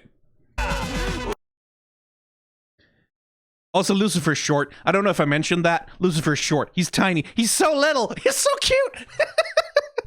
I mean, I've been informed that it's actually because Charlie is like 6'4" or whatever. Like, she's a fucking giant, which is cool. But also, I do love that about him. I do love that part of his character design is that, like, they use that thing about Lucifer feeling small in a big world, right? Like, I do like that his daughter overshadows him a little bit here. That's something that, like, that's going to reverse interestingly in some interesting ways in the finale. But here, like, Lucifer is coming from a position of insecurity, right? Here, he knows what his daughter's trying to do. He knows that it's not going to work, so he thinks, right? He knows that heaven is not going to listen.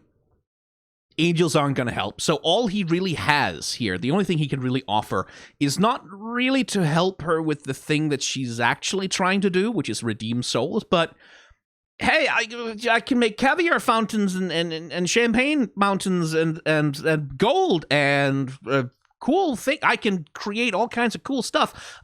I can be your circus master. I can put on a show. I can entertain you, right? Which is where, like, Lucifer with the whole ringmaster thing, instantly we get into, like, this circus tent-ass background, and this big variety show thing that Lucifer puts on, because at this point, that's all he feels he has to offer, right?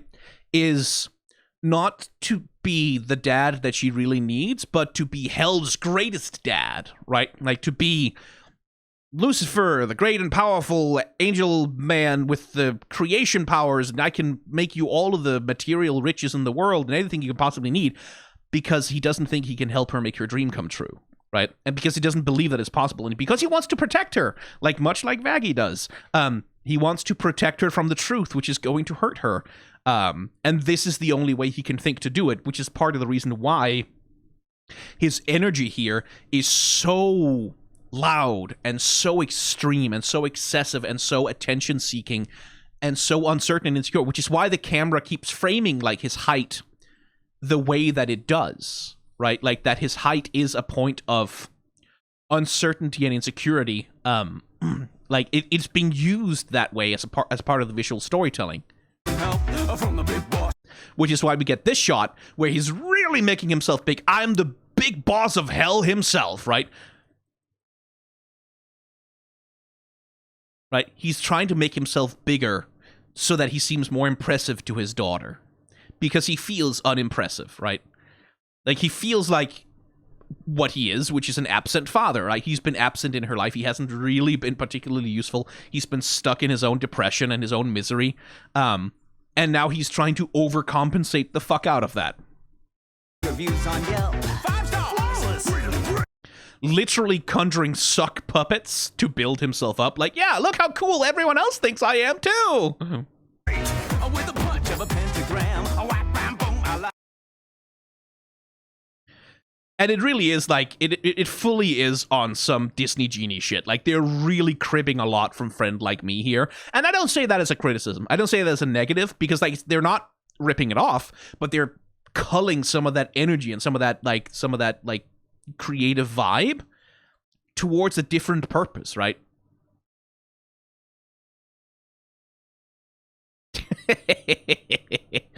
Gremlin. Usually I charge a sacrificial lamb. And then there's the foreshadowing, right? Like, usually I charge a sacrificial lamb for my help, and we get one of the dragons that are Charlie's pets, which also, the dragons that are Charlie's pets could have done with a lot more presence in the show, like, just, like, be more present, be more built up as something that she cares about, as something that, hey, the viewer should maybe pay attention to this thing, like, oh, these lovely pets that she has, it would be a shame if something were to happen to them, because when they show up at the final battle at the end, and when one of them gets rather unceremoniously killed, it's like, oh, okay, that came out kind of out of nowhere. We hadn't really had time to build up a relationship to these creatures to make us kind of go, no, not beloved character who's been in the whole show. What's their face? The dragon, right? Again, compression, like this thing about the show just not having time enough to do everything that it wants to do. But like, usually I charge a sacrificial lamb. Well, by the end, you sure will. A lamb will be sacrificed in order for Lucifer's help to be fully obtained. Cool foreshadowing. Needed a little bit more work to really make it land, I think. Usually I charge a sacrificial lamb. Oh, damn it. But you get the family rate. Thanks, Dad. Who needs a bus? And of course, like Charlie sort of not really understanding what's going on when Alastor and Lucifer start to fight with each other over Charlie. I really thought that this song was going to end with Charlie going like Charlie telling the two of them to grow the fuck up and stop treating her like an object, right? I thought that's where it was going to go. It ended with Mimsy instead, which, you know, but like, to me, that kind of seemed to be where it was going. I would have found that a little more interesting. Like, if like Charlie got to like characterize herself a little bit in relationship to these two men who are trying to exert influence over her by like telling them both to kind of fuck off a little bit, and that would have been the starting point from which Lucifer sort of finally goes, I just want to protect you, right? Like that he sort of gets knocked out of his I'm the coolest dad in the world act, like overcompensating divorced dad who has the kid for a weekend energy, to actually sort of emotionally engage with her and what she wants and what she's saying. Who needs a busboy now that you got the You can see Alastor holding on to the smile, holding on real hard to the smile, but there's this snarl that's poking into it, like the ears going backwards, like he's so close to dropping the mask just there. Michelin tasting menu free, a la carte.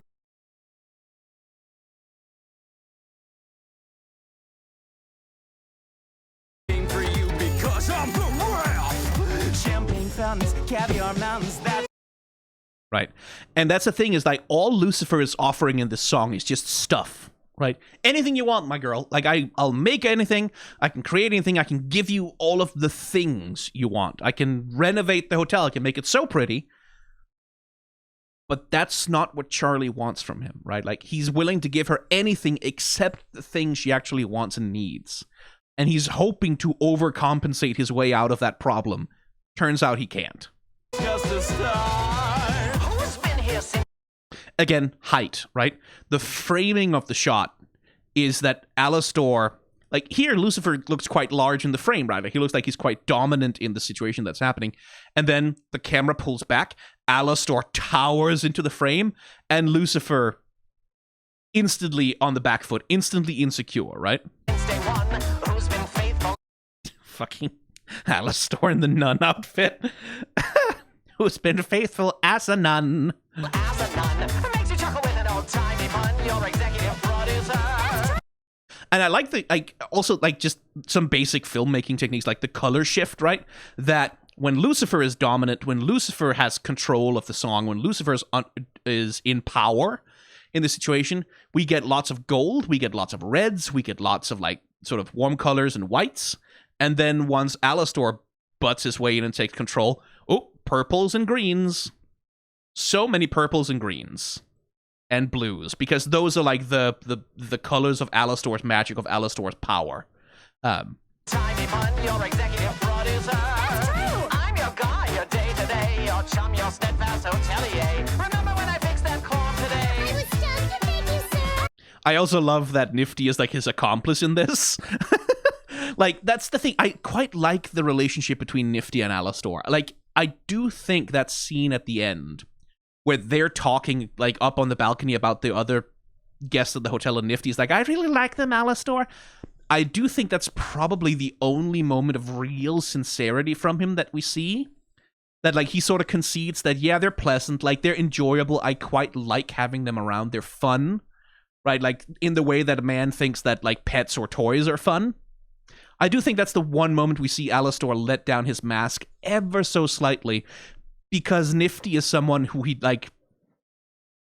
trusts, in the sense that he trusts her like to not really give a shit about like him letting slip something. Nifty isn't interested in power, right? Nifty isn't interested in getting one over on him, unlike pretty much every other overlord in hell. And almost every other person in hell.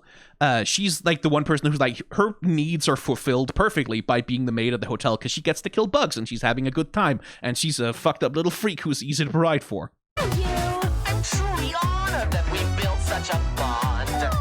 You're like the child. And like Charlie just falling for his shtick so hard, like, I'm truly honored that we've built such a bond. Oh, like just melting in his hands, so easy for him, and he knows exactly what he's doing. That I wish that I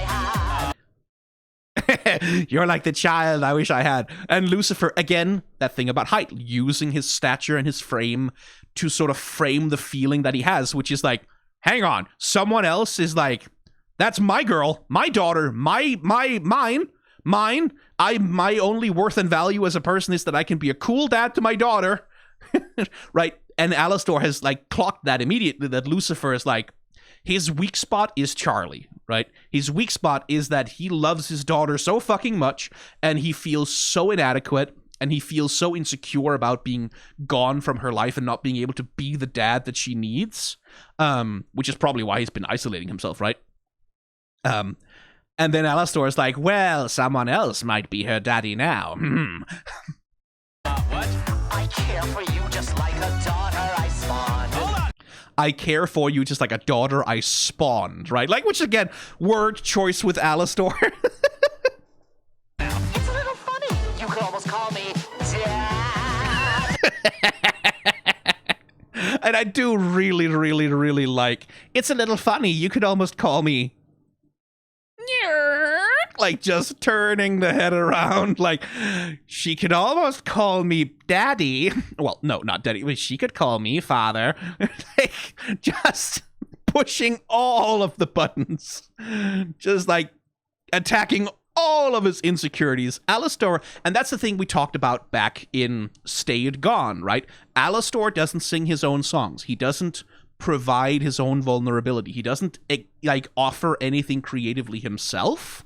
He doesn't really offer parts of his soul himself. He butts into other people's songs and he messes with them, right? He changes them. He like uses them for his own purpose. He uses them to push someone's buttons, to manipulate them, to cause them to like overstep something or make some kind of mistake. And that was kind of what I thought it was doing, was that Alastor is messing with Lucifer, playing on his jealousy and his insecurity in order to get Lucifer to mess up, like to say something stupid in front of Charlie, like, she's my daughter, she's mine, she belongs to me, kind of thing, to drive a rift between them, to make them, like, to push them apart in some way, or cause some kind of conflict between father and daughter. And that would have been interesting, but again, Mimsy sort of interrupts the whole process of that. And I think it's a little bit of a pity, because, like, there was an opportunity there for some cool, interesting character development, like, of like, this conflict actually coming to a head between them, of something having to give. But again, like, but that is the kind of thing that, like, that's fair enough if that's being set up for season 2, right? Like, that is fair enough if that's set up for season 2, that, like, Alastor is putting a lot of eggs in the basket of having some kind of influence and control over Charlie, and Lucifer is a roadblock to that, right? That Lucifer, who's now going to be present in her life, like Lucifer who now believes in her dream, Lucifer who's now behind her all the way, is going to be an obstacle to Alastor being able to influence and control Charlie as much as he wants, right? So if that's set up for season 2, that's fine. I find myself wishing, like, oh man, I wish they would have actually got to, like, it would have actually gone to a breaking point where something would have happened. The golden fiddle thing is cute. Like, the devil went down to Georgia. Very funny.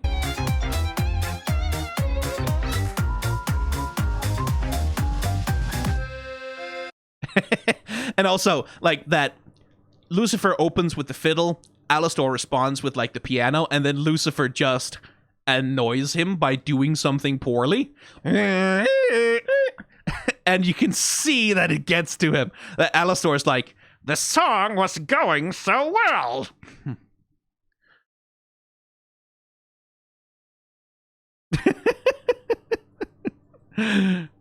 Again, the mask almost, but not quite, drops.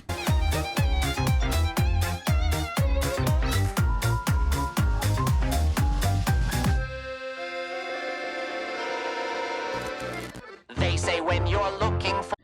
And you can also see, like, Alastor's expression. He's also being quite intense about this, right?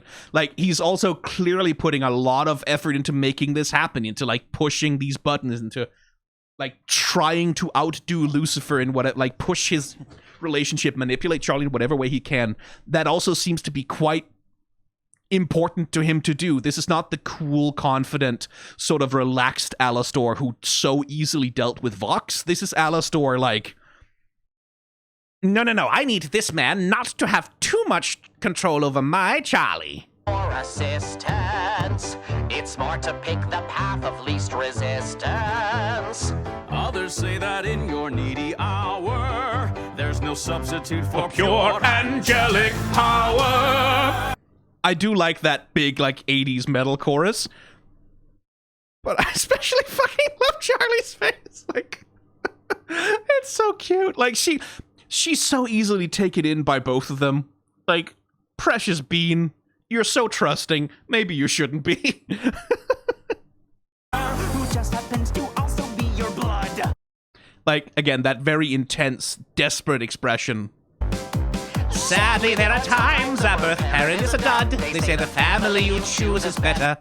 And this is another thing I noted, like, I think during my actual reaction, is that Alastor very specifically puts himself with the crew of the Hazbin Hotel, right? Like, he's like, this chosen family, I'm a part of it. I'm part of your chosen family. Like, come to me. Like, I have created this for you, right? Like, I have built the space where you can have this. This is me. I did that for you. And you should come over here and, like, be part of the chosen family with me and abandon your father, right?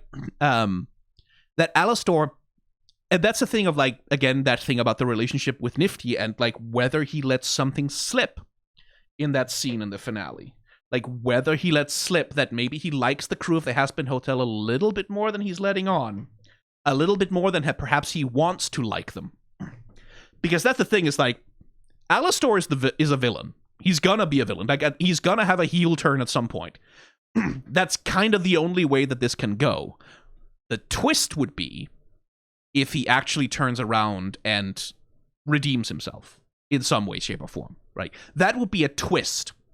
Because Alastor, at least in my estimation, is being set up as someone who is, like, beyond redemption because he doesn't want redemption. Right? Not because Angel does, he thinks he doesn't deserve it, or because he thinks he's bad or he's evil or something, but because he doesn't want it. Because what he wants is power. Because what he wants is control, right? Because what he wants is to be the biggest, baddest overlord in all of the hells, right? Because he doesn't want to be redeemed, right? And that the twist would be that his interactions with the Hazbin crew and with Charlie has created just enough attachment in him that he will choose them over power in the end, right? Like, that he'll have the chance at everything he could possibly want, all the power he could ever possibly need, if only he sacrifices them, and that he finds that he can't do it. That would be a character crisis for him. That would be like a big, difficult moment for him as a character, something that's really hard for him to navigate and deal with, in a way that, like, a fight or a power struggle, it isn't. Like, a struggle, but a struggle within himself over whether to choose power or to choose a family. That one, like, that would be an interesting twist for him at the end. Because as he is right now, he would choose power every time. What a bunch of losers. Like, the intensity of their competitiveness. You run out of my song. Your song, I started this. I'm singing it, I'll finish it. Oh, you tacky piece of... I also like their expressions here when Mimsy shows up. Like, that vacant stare into the middle distance kind of thing of, like, wait, what? Yes, it's me. I know you were waiting for me. I'm here. So apparently this is also an inside joke that Mimsy has been a character that Viv Medrano has been, like, knocking around for years and ages and been talking about, oh, she's definitely going to show up in something, she's going to show up in something, she's going to show up in something. And now finally something happens where she shows up. So this is like an inside joke for the Vivsy Pop heads, I guess, which I have my thing with Mimsy is like this is a good joke because the joke is on me. Right? It's a good joke because the joke is on the audience. The show is taking the piss out of us. Like, the show is messing with us. I'm sitting there going, oh, yes, Alastor and Lucifer, their conflict is coming to a head. Something cool is going to happen. And then the show goes, nope, haha, fuck you. And that's a good joke because it's a joke on me, but I'm still mad. I'm still like, come on, Mimsy, fuck off. It was just getting to the good part. What a gas. Took a while, but I'm present at last. It's me, Mimsy.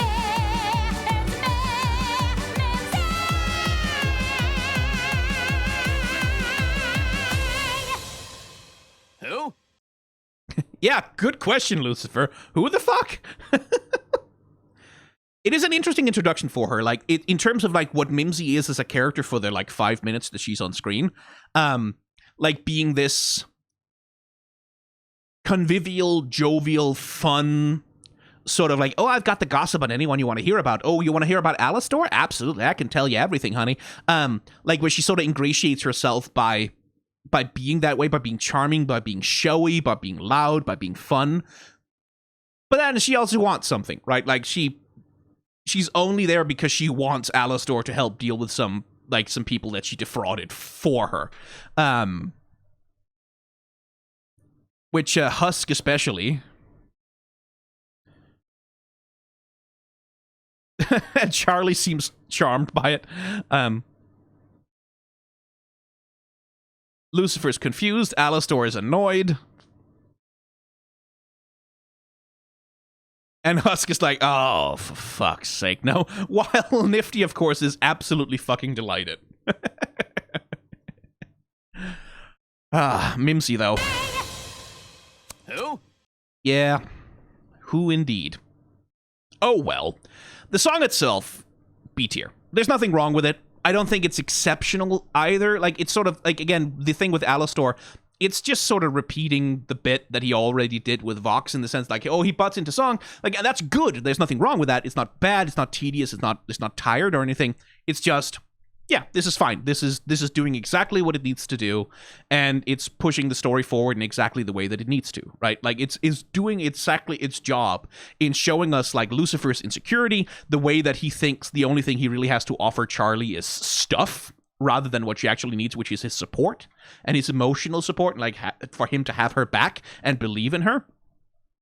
It shows off like the lengths that Alastor is willing to go to in order to manipulate Charlie, in order to have control over her, because he has identified her as like his ticket out of his deal, basically, is what it seems like. Yeah, like so it's not exceptional. I don't think it like goes above and beyond the way that these songs do, but it does the job, and it's good, and it's fun, and I like it. All right, motherfuckers. Let's get sappy, shall we? Dad, just help me. I can't. Why can't you? Charlie! You don't understand. Heaven never listens. They didn't listen to me. They won't listen to you. You don't know that! I do. Lucy's crying. Aw. I'm making fun, but that's only because I'm afraid of vulnerability. So this song, as ever, the primary problem with More Than Anything is compression, right? Like, is that this is the final, like, emotional confrontation between Charlie and Lucifer before he gives in and, like, before he's convinced, before he begins to see things from her perspective, right? And it's...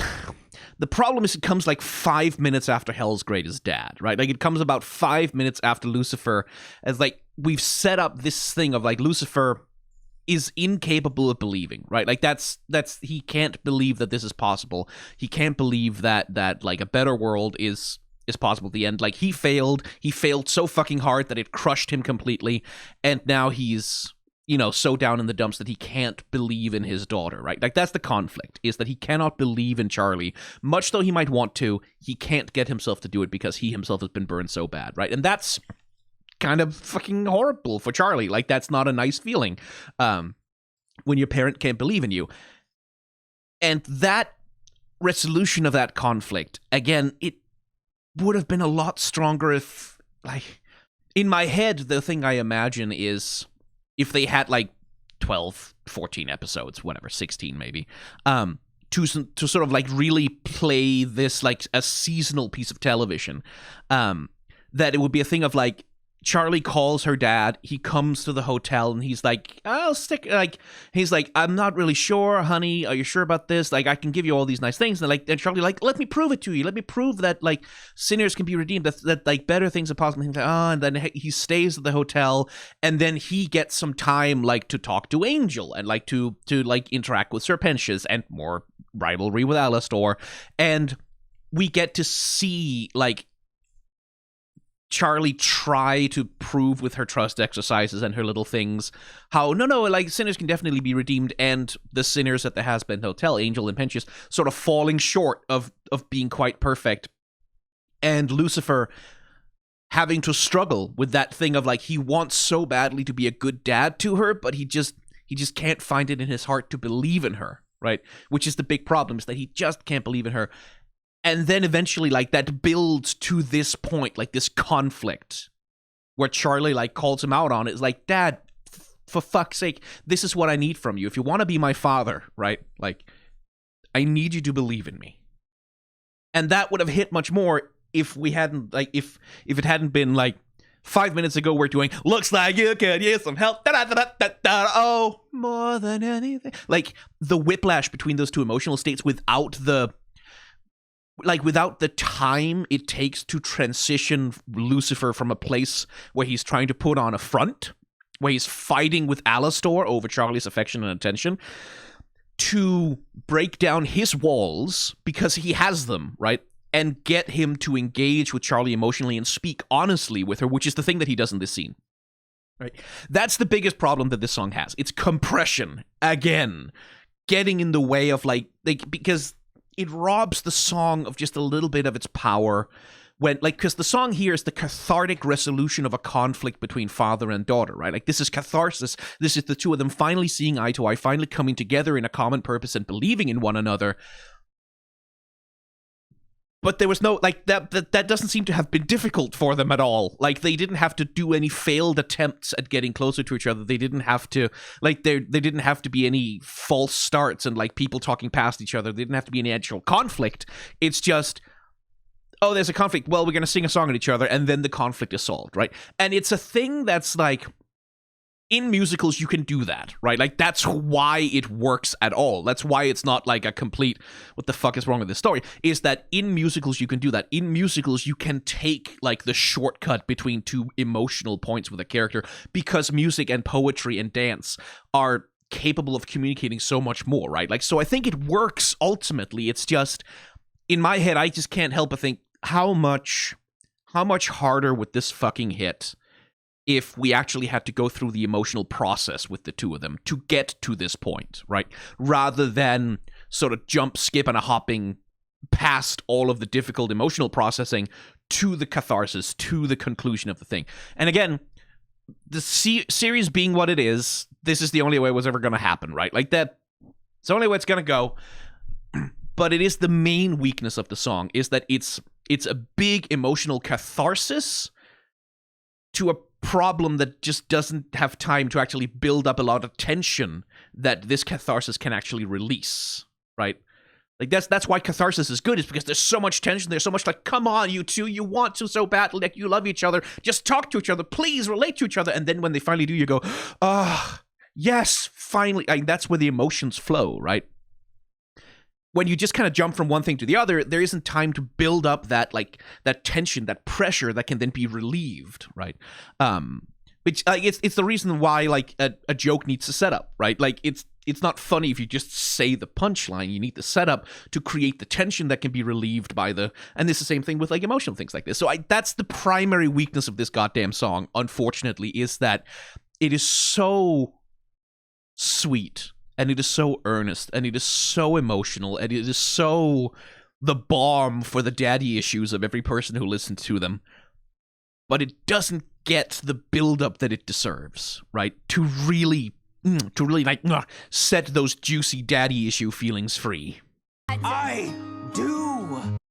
And I do like that Lucifer is open with his emotionality. Like, that's one thing that, like, I would have been worried about, is that Lucifer would be a stereotypical dad who refuses to have feelings kind of situation, right? Which is like, that's a classic dad with the daddy issues. It's like the dad who's emotionally unavailable because he's unwilling to feel his feelings because toxic masculinity, right? It's classic. It's a real thing that happens to a lot of men when they have children, is that they find their children are a way for them to get in touch with their emotions in a way that they never have been before, but that also makes them vulnerable, and it makes them scared, and it makes it difficult for them to engage emotionally with their children because they are such a point of vulnerability, right? Like, you have a kid, and that kid, like, the thought that anything could possibly happen to them will, like, send you into a terror, right? In a way that's it's tremendous vulnerability that men can have trouble dealing with because toxic masculinity. Lucifer isn't that. Like, he's not that. He's still emotionally unavailable to his daughter. Let's be clear about that. He's unavailable to his daughter in general. He's an absent father. He's a bit of a deadbeat in that sense.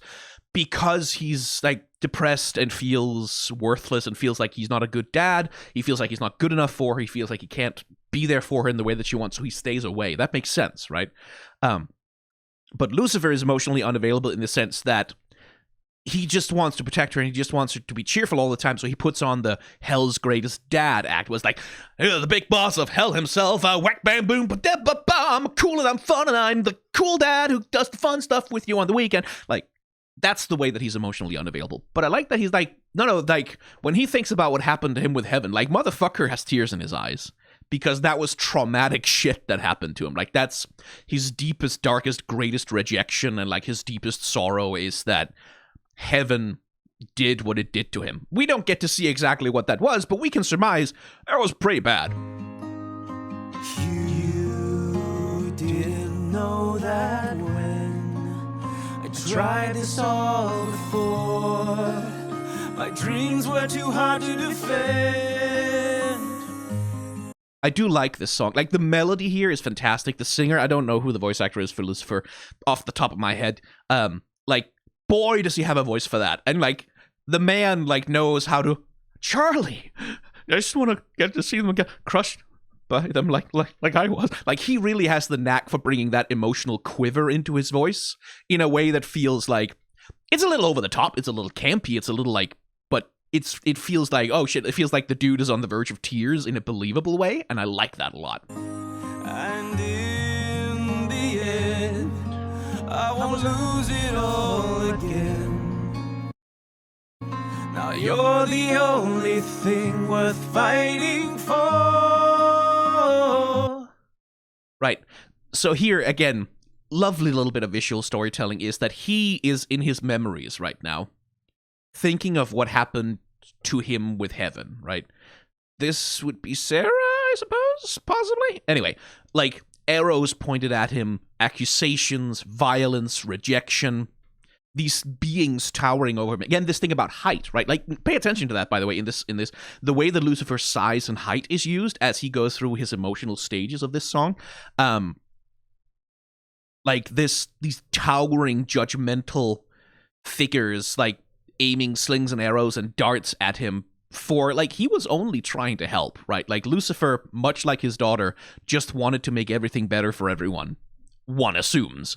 And it blew up in his face, and that's a tough thing to get over. Now you're the And so in his vision, right, like he's in his memories, in his trauma, he sees all of those things in error, all of that pain, all of that suffering that was directed at him going to his daughter, and he can't take it, right? He can't stand the idea. He cannot survive the thought that heaven would do to her what it did to him, because it was so awful and it broke him so badly, and he cannot, like, as a dad, he cannot contain the possibility of something so terrible happening to his child, right? Which is like, yeah, I mean, I'm not a dad, but I have a nephew, and like, meme from Brooklyn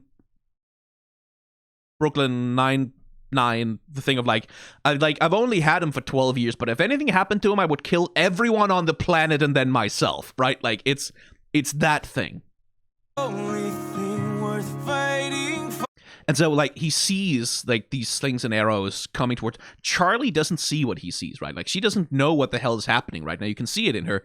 She's concerned about her dad, because that's not seeing your parent be vulnerable in that way, be scared in that way. That's a rough thing to see. And so all Lucifer can do is pull her away from, like, being the target, right? Thing worth fighting for more than anything. So, again, staging. We have the light here, like the golden light, the light of heaven. He's standing between her and it, and sort of trying to push her back into the shadows a little bit, because that's where it's safe, right? Like, at least that's how I take this particular shot. And again, the thing about size, right? Like, they are, both of them in this shot, tiny, right? Lucifer is smaller than her, but not by much. The hat makes up the difference. They are both tiny against, like, a big, scary world around them that's overwhelming, and, like, it makes them small. It makes them feel powerless in the shot, right? More than anything.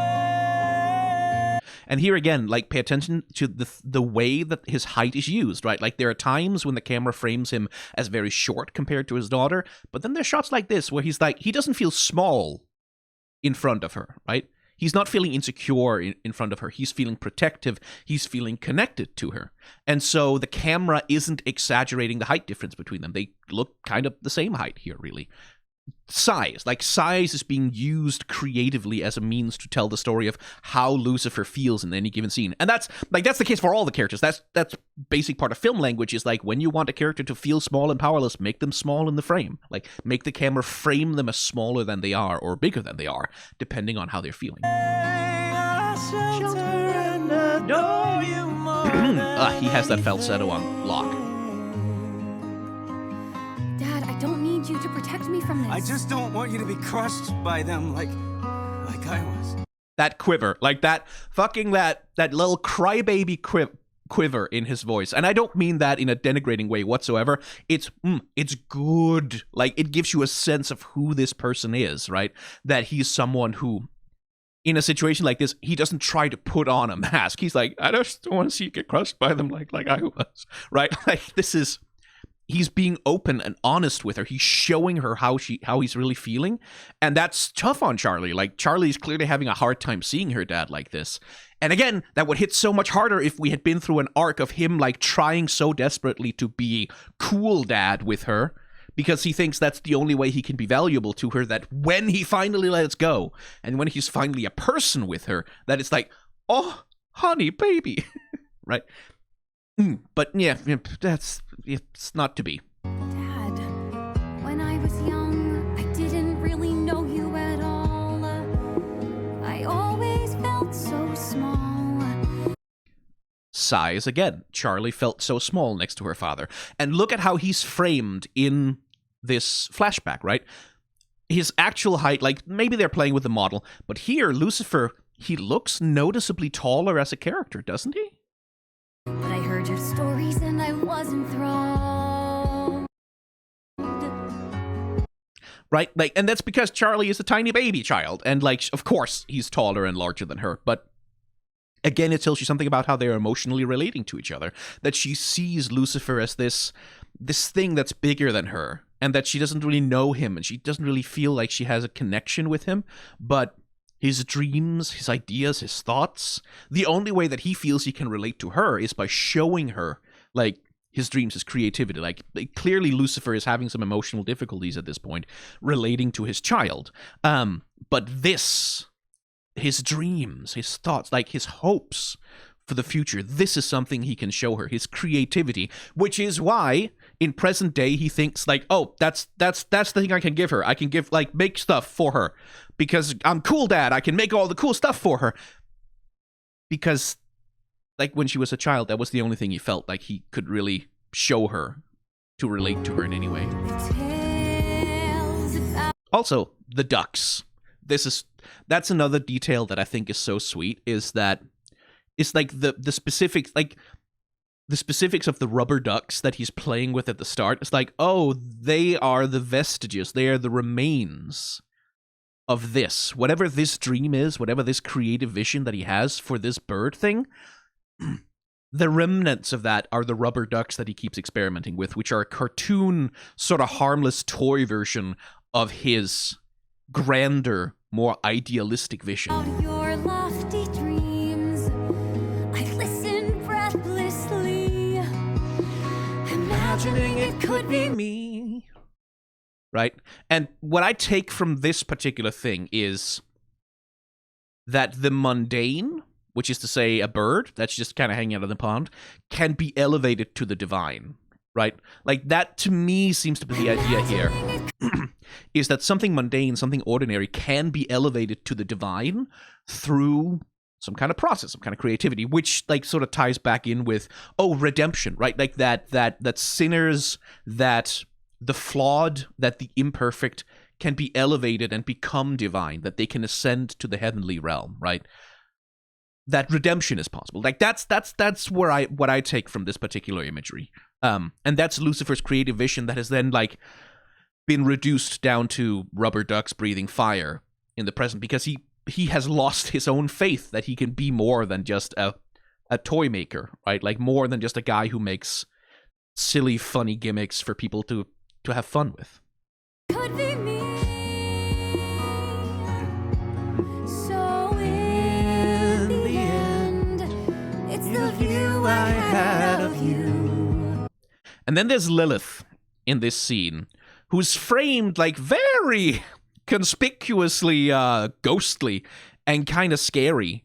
And this is like, I don't know how much of this is a red herring. Like, my theory is that in season 2, Lilith is going to show up as a villain, right? Like, she's going to show up as like apparently this villainous force who's counteracting Charlie or working against her, and Charlie doesn't understand why, like, why is my mom being this way? And then by the end of the season, it's going to turn out, no, Lilith was trying to protect her in some way, like trying to do something, had some kind of other plan in the works that Charlie was unknowingly interfering with, something like that. Is going to be a reconciliation. And my sense is that the way she's depicted in this scene is a red herring, right? Like, it's faceless, it's kind of mysterious. She's the one who takes Charlie away from her dad, which sort of like, oh, is that sinister? Like, are we supposed to read that as like, oh, she's the thing that kept them apart? Like, she intentionally kept Charlie separated from her dad so that Charlie wouldn't get the same creative idea, so Charlie wouldn't get those dreams and like try to make things better in that way. Like, like you can read all kinds of sinister intent into this, or it could just be that in this scene Charlie isn't remembering Lilith so much because she was focused on her dad.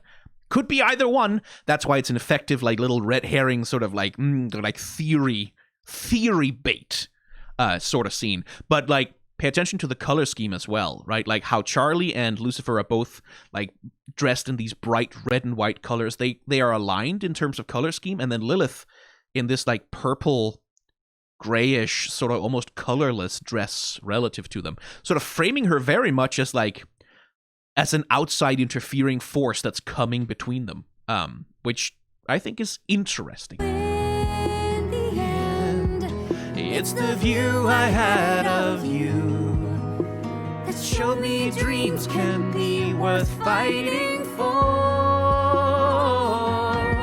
more than anything. Oh, Husker isn't buying it. Angel is sort of taking it in. Oh, little Pench is my boy. He's so moved. He thinks it's so beautiful. Oh. He's not wrong. It is a beautiful, sappy, moving little father-daughter song. more than anything, I need to save my people more than anything. Now, here's where I wonder.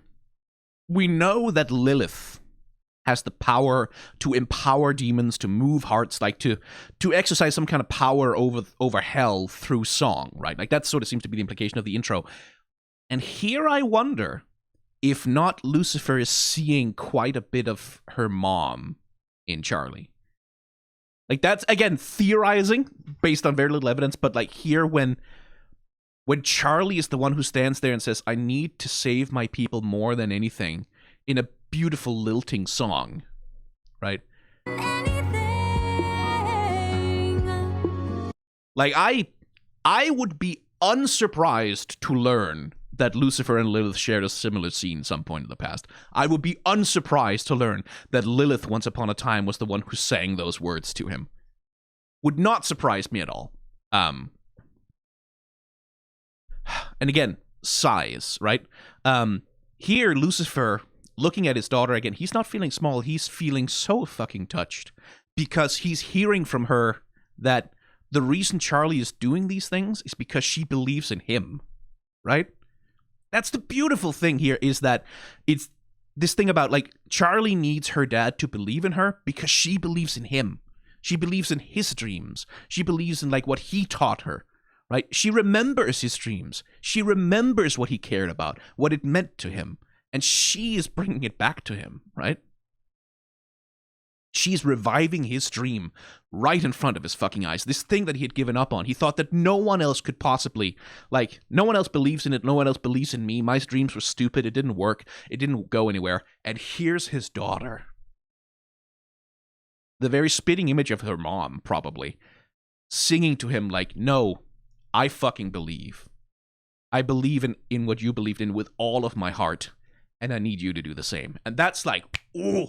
And again, if it had had the proper build-up, like, because I do get a little emotional at it, but if that had had like a couple of episodes of build-up of these two characters like grinding against each other, and like Lucifer trying so hard to not get taken in by it, and like fret, and then here in this moment, like that whole bubble just like kind of pops, and he finally is one of, oh man, that would have reduced me to tears. That would have been awesome.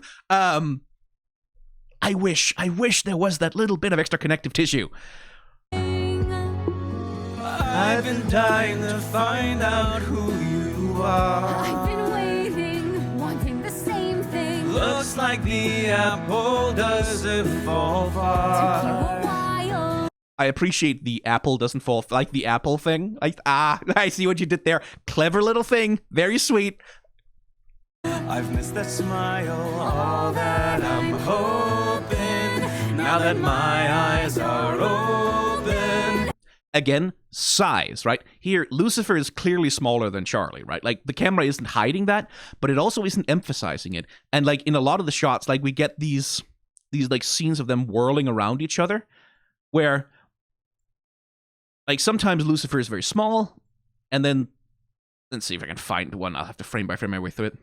And sometimes in the frame, he gets to be bigger than her, right? Like, he gets to be taller than her, or even the same size as her. And, like, the camera is using the relative size of the character to tell us what they're feeling. And as they continue the little dance around when they get to the thing, you'll see when they get to the thing. Are open is that we can start again, not be pulled apart again. 'Cause in the end, There it is. Size, right? This is Lucifer reigniting his dream, right? Like, that was the thing. Like, he took that out, he threw it on the floor, like this golden dream that he had, he threw it on the floor, and sort of Charlie sat there with it, and he was like, no, this isn't worth anything. Like, this dream is dead, leave it alone. But here, when he believes, this is when he opens that portal into this, like, celestial circus tent realm, and when he fully believes in his dream, when he feels it, when he really has faith, when he, like, accepts it, look how big he becomes. Look at the size of him. Look how far his wings spread, how deep his ambition is, how grand his dreams are when he believes, right? And that's the beauty of the scene, is like the way that faith empowers these two characters within each other. And again, look at the size of Lucifer relative to Charlie, not just with the wingspan, but, oh, look, he became taller to match her almost there, because, like, it communicates how he's feeling about himself. Very good visual storytelling. the end, you are part of who I am. I'll support your dreams, whatever lies in store. More than anything, more than anything. I'm grateful you're my daughter. More than anything, more than anything. If you have severe daddy issues, don't lie. Don't lie. That song got to you. Don't you lie to me. I know.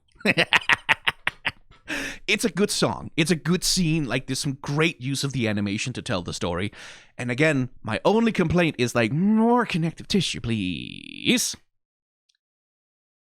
Having said that, in terms of structure, it's like, and I don't want to add more fucking I don't want to add A- or whatever for this.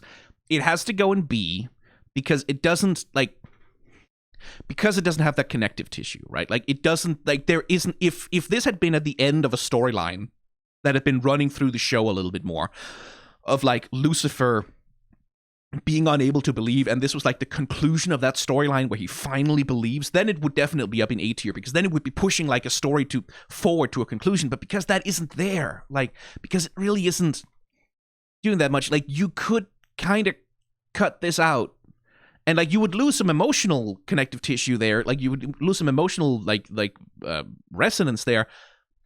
But what happens here is, like,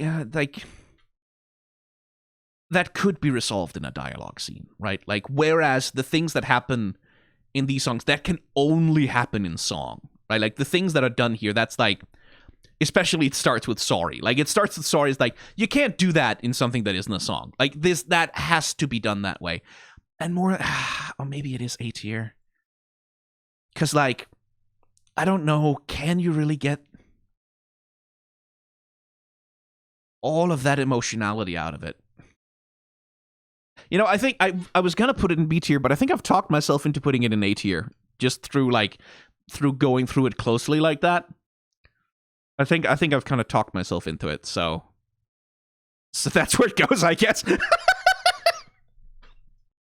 Okay, now let's come back down from the positivity, and we'll just put that there, like, right away. Let's not even beat around the bush.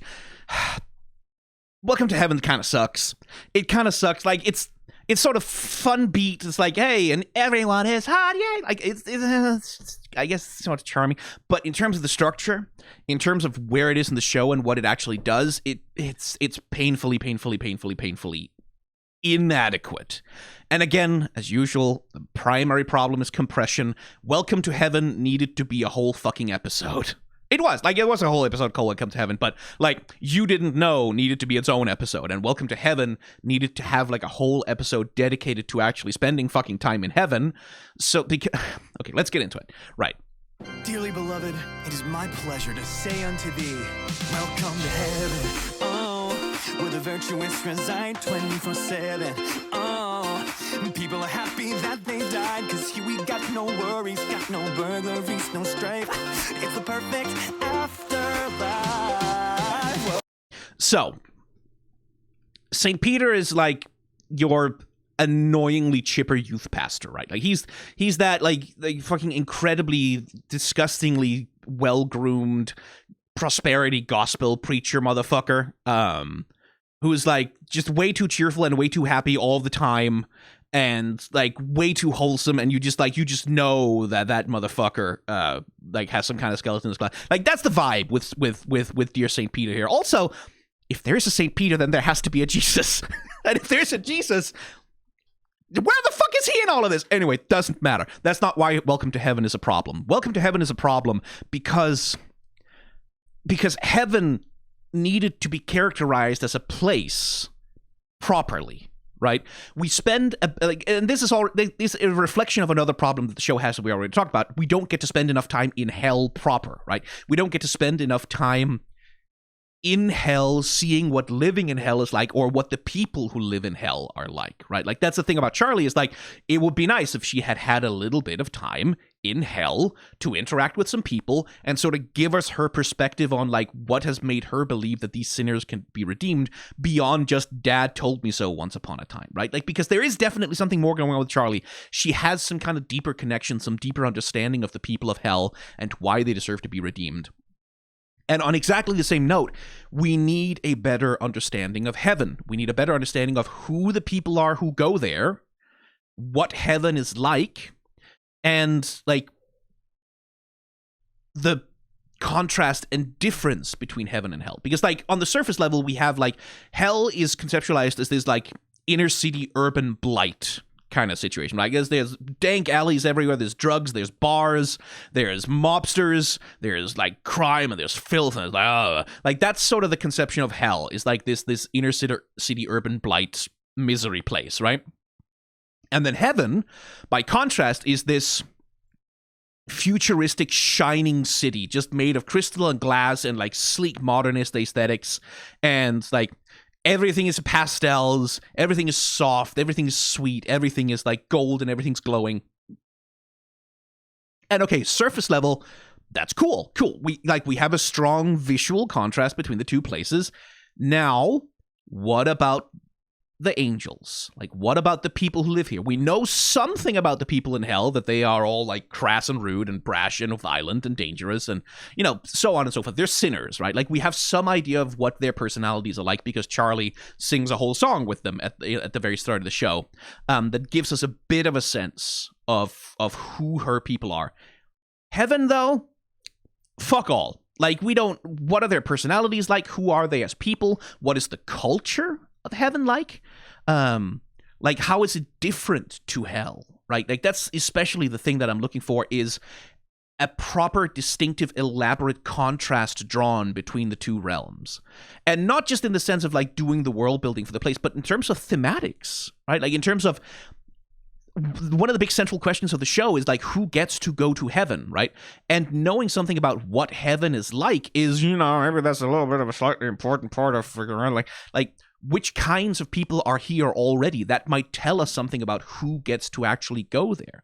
Because, like, pretty much no matter what you do, like, if Charlie gets to interact with a bunch of people in heaven and they all seem like just the nicest people that have ever lived, that tells us something. Like, if they're stereotypically like the most wholesome, unproblematic, boring, beige, middle-of-the-road motherfuckers you've ever met in your life, that tells you something about, like, how heaven is like, oh yeah, everyone's nice here, but there's no spark, there's no creativity. Like the old Terry Pratchett thing of like, yeah, you know, like heaven is nice, but hell has all the good composers, right? Like all the good composers, all the good rock stars, all the good musicians, all the good authors, all the good everyone go to hell, and so hell is just like culturally a much nicer place to hang out, whereas heaven is like everyone watches The Sound of Music every single day because it's the only movie up there, right? Like everyone listens to like exactly one piano concerto by some cloistered monk who never committed a sin in his life and had not a musical bone in his body because that's the only music that's available, right?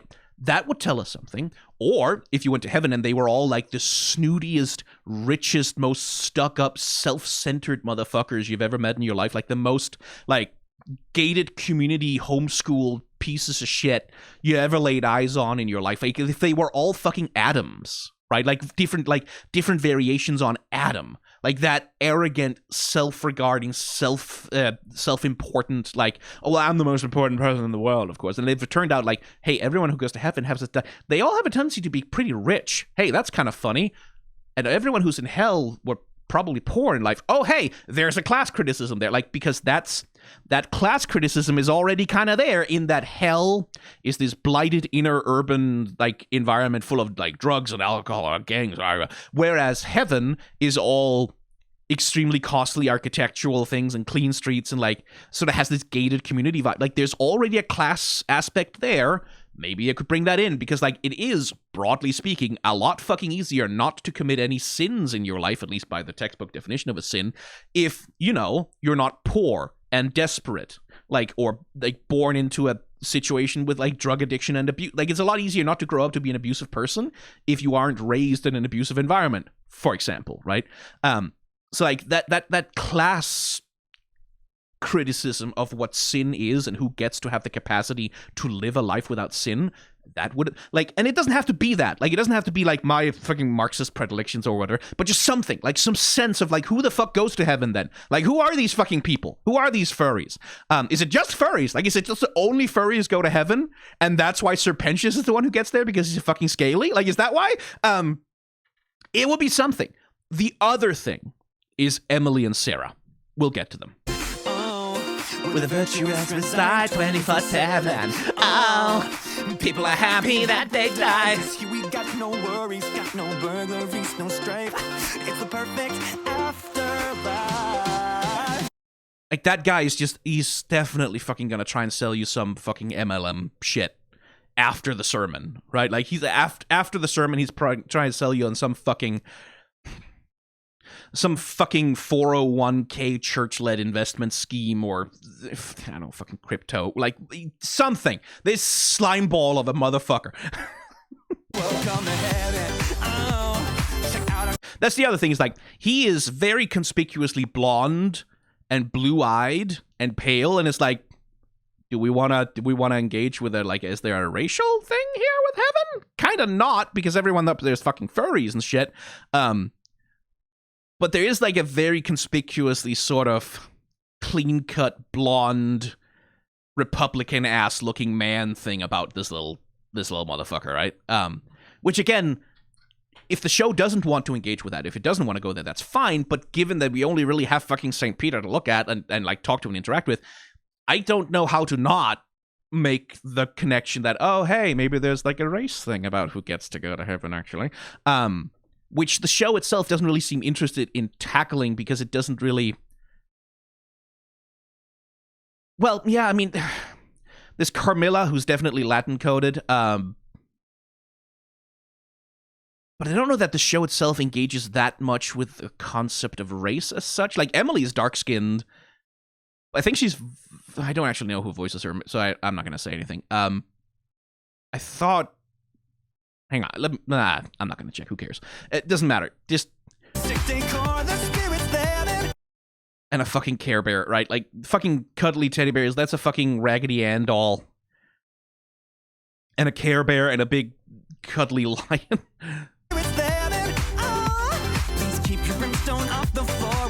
I do like that detail, right? Like this, like, please keep your brimstone off the floor, right? Like, you're dirty.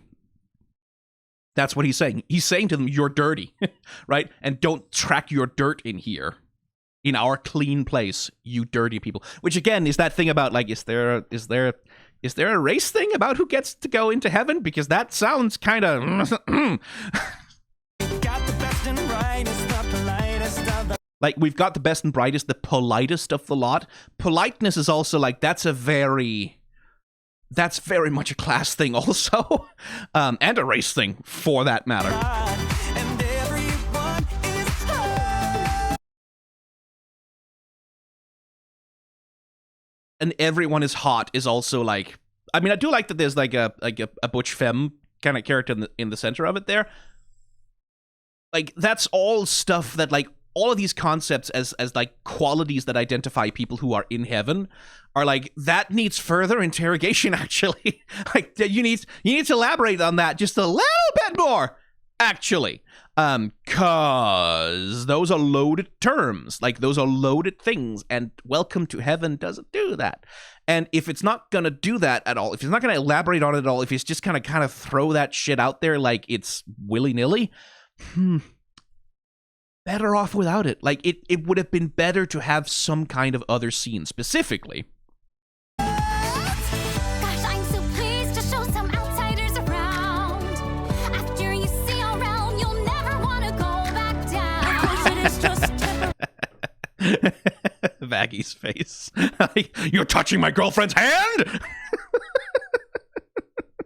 Oh, that's good. Oh, look at her. you see around, you'll never want to go back down. Of course, it is just temporary. I'm sorry you can't stay. Liar. Fuck you. Shut the fuck up, Sarah. I'm sorry you can't stay. No, you're not. No, you're not. You're happy they can't stay. Oh, you're so fucking happy they can't stay. You can't wait for them to get the fuck out of heaven because you hate having them there, you bigoted piece of shit. Every single day in heaven is a happy day. Welcome to heaven. But specifically, rather than this song, which just, it doesn't do a good enough job of anything. Like, it introduces a whole bunch of thorny, difficult questions that the show itself isn't willing to engage with and can't engage with in the limited runtime that it has. And it doesn't really establish heaven as a proper contrast. And more problematically, Emily and Sarah are criminally undercharacterized as characters. Like, it's really a big problem, especially for the You Didn't Know song that's coming up next. Because, like, Emily is someone who's clearly very happy to see Charlie, right? Like, who's clearly very enthusiastic, who would clearly be extremely happy to find a way for sinners to be redeemed and enter heaven, because she thinks heaven is great and she wants to share it with everyone, which is like the attitude you should have about your privileges. And Sarah is the fucking roadblock, like the bitch who has convinced herself that, well, sinners in hell are just things that can be thrown away and discarded when they become inconvenient to my prime objective, which is to protect my little gated community of perfect people who are good from everyone else who is ontologically bad and who can never change and never be redeemed and never become better in any way, shape, or form. So therefore, it's okay to kill them. And it's such a hard decision for me to murder all of those people who don't deserve to get murdered again. But, you know, I'm doing it. Like, some of you may die, but that is a sacrifice I am willing to make, right? Like, that's what she's fucking saying. Like, other people might die because of my decisions, but I'm willing to make that sacrifice because I, you see, am going to feel very sad about it, right? I'm going to feel so sad. Oh, I'm so conflicted. It's so tragic that this just has to be done, that all these people just have to die. But what else could we possibly do? Because the only thing that matters, the only people who are worth protecting, the only people who are worth anything, the only people who are actually people are the people in heaven, and everyone else is not a real person who doesn't, like, they don't deserve to be treated like people. So fuck them. Kill them, Adam. Destroy them. Like, wipe their souls from reality so that they can't threaten this thing that I have built. But I'm so sad. I'm so sad about the decision. I feel so bad. Like, it's so terrible that I have to do that. I just have to. I don't have a choice, you know? That's Sarah. Fuck Sarah. Sarah's a piece of shit. But Emily is someone who seems like she wants to share heaven. And Sarah and Emily needed, like... And, like, the reason this song is here, I should say, is obvious it's because they don't have time to do a full episode in heaven. I'm sure they wanted to. Like, if I were to ask the writers, I'm like, oh, no, yeah, fuck, we were gagging for it. Like, we were desperate to try and get one full episode set in heaven. We desperately wanted more characterization for Emily and like, for Sarah, but there just wasn't time. And so this is a compromise, right? Like, this is a compromise of, like, this is all that they could really do in the time frame that they had, is, like, do this quick montage to sort of introduce broad strokes of, like, yeah, it's heaven, sort of like you've imagined in pop culture. Don't worry about all the details. It's heaven, it's not hell. La, la, everyone is hot. La la. And then that's move on. Get to the actual scenes, right? Like, that matter. But it kind of sucks. Like, it just kind of does. And the core problem, again, compression. But if just 1 minute could have been found somehow, like, cut out this song, find 1 minute of runtime somewhere. Somehow, to just have like a 2-minute scene of Sarah and Emily and Charlie walking around heaven, just talking for 5 seconds about Charlie's dreams about redeeming sinners and Emily's enthusiasm about that concept, and Sarah being like, well, you know, we don't know that that's possible, and there's no evidence that that can actually be done. And, you know, I don't think even if they could come here, they would fit in with heaven very much, because, like, heaven is a very different place than hell, and the people who live in hell, you know, they don't really fit here. They don't really belong. Like, just something to do a little bit of characterization of them, because it really, in some ways, it also just kind of feels that Welcome to Heaven is there because they wanted to have 2 songs per episode. And something better could have gone here. Like, any scene where Emily gets to be a character for 2 seconds before she's thrown into the courtroom, anything would have been better. Welcome to Heaven kind of sucks. It raises too many questions and possibilities that it cannot, and the show cannot address, and it doesn't actually clarify any of the shit that needs to be clarified in order to set up for what's to come. And it's unfortunate, but I just don't like it. So, let's get to one of the centerpiece songs of the show. Like, this is like one of the big sort of shock reveal moments, or like one of the big important turnarounds for the narrative of the show so far, right? Because so far, the whole plot, like the whole thing we've been trying to do is like, well, we need to redeem a sinner so we can prove that redeeming sinners is possible, and then the genocides can stop, and we can start focusing on redemption, and everyone can go to heaven, and everything will be fine. Then we get to the courtroom scene, and it turns out, no, actually, that's not how it works, because despite what Adam has been saying, the rules are black and white, there's no use in trying to fight, turns out there are no rules. Or at least, there are no rules that anyone knows or understands. There are no principles by which that this works. It's just a bunch of angels sort of assuming, well, whoever shows up here, they're the ones, and then the ones that don't show up there, they're just ontologically, they have just been judged by some nebulous, incoherent, unknowable moral standard to be evil, so fuck them, let them die, doesn't matter, right? That's where Sarah's attitude rises from, is that, well, they weren't allowed into heaven, therefore, they are not and cannot be good, they are not and cannot be people, so they can be exterminated. Like, they can be thrown away as objects for my convenience, and I don't really have to feel bad about that. I can pretend to feel bad. I can pretend like that's a hard decision, but it's not, because they're not real people, and they're not worthy of real consideration as, like, entities in the world, right? Like, they can't be redeemed because they didn't go to heaven, so therefore evil, right? And she's such a fucking slimy-ass bitch liar about, like, I hate Sarah. Like, more than Adam. Like, Adam is a piece of shit, but at least he's honest about it. Sarah, on the other hand, with her fucking whiny, like, it was such a hard decision. It was so hard for me. Don't you know it was difficult for me when I told Adam to kill all those people? No, what about my feelings? Just go fuck yourself, fucking liberals. Oh, my God. Just like she's such a liberal, watching a genocide happen on the other side of the world and like solemnly nodding to herself and saying it's important that we stand witness to these atrocities and remember that they happened, but doesn't lift a fucking finger.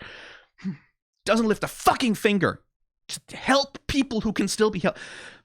I'm talking about current events.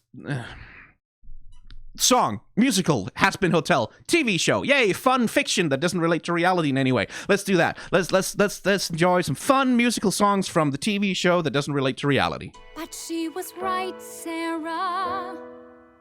She showed us the soul can improve. He saw the light, Sarah. Checked all the boxes that you said would prove a person deserves a second chance. Now we turn our backs, no second glance. It's not as simple as you think. Not everything is spelled in ink. Right. It's not as simple as you think. Not everything's spelled in ink. Except that's what you've been saying the whole time, is that it is spelled in ink. That the rules are absolute. What rules? Oh, they're not written down. We don't have them. They're not spelled down. And what? Rules? No, we don't write. Those are more like vibes, you know? Like, there's so much you don't know. That's the other thing about Sarah, that condescending bitch. Like, there's so much that you don't know. I mean, I wish that things could be as nice and simple as you think they are, but I am enlightened with knowledge, and I just understand that things are so much more complicated than you think. You know, you think things are so simple. No, they're so complicated, and it's so hard, and it's so intractable, and like, oh, I don't know that anything can really be done about anything ever because it's so complicated and hard. And it's like, it's so hard for me to make these. Go fuck yourself. It's not fair, Sarah. I like Charlie from this angle. I like the voice performance that she gives here. It's like, it's clear that she's staying nice, but it's like, this is her getting kind of close to like, to like kicking it out. And there is a good moment, like a moment again, which I wish would have had more breathing room. Careful, Charlie, keep a cool head. No! That moment, like that moment where like Vaggie tries to calm her down and Charlie says, fuck no, like, no, I am not calming down now, right? And Vaggie's doing that again. This is the thing, if it had more time to breathe, because Vaggie, her whole thing is about, she wants to protect Charlie from disappointment, and Vaggie knows that heaven is not going to change their mind, right? Because she knows, like, she also knows that they don't know what the fuck the rules are, right? Like, maybe not explicitly, maybe she doesn't know it exactly, but she knows it enough, right? She knows enough about heaven, its bureaucracy, and the way that Sarah works, for that matter, and the way that, like, heaven works, that, like, these angels aren't going to change their mind. Like, it's just not going to happen. I'm sorry, Charlie, this isn't going to work. And she wants Charlie to back down, because that's safer, because that protects Charlie from consequences in exactly the same way that Lucifer is trying to protect her from consequences, right? Like, it protects her from the baleful gaze of heaven if they actually turn upon her and decide to be hostile. The danger of that. She wants to protect her, because she doesn't quite believe in Charlie's dreams, is the thing, right? That should have been the conflict between them, is that Vaggie, for all of her fear, with all of her self-loathing, with all of her doubt, with all of her focus on keeping Charlie safe, to the exclusion of, like, she wants so badly to make Charlie's dream real. Like, she really wants that. In the same way that Lucifer does, she wants to help Charlie in any way that she can make her dream real, but she doesn't quite believe in it, right? Like, she's not fully capable of believing in Charlie, that Charlie can... Oops, hang on. That Charlie can do this. And that should have been the conflict between them. Like, that should have been the conflict, that Vaggie lacks that faith, right? Like, that... And it's completely for understandable reasons. It's internal reasons. It's like... It's because she hates herself. And because, like, Vaggie hates herself because she's an angel. And she knows what angels are like, right? So she hates, like, she's projecting her self-loathing onto heaven also by believing that heaven can't possibly change. That's a reflection of Vaggie believing that she can't really change her sinful nature and, like, transcend having been an angel who participated in the exterminations, right? Like, and if it just had a little more time to breathe, like, if it was just explored a little bit more, how Vaggie feels about heaven. That's the other thing about Welcome to Heaven, is like, hey, how does Vaggie feel about fucking being back here? She mostly just comes across as, like, bored and dismissive and doesn't want to be there. But, like, hey, hang on. There's some emotional, important, like, shit going on in Vaggie's psyche about, like, who she is and how she feels about being an angel and a former exterminator.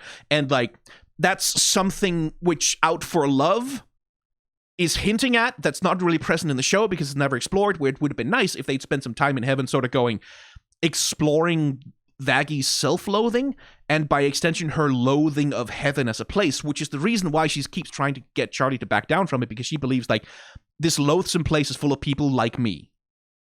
And, like, we are not worth it, right? Like that's where that comes from. Which is why I really like this scene of, like, Vaggie putting a hand on Charlie's shoulder and Charlie rejects it, right? And you can see that affects Vaggie sort of in the background, but it's not explored, it's not dwelled on. But I feel like that's a big moment between them. Like, that should be a big moment. Also for Vaggie, right? Feeling like, shit, I could lose her love, right? I could lose her affection if, like, she's willing to shake me off, to cast me away. Like, that's a thing that could happen. Oh, fuck, oh, fuck, oh, fuck. The one thing I care about, my relationship with Charlie, my love for Charlie, that thing is in peril, that's in jeopardy. That should be, like, a huge trigger for all of her insecurities and her fears, and, like, should be something that, like, Adam or Sarah could use to manipulate her in some way like that. But it's not enough time. There's not enough episode. The show can't explore any of that. It can't go with any of that. It's like, I wish you had more time. I wish you had more time. Because there's some good emotional meat to fucking chew into there that's not explored. Anyway, I'm getting riled up because of Sarah. You care, Sarah. Don't you care, Sarah? No, she doesn't. She doesn't give a shit. She pretends to. She's like, I'm so burdened by this sad decision that I had to make because I just had to condemn tens of thousands of souls for tens of thousands of years to death because that was just more convenient for me. That just because someone is dead, it doesn't mean they can't resolve to change their ways. Turn the page, retrieve infernal blaze. I'm sure you wish it could be so, but there's a lot that you don't know. I'm sure you wish it could be that way. Oh, I'm sure you wish that things could be simple, but there's so much you don't know, you stupid, ignorant little cunt. Like, fuck you! Ooh, you condescending bitch bag. Like, oh, just, I hate her. I hate her so much. Oh, I'm so sad about it. Fuck you! Anyway, here comes the lovely part of the song that I really like. What are we even talking about? Some crack whore who fucked up already. He blew his shot like the cocks in his mouth. Just Adam in the background miming a blowjob when giving the finger. Because this is like really the only insight we get into Lute very much as a villain, unfortunately, like beyond being just Adam's hype man. That Lute is someone who loves to sit in judgment, right? Like much like Adam, like extermination is entertainment. I think Lute, like insofar as Lute sees anything in him, it is that they share that same like that same judgmental bloodlust. That same thing of like, sinners are something for me to destroy and feel superior to, right? Like that's her whole thing is like, sinners are a category of people that I can consider beneath me. Right? That is, I think that's what you get. Like, that's why she's covered in blood all the fucking time. Why does no one question that in heaven, by the way? Hey, Lute, why are you covered in blood all the fucking time? Someone should maybe ask that at some point, but it's because she likes to sit in judgment. It's because she likes to be superior. Because she likes to be above others. It's important to her to be better and above others. And that is a recognizable fucking character archetype. Like, that's... If you spend any time around conservative Christians, you will know this kind of person, and you'll especially know that kind of woman, right? Like, because like it's one of the things like where you often sort of you wonder women who are into conservative Christianity, like who are into like these regressive, reactionary, really homophobic, bigoted, sexist, racist, like really horrible, patriarchal, terrible ways of being, right? That. You look at that and you go, well, you're obviously fucking like, do you think you're not going to be oppressed under this system, lady? Like, what the fuck do you think is going to happen? Like, your husband is going to own you like cattle if your side wins. You know that, right? And the thing is like, yeah, they do kind of know that, except they think, well, not me, though. Oh, yeah, that other bitch, Glenda from down the street. Oh, yeah, her for sure. Not me, though. Not me, though. I'm exempt. I'm exempt because I'm better than them. I'm better than them. I'm purer than them. I'm smarter than them. I'm stronger than them. I'm more holy than them, and it won't happen to me because I'm special, because I'm above. Like, that fucking archetype, oh, they exist. Like, they are fucking around.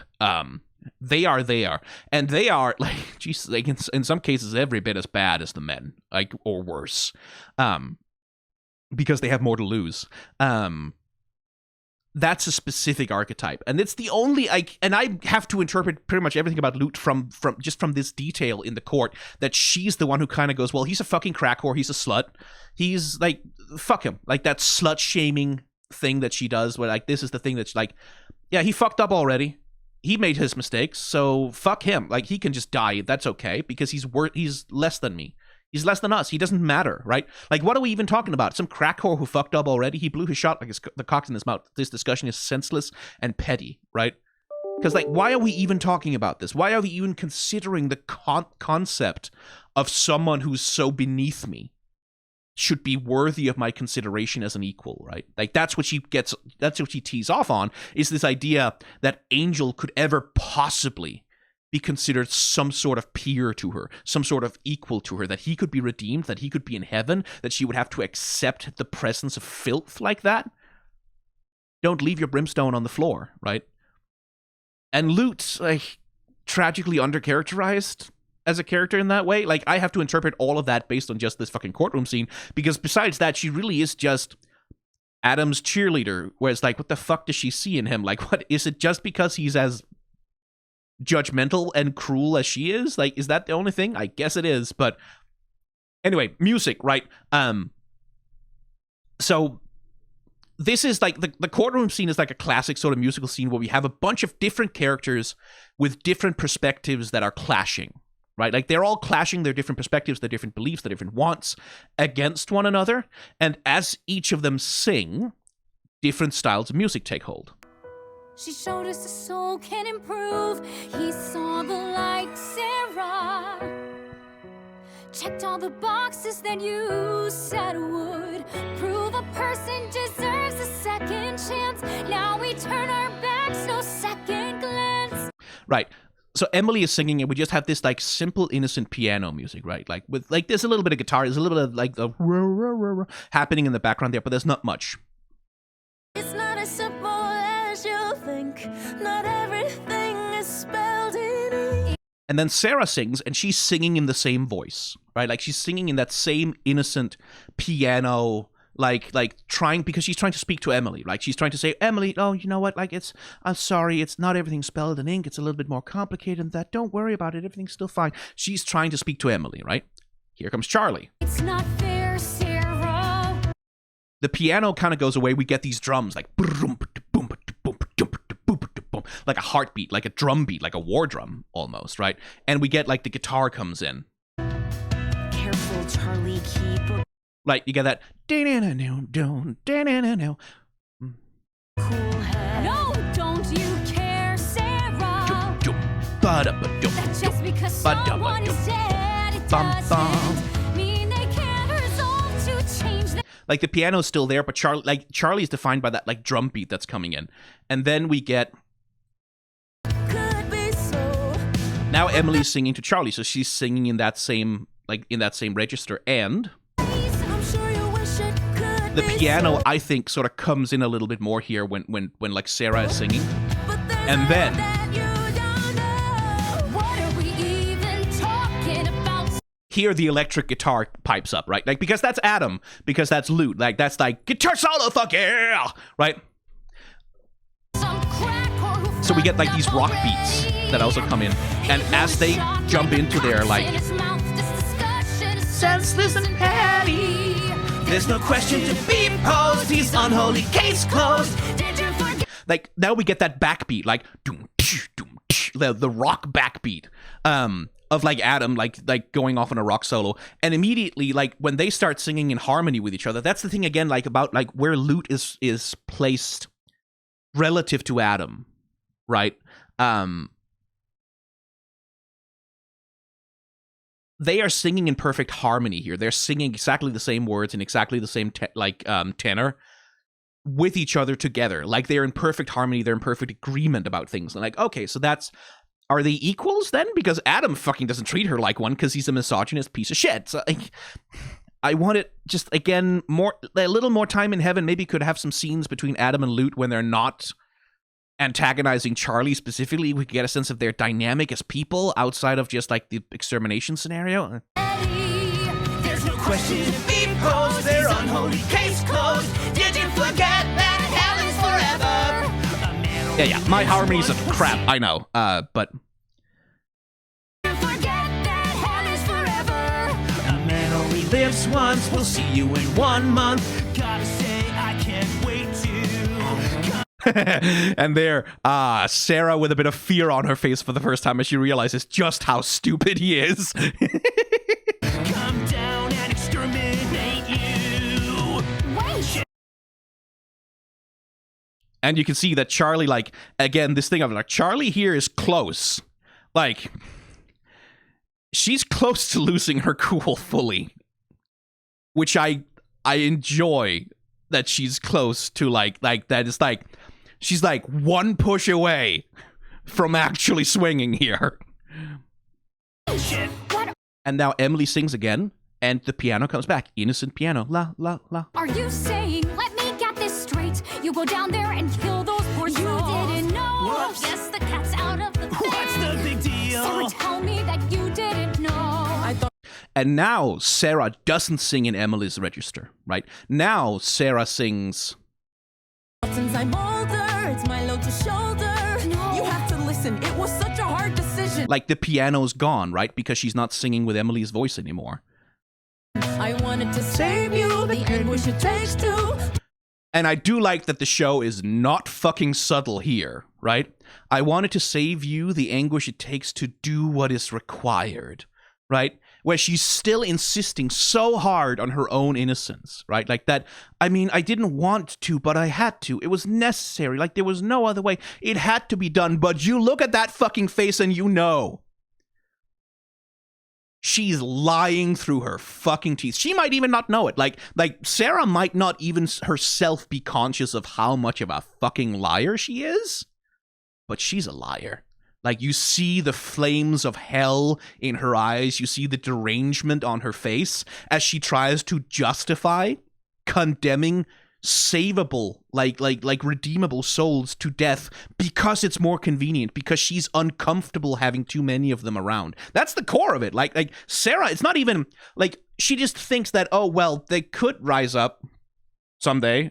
You know, maybe that could happen someday, and because maybe that could happen someday, possibly, like that's a risk that might exist in the theoretical future. Then in the present now, they can be disposed of like things, right? They can be eliminated as inconveniences, right? Because they're not people. Only the people in heaven, the real people, are people. And I wanted to spare you the anguish of making this very hard decision that has weighed on me so heavily. Wired. Think that I admired you well. Think that I admired you well. I don't. And now, there comes the drums again. Charlie's drums. And now Emily is singing with Charlie's voice. Need your condescension. I'm not a child to protect. Was talk of virtue, just pretension. Would die too naive to expect you to heed the morals you're purveying. Oh, Adam, you piece of shit. I hate you. You're fun. Like, he's a charming asshole in his way. Like, he's an asshole you can kind of go, oh, what a piece of shit. It's good that he died. But he was fun. Sarah, on the other hand, oh. That's what the fuck I've been saying. If Hell is forever, then heaven must be a lie. If angels can do whatever and remain in the sky, the rules are shades of gray when you don't do what you say, when you make the wretched suffer just to kill them again. That shit bangs. I'm not gonna pretend like that shit doesn't bang. Like that double harmony between them when they're singing in perfect harmony with each other and the music is like supporting them and they are raising that fucking accusation. It's like, no. If hell is forever, then heaven has to be a lie, which is like, that's a good observation, right? If hell is completely inescapable under any circumstances, then heaven must be a lie, because angels can do whatever the fuck they want and they won't fall because they have already been saved, right? They've already been redeemed. There are no rules. Okay, fuck you then. It's a valid observation and it's a banger moment. The only problem being, Charlie and Emily have known each other for all of 35 fucking seconds at this point, right? Like, it's... Emily has this thing, to think I admired you, right? This is supposed to be a big moment for her when she, like, renounces her idol, the person that she cares about, the person that she admires, and sides with a Hellborn, right? That's supposed to be a big fucking deal. That's supposed to be a big break in their relationship. That's supposed to be like, holy shit, this is supposed to be like fucking gangbusters for them in their story. But because they don't have any character, because they don't have any story, because they don't have any, there's no time spent with them ever, we don't get to see who they are and how they relate to each other, or how Emily feels about heaven, or how curious she might be about hell, or any, like, how Sarah manipulates her by, like, telling her lies. We don't get to see any of that. Emily just kind of switches sides on a dime. Right? Emily's just, oh yeah, here's a stranger I've never met before. She told me that there was one sinner who redeemed himself, and now I'm just going to abandon everything I've ever known, like, on a dime. And Emily could be that kind of person, right? Like, Emily could be the kind of person who would do that. That would be cool. But you need to fucking spend some time with her to establish this fact about her character, is that she's someone who will turn on a dime the moment she believes, like, something is unjust, right? Like, that, and that, again, if Welcome to Heaven hadn't been there, if there had been a little bit more time in the episode, if there had been a little more time in the fucking season, but if there had been some way to find like 2 minutes in the episode, somehow, I don't know how much you could possibly cut, like, to make that happen. Like, I'm not saying any of the fixes that I'm requesting are, like, reasonably possible, but if it had been possible, if it could have been done, to just characterize these two angels just a little fucking bit, just a bit, this scene would have hit so much harder. Like, this would have been much more of a big moment of Charlie actually getting a fucking win for once, right? But because it's not really, it doesn't really get to breathe. All we really get is, I was told not to trust in angels. By her? She should know. We should go. No! Don't you see? We've come so close.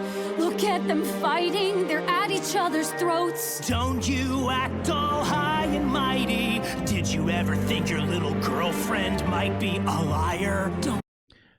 no. Why would she think that? Nothing has ever given her reason to think that. That's never been a part of their story. Like, Vaggy's dishonesty has never been a part of their story. It has never really, like, Vaggy vaguely alludes to it a little bit in Whatever It Takes, right? Like, I can't tell you everything, but I love you. And then it never comes up again. Vaggy is never dishonest with Charlie at any other point. Like, she never keeps anything from her. She never lies to her. She just kind of tries to hold her back a little bit out of concern. And then we get to this point where the story wants to make a really big deal out of Vaggy has been lying to Charlie this whole time. And for us, that's like, okay, why should Charlie, like, the story hasn't done the groundwork of establishing that Charlie would give a shit that Vaggy is an angel, right? It hasn't even done the groundwork of establishing that Charlie would care that Vaggy didn't tell her, right? That's the other thing. Is like, it's completely reasonable that Charlie is upset that Vaggy wouldn't tell her that about her past, but it's also a thing of like, how did Charlie not know? How exactly did Charlie not know? How? Like, she knows what an exterminator is, what they look like. Like Carmilla identifies Vaggy as an exterminator because of red X over I. So how did Charlie not? And again, all of this can be explained. All of this can be done. All of this could be set up. But the show doesn't do that because it doesn't have time. So we get to this moment, and it just, for me, it just lands like a damp squib because it wasn't set up. Like, there wasn't any work put into explaining, setting up, exploring how this would be emotionally devastating to Charlie at all. Fuss? Why hide the fact that you're an angel just like us?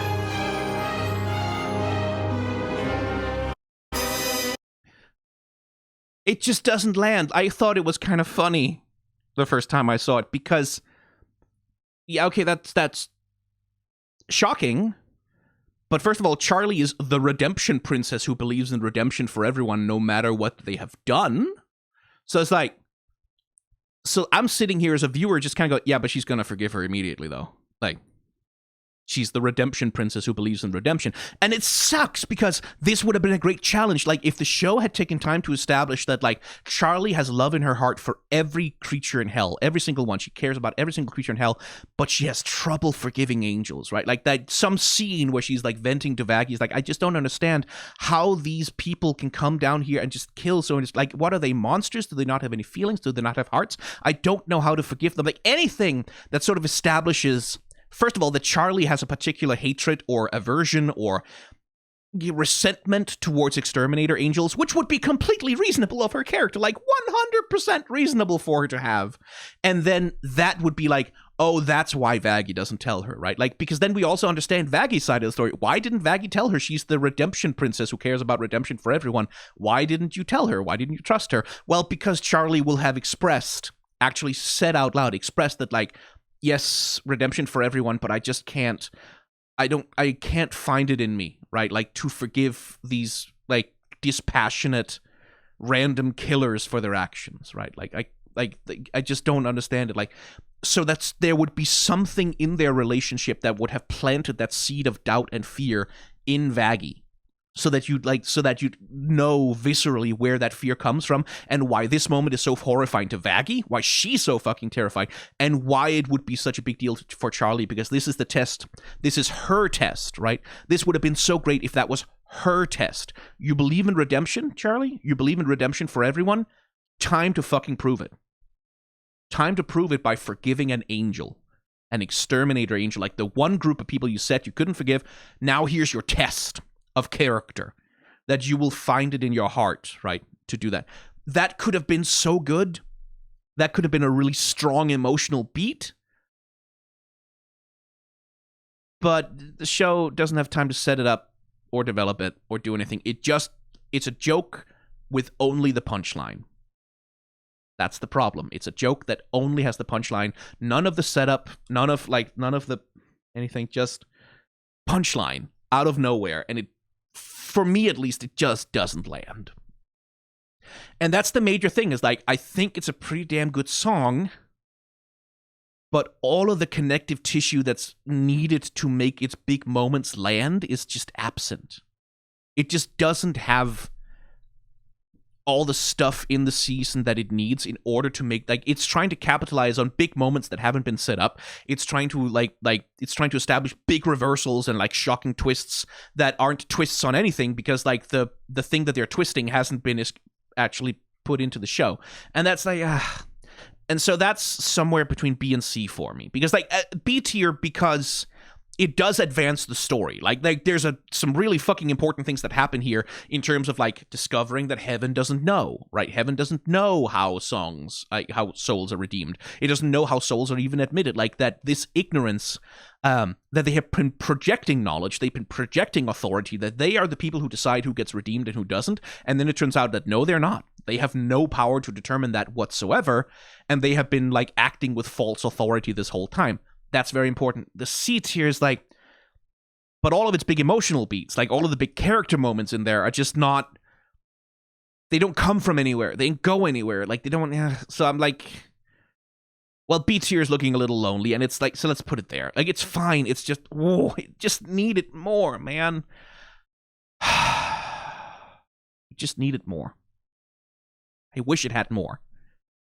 Okay, let's return to our other queen of unresolved storylines, Carmilla. Let's talk about Out for Love. Because, I have complex feelings about that song. I have contradictory feelings about that song. Because on the one hand, I think it's B tier in the sense that, like, oh, this is like, as a piece of storytelling, as a piece of visual art, to sort of like advance a storyline and tell a story about like a character, the way they relate to things, and like sort of communicate a theme that's present in the story. Oh my god, that's amazing. That's fantastic. Like it's really genuinely quite good. There's just one problem. All of the themes and all the storylines that it's trying to advance don't actually exist in the fucking show. And it's a really big problem for the song, that like everything it's trying to do seems to be in response to storylines that just don't fucking exist. But then on the other hand, Carmilla is really hot. Like just, whoa, I mean, just ma'am. But also, let me explain. I see you're driven by your detestation. Your every step is stoked with animus. I know it's a 2D character, and like, but your detestation. Like that shoulder movement, though, like that, the hips and the. Every step is stoked with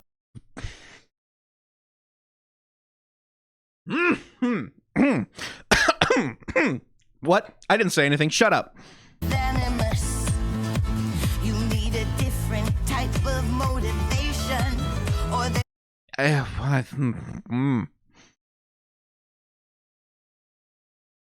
Just like different type of the shoulder, the hip thing, the motivation, or there's no flips. way that you can handle this. I know you're thirsting for vengeance, Baggy. You're out for blood. the steps in time with the music. But you see the problem, right? You see the problem already here is, I see you're driven by your detestation, your every step is filled with animus. You need a different kind of motivation or there's no way you can handle this. I know you're thirsting for vengeance, Vaggie, you're out for blood. No, she's not! No, she isn't! No, she's not! No, she isn't! That's not... No! That is not and hasn't... What the fuck are you talking about? What the fuck are you talking about, Carmilla? What the hell? What are you... Did you not sing Whatever It Takes with her? Like several episodes ago? Am I just... Did I just... What the fuck are you talking about? You're driven by your detestation, your every step is filled with animus, you're out thirsting for vengeance, you're out for blood. No, she isn't! What are you talking about? That's not Vaggie, like, at all. Vaggie, from the start of the show, from episode 1, is the person who says, oh, you know what, Charlie, let's just leave heaven alone. Let's not get involved with the angels. Let's stay away from them. Let's not mess with this stuff. I just want to, and she's the one who's constantly telling Charlie not to get into trouble with heaven. She's the one who's constantly telling Charlie to take it slow, not get too wrapped up in things. She's the one who's telling Charlie to calm down. She's the one who's trying to keep the peace. She's the one who's trying to just protect the one she loves. And then Carmilla comes along with this song. She'll only stand a chance if you're out for love. She is! That's the whole time. The entire show. That's the only thing Vaggie has been doing, is that she has been so laser focused, so just intensely, completely, utterly obsessed with keeping the ones that she loves safe, that it has obscured her ability to think of anything else, including herself. Like, never at any point in the show does Vaggie express a desire for vengeance against heaven. Or anyone, for that matter. Like, because she doesn't feel like because her thing is self-loathing, she hates herself. Now, the reason why I kind of wanted to put it in B tier is, like, that would have been a good story for Vaggie. Like, that, again, if we had had some time with Vaggie in heaven actually dealing with what she's feeling, how she relates to heaven, diving into her self-loathing, and seeing her project that self-loathing onto heaven, especially onto Lute. Like, because that's kind of what's supposed to be happening in the finale, right? Is that Vaggie and Lute have this big duel, because they're finally hashing out, like, their big difference, because Lute took her eye, and Vaggie wants vengeance. Like, and that, great, that would have been cool, but it's not there, ever. Like, at any point, like, Vaggie gets to interact with Lute several times, and never shows any inclination that she's like, oh, I want a rematch, or like, I could take you, bitch, or like, I'm like, fucking trying. Like, there's no violence, there's no anger, there's no sense of wanting revenge of any kind. The only thing Vaggie has been out for from the very beginning, and that's what all of whatever it takes is fucking about, is, I love Charlie so much, I just want to protect her. It's the only thing that gives my life value and meaning, is protecting the ones I love. Just like Carmilla. That's what the whole point of that song is that Vaggie and Carmilla are similar because they have similar motivations and they act in similar ways. And acting that way was what allowed Carmilla to slay the angels. So Vaggie's already doing that, so what the fuck is Carmilla talking about? Like, this so much feels like it's a leftover from a previous draft. It feels so much like it's a leftover from a version of the script where that storyline was more part of who Vaggie was, and like it was more like Vaggie's conflict with Charlie in part was more about like that drive for vengeance, and like maybe Charlie was the one trying to tell her to forgive the angels, and maybe Vaggie was the one who had all the anger towards them. Like, This feels so much like something from a completely different version of the script that just got left in because it's a fucking banger of a song and she looks fucking hot when she dances. Like, I don't know why, but nothing in this song, none of it relates at all to the character that it's being, like, what the fuck is Carmilla talking about? At all, right? And again, there's something good in here. Like this theme of, like, the thing that matters is protecting the ones you love. Like, it's not dealing with heaven, going up against heaven, taking up arms. It's not about vengeance. It's not about just trying to kill angels, because what the fuck's that gonna do? That's just more corpses on the ground. It's about protecting people who deserve to live, right? That's a good theme. That's something that would have fit very well into the show, I think. Like, this thing of, like, dealing with... Because, like, you would imagine that the people of hell would have some fucking resentment towards the exterminator angels, right? Like, that would be fairly reasonable of them to have. And, like... Carmilla specifically being a thing of, like, no, that's not gonna work. Like, all you're gonna do is you're gonna, like, keep the cycle of violence going. I should know. I'm an arms merchant. That's what I do for a job. If you want the cycle of vengeance to end, then you have to be out for love. You have to be out to protect lives, not take them, right? That would have been something that fit naturally into what the story is trying to do and what the show is trying to do. It would have worked if that was ever part of the fucking script, which it isn't. And so I have to put... I hate doing that because she's so fucking hot. And because it's a good song. And, like, I like Carmilla as a character in theory. But she's already so underdeveloped. She already doesn't get to have a storyline. Her daughters already kind of don't fucking matter in the story at all, even though they're her primary character motivation. The connection with Vaggie doesn't really make sense, and it gets actively contradicted between the two songs. Like, I just don't have the song. Like, replace this song with something else. The show would have been better off without it, because all it does is introduce this completely confusing, out of left field, nothing angle that doesn't make any sense. Like, and I don't 100%, I didn't rewatch the whole show before I made this. Does Vaggie at some point in the last couple of episodes go like, ooh, I hate heaven, I want to fight them or whatever? Okay, maybe, I don't know, I can't remember. But it's not been part of her character. Like, it's not part of her character arc. It's not part of how she relates to Charlie or heaven for, like, the vast majority of the show. And if she makes that 180-degree turn at the end, is like, now I want vengeance, like, that's also bad. That also doesn't make any fucking sense with the way that she acts for most of the show.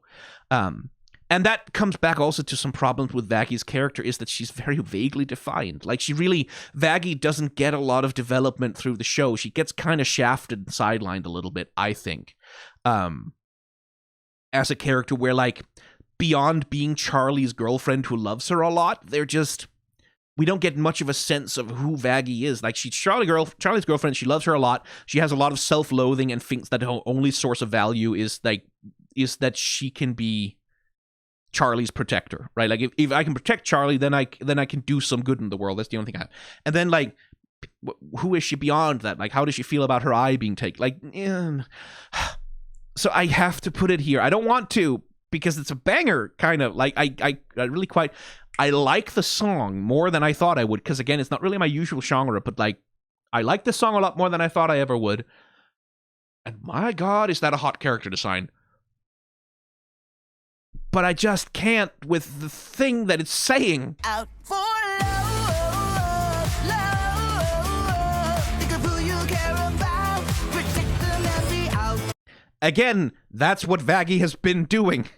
Like, she has been thinking about those she loves and protecting them because she's out for love. That's the whole time Vaggie has been doing. It's the only thing she's been doing. It's kind of something maybe that she should work on a little bit, to give a shit about herself outside of the context of Charlie. Yeah.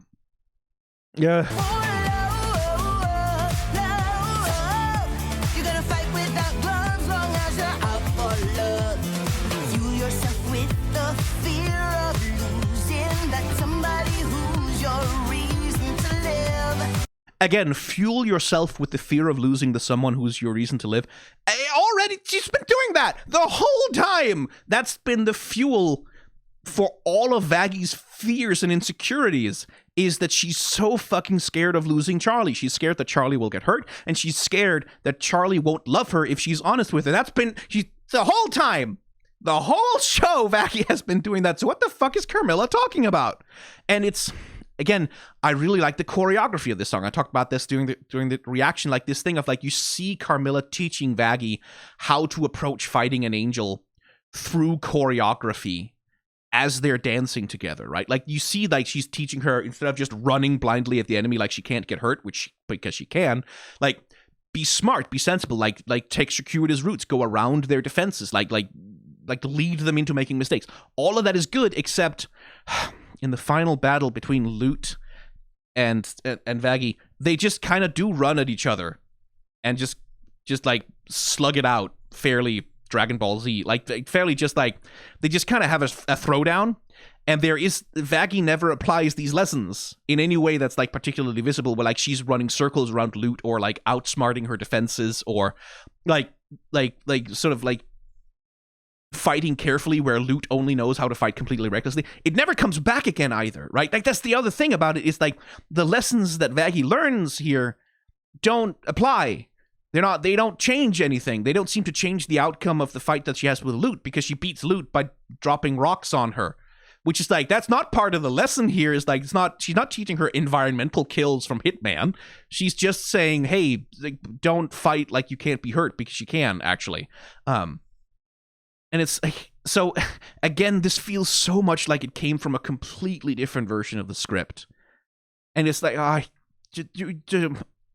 love her a lot more than perhaps I reasonably should. She's so fucking hot. I love the knife leg thing. I have a weakness for that. Hello, Camille. With the hair down, it's like, ooh. She is all of my weaknesses. Like this, like I am 4 times Pokemon type weak to this exact motherfucking goth mommy thing. But it doesn't work. It just doesn't work. The song is saying stuff that's completely incoherent with the show itself, and is teaching lessons that won't be used for anything ever. And yeah, Who's your reason to live? Harness your heart and you can't help choosing to fight with all you can give. I know you're thirsting for vengeance, Vaggie, you're out for blood, but you'll only stand a chance if you're out for love. Again, I love the choreography. Like that's the thing, is like the dancing, right? We talked about like how much you can communicate when you can't say it with words, you say it with song. When you can't say it with song, you say it with dance. This musical number does that. Like as a piece of animation, it has rough edges here and there. There's some things about the ways the characters are composited into the environment, like doesn't matter very much, but the interplay between the characters, like the choreography between them, like the way that the dance is used to communicate between them, that is great. Like there's so much good shit here. Like the song is also good. It's just, yeah, that just doesn't make up for the fundamental problem that it's a song from a completely different show. Like it's from an alternate timeline. It's from an AU. Out for love, love. Think of who you care about. Protect them and be out for love, love. You're gonna fight without gloves, and when that push comes to shove, yeah, you just might rise above, long as you're out for love. Also, the wings thing is like, again, you'd think that the wings coming back, like Vaggie gaining her angel wings, like that's self-acceptance, right? Like that should be a big deal to her, is that like, because Vaggie has been so ashamed and so hateful towards her angel heritage for so long, right? Like she has hated it that she's an angel. She has hated that she's an exterminator. Here we get this moment where she embraces that part of herself and she's like, no, I am an angel. Right? And that's like, again, feels like a part of a completely different script, where like part of her journey is learning to accept herself so that she can use her full angelic power to protect Charlie, right? Like that she's been holding back the whole time because she hates that part of herself so much. She's not willing to tap into all of everything she can give. And then Carmilla is the one who's telling her, hey, girl, you have weapons in your arsenal that you're not using. Fucking bring them out if you care about this girl. Like that would have been a good lesson for a different version of Vaggie in a different version of the show. Who's not and that would have been cool. That would have been such a cool angle for Vaggie, like to have this arc about self-loathing that would fit so well with Angel Dust, that would fit so well with Husk, that would fit so well with fucking Serpentious and all of them. and Lucifer that would have fit so well with all the other characters to have this arc of self-loathing about learning to accept yourself as you are, flaws and all, including the flaw of being an angel. Like, that would have been good, but it's not there. It's not in the show. It's not in there. They didn't do it. I wish they had. That would have been good. Please do that. Remake the version of the season 1 with 9 more episodes. How much higher can my voice go? It would have been good. It could have been great, but as it stands, it's like the show is just better off without that song. It just is, and I hate saying that, but that's what it is. Okay, I've just been some negativity about the songs. Like, I've had a lot of criticisms about, like, the show, the way it's compressed, the way that the songs are paying off storylines that don't quite work. Let's change the tone a little bit. Have you ever wanted something that was so clear in your mind that you could taste it? You mean like human flesh? Sort of. It's a feeling like a rumbling in your gut that you could finally be faced with a billion needy faces. I guess what I mean to say is, for the first time in my life, I might have to be ready for this. Ready to be the one who's leading from the front. This is Charlie's coming into her own song, right? Like, this is the big rousing marching song near the end of the show where, like, the protagonist brings all of their allies together in order to collectively overcome the conflict and deal with the challenge. Like, whatever the challenge is, this is the big one where, like, we're rallying the troops, we're getting ready to sally forth and do the thing. And Charlie's the one who has to do it.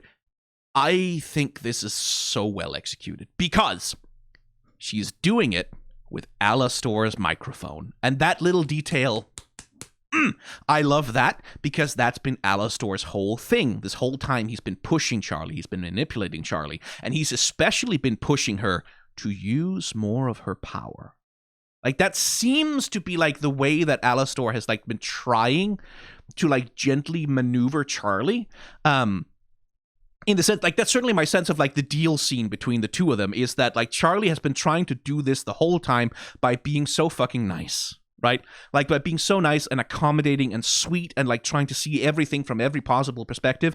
And now that it fucking hasn't worked and everyone's about to die and she feels like it's her fault, that's when Alastor shows up and is like, well, what if I knew a way that you could kill an angel?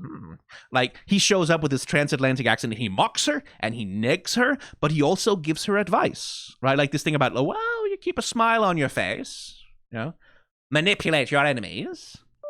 Like, and you can get out ahead, like, with, even if you have much less power than the person you're up against, so long as you keep a, like, he's giving her advice about how to wield power, how to be powerful, right? Like, how to fight back against the thing that's happening to her. And we even get to see that, like, in the scene that Charlie has with Vaggie there, where, like Charlie, rather than asking Vaggie to come with her, like, because they're having this conflict, they're having this, like, wedge driven between them, rather than asking Vaggie to come with her, or rather than saying, I really need your support on this one, she says, you coming or not? With a very imperious, like a very commanding attitude, right?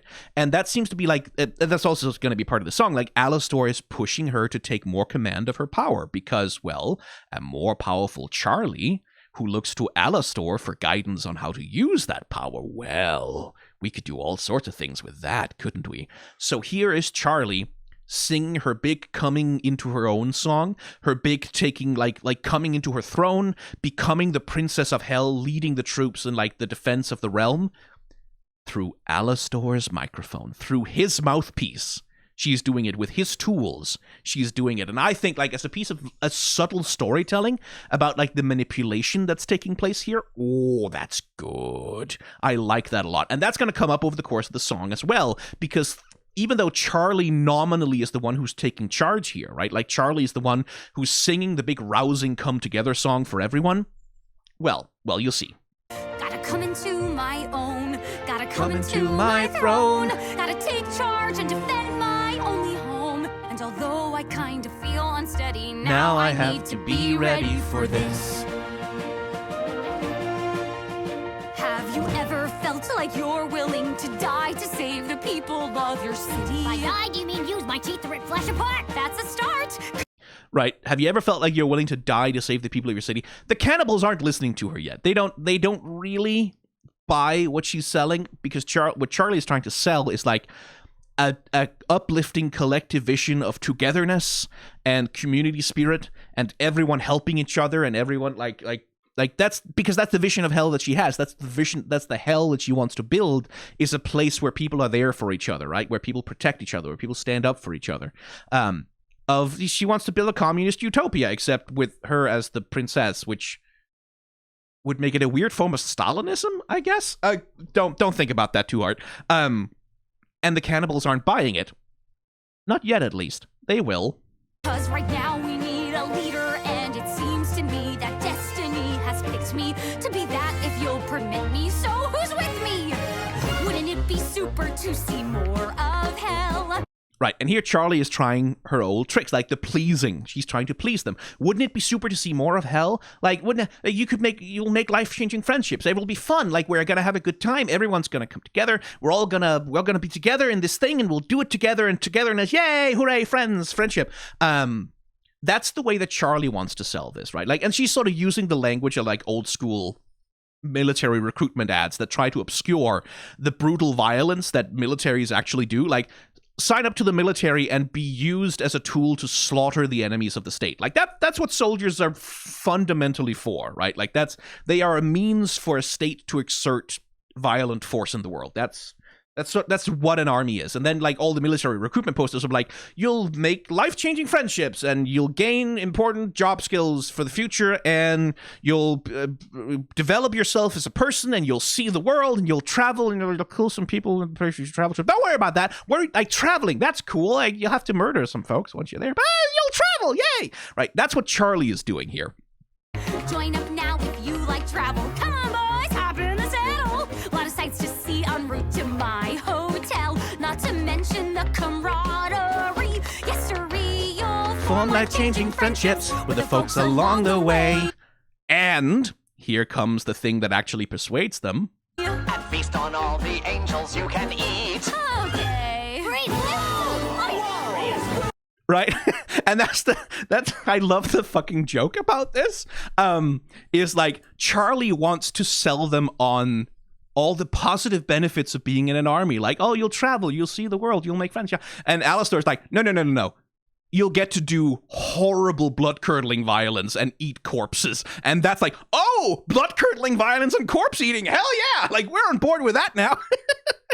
But again, notice the thing that's happening here is like Charlie is getting what she wants, which is like an army of people who are willing to defend the people that she loves and like the hell that she's trying to protect. But it's on Alastor's terms. Right? It's his arguments that ultimately really persuade them, or rather, it's the way that he frames her arguments, because Alastor is doing it again. He's interfering in someone else's song and turning it to his benefit, like turning it towards what he wants to do, what he wants to achieve. It's time now to act. They're on the attack. When they come to strike, we will fight, fighting back. We'll follow your lead. We're eager to feed our teeth for the heavenly feast. From this moment on, you can count upon us to be resolute and ravenous. Our legs are wet and our sleep to seize the day. So we say, oh hey, come join the flesh buffet. And here's Charlie, like she's trying to pull it back, right? I think, that's not quite what I meant. That's not. Not sure that's the kind of army that I was really looking for. That's a little violent. Can we tone it down? Oh, don't be put off by the snarling. That's enthusiasm, darling. They just seem a little murdery right now. Don't worry, honey, that's their thing. Keep singing. And then Rosie, of course, is on Alastor's side here. She seems to be very much in cahoots with him, his partner in crime for the moment. She's helping sort of smooth the way with Charlie because she has established an emotional rapport with her by helping her out with her love troubles, right? She's Charlie's friend now, and now Charlie's good friend, who's so sweet and like cares about her and gave her good love advice, is telling her, hey, don't worry, like they're a little violent, they're a little snarly, they want to kill and eat corpses. Don't worry about it. Don't worry, honey, that's their thing. Keep singing. We're super duper grateful to have you folks aboard.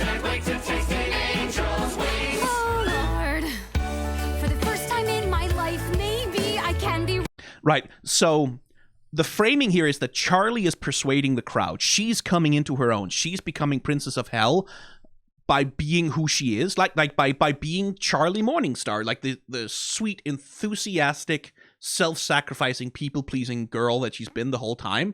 The reality is she's getting a hold of an army of cannibals by telling them that they'll get to, like, desecrate the corpses of their enemies. And she's not quite noticing, like, she's noticing that that's happening, but it's getting smoothed over. It's like, yeah, that's fine. It's okay. Don't worry about it. Don't worry about it, honey. It's okay. Trust us. Trust good friend Alastor, altruist who will die for his friends. Trust Rosie, your fun auntie who was so nice and who was so helpful. Don't worry about it, right? Like, the manipulation in this song, it's subtle, right? That's what I like about it, is that it's not super on the nose, right? That, like, Alastor is using Charlie, like, as a tool here, or that he's pushing her or manipulating her, but it's present, like, it's there. Ready for this. I can be the person marshal leading the parade. I can come Right? Because that's still how Charlie thinks of it. I'm the marshal leading the parade, and it's like, no, sweetie, you're the warlord leading an army. into my own. And I think I've always known my destiny could never be postponed. When Adam brings the battle here, I must appear like I'm ready for this. Right? Charlie now has been convinced that she's the one who did this, right? Like, that this is my destiny that's unfolding. I'm coming into my own. I'm doing the thing I wanted to do. I'm achieving, like, I'm managing to protect my friends. I'm being the princess that hell needs. But then in the background, And sing along, they're singing her song. Surprised why I knew she could do it all along. She's bound to pass the test as Princess of Hell. Like her daddy, she's awfully powerful. She's filled with potential that I could guide. I concur. Stick with her, you'll be on the winning side. there we go, right? Like Alastor actually speaks honestly with Rosie there. It's like, she's filled with potential that I could guide, and Rosie's like, that sounds like it would be great for me too. Overlords being overlords, right? And it's here's my complaining again about a song that I really, really like is I do wish that there was a little bit more of that structural thing present in it, like the role of the overlords, the way that they interact with, like, the social systems and the power dynamics of hell and the ways that they control, like, the people of hell. I wish that was a little bit more of that there, so that, like, when we meet Rosie, we could come into that with a little bit more of a suspicion of her character, right? So that, like, when she seems so incredibly nice, we kind of go, yeah, but aren't you, like, essentially, like, a fucking gang lord of this place? Like, why are you being so nice? Like, that the audience could be a little more suspicious of her. It's just a little thing that I think would be nice if, like, there was a little bit more of guidance towards being suspicious, or towards, like, wondering what her benefit from all of this is. But, like, it is there. Like, the manipulation is there. It is clear. For the first time in our lives, we know that we are ready for this. And again, remember the thing about Charlie, right? Charlie wants to raise all the voices into, like, a beautiful chorus where everyone's singing together and everyone's bringing their own thing to the table. And now she's getting that. Listen to that choral singing. We know that we are ready for this. We'll show heaven a fight they won't forget. It's time to take a stand. It is time to lend a hand against the angels and their deadly threat. We cannot take it anymore. The time has come to go to war. Prepare to fight. We're ready for this. I really hope that I'm ready for this. Right, and Alastor's voice in that chorus as well, like, very prominent. We'll show heaven. Stick with her. You'll be on the winning side. For the first time in our lives. We know that we are ready for this. We'll show heaven. Like, you can see Alastor, like, directing the crowd and, like It is time to lend a hand against the angels. singing along. Like, his voice is always, like, in the background of all of those choral voices, like, guiding the melody along, right? Like, you can feel his influence in the music is what I'm saying. We threat. We cannot take it anymore. The time has come to go to war. Prepare to fight. We're ready for this. I really hope Like, especially on that last one. This voice on that last one, like, I think that's Alastor's voice specifically having the high note on that one. Try and listen for it. I really hope that I'm ready for this. Ba-da-da-dum. I forgot the ba-da-da-dum in my edit of the video file, right? Like, the manipulation, like, the way that Alastor is, like, pushing Charlie towards a specific exercise of her power is like, whoa. And that is, like, that is good setup for season 2, right? Like, that is because it's not front and center. It's not something that demands so much attention that the story needs to answer it right now. But it's just like there. It's just there. You pay attention to it and you see, oh, okay. And like that's paid off a little bit in the finale when we get Alastor doing the whole like doing his song about how desperate he is to escape his soul contract, and like the clear way that Charlie seems to be his meal ticket to getting out of this. That's why he's being so manipulative with her. Like that. I really like Ready for This. I really think it's a great song. I really think it's a great piece of storytelling within the context of Hazbin Hotel. Like just unequivocally great piece of like musical theater work there, at least in my opinion. Okay, oh good God, this has been a long recording. I started this in the afternoon and it's almost bedtime. Yeah, let's get sappy. Let's just have something sappy and nice, shall we? Sappy and nice and kind of brief. I'm sure I'll still talk about it for 20 minutes, but you know, still. You've already done so much. So many lives you've changed, so many souls you've touched. So this is a reprise of More Than Anything, right? Like this is a repetition of the song that Charlie has with her dad, right? And I was wondering about that for a bit. Like, okay, but it's Vaggie singing it, so like what? And it's because Vaggie believes in her now, right? Which again is this thing of like, it's underdeveloped. It's not really there enough in the show, but like this thing about Vaggie has trouble fully believing in Charlie's dream, right? Believing that it's possible, believing that Charlie can do it. And that's where you could make an argument maybe that if Out for Love was rewritten just a little bit, it could be about that, right? It could be about like, if you want to be able to win this, you have to believe in the people that you love completely. Right, like you have to be able to like follow her dream and like believe that that could be the thing that Carmilla was maybe saying in Out. That could have been something, could have been good.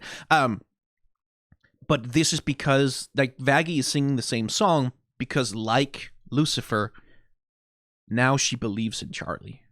Now she believes that the dream is possible. Now she's there, right? She's no longer trying to pull her back. She's no longer trying to hold her down or like prevent her from going too far or like keep her out of danger by stifling her. Now she's there with her fully 100% committed to the cause, right? That's why it's a reprise of More Than Anything. And that, yep, that fucking works. And in the end, if it's only me you saved, there's something that I've been dying to say. The two of them singing in complete harmony. I'm searching my brain, but I don't think they ever sing in harmony together elsewhere in the show, do they? No, I don't think they do. I don't think Vaggie and Charlie ever get to fully sing in harmony with each other until this moment, which is like, it's the moment of reconciliation, right? Like, this is the moment after the revelation that Vaggie's an angel. She didn't tell Charlie. Charlie has sort of been talking with Rosie, sort of sorted out her own feelings, and now they're coming together. They're reconciling the relationship. They're reconfirming their love, right? They're reaffirming their devotion to one another, which is beautiful. Again, so much connective tissue missing that kind of needed to be there. But yeah, like that they sing in harmony like that is like, ooh, gorgeous, beautiful. And also another thing I note is that in the end, if it's only me you've saved, like the implication being, well, that's enough, right? Like surely that's good enough. And that again is a shift for Vaggie, right? Like that, because Vaggie at the start of the show doesn't really believe that she's worth saving. She believes that Charlie is worth saving. Oh, we'll sacrifice everything for Charlie. Like if we'll do everything for Charlie because she's the one who matters. But Vaggie, like, if I can't save Charlie, then what am I worth, right? Like, she doesn't really believe in herself at all, or believe herself to be worth anything. So that's a shift from her as well. It's like, you know what, if I'm the only person that you've managed to save, you know, surely that's good enough. Like, that's a statement of self-worth, right?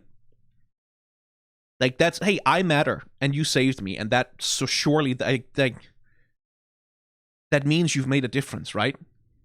And that's, God, that's would have been an amazing conclusion to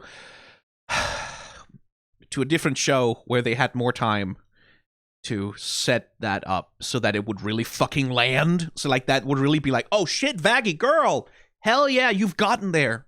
Babe, I'm so happy for you. Like, that you finally got yourself to an emotional place where you can commit to her 100% because you're no longer so deeply motivated by self-loathing. Again, out for love at the end with the thing where she does, like, spreads out the angel wings and all. It sort of hints at that as an idea, kind of. It's like, but again, because the rest of the song has absolutely fucking nothing to do with Vaggie's character as she's presented in the show as it is, it's just like, it's another one of those songs where, like, oh, I sit here, I strain my soul for how good, like, just how cathartic and beautiful this could have been with a little more time. As it is, it's, well, More than anything, more than anything, need you to know I love you more than anything, more than anything.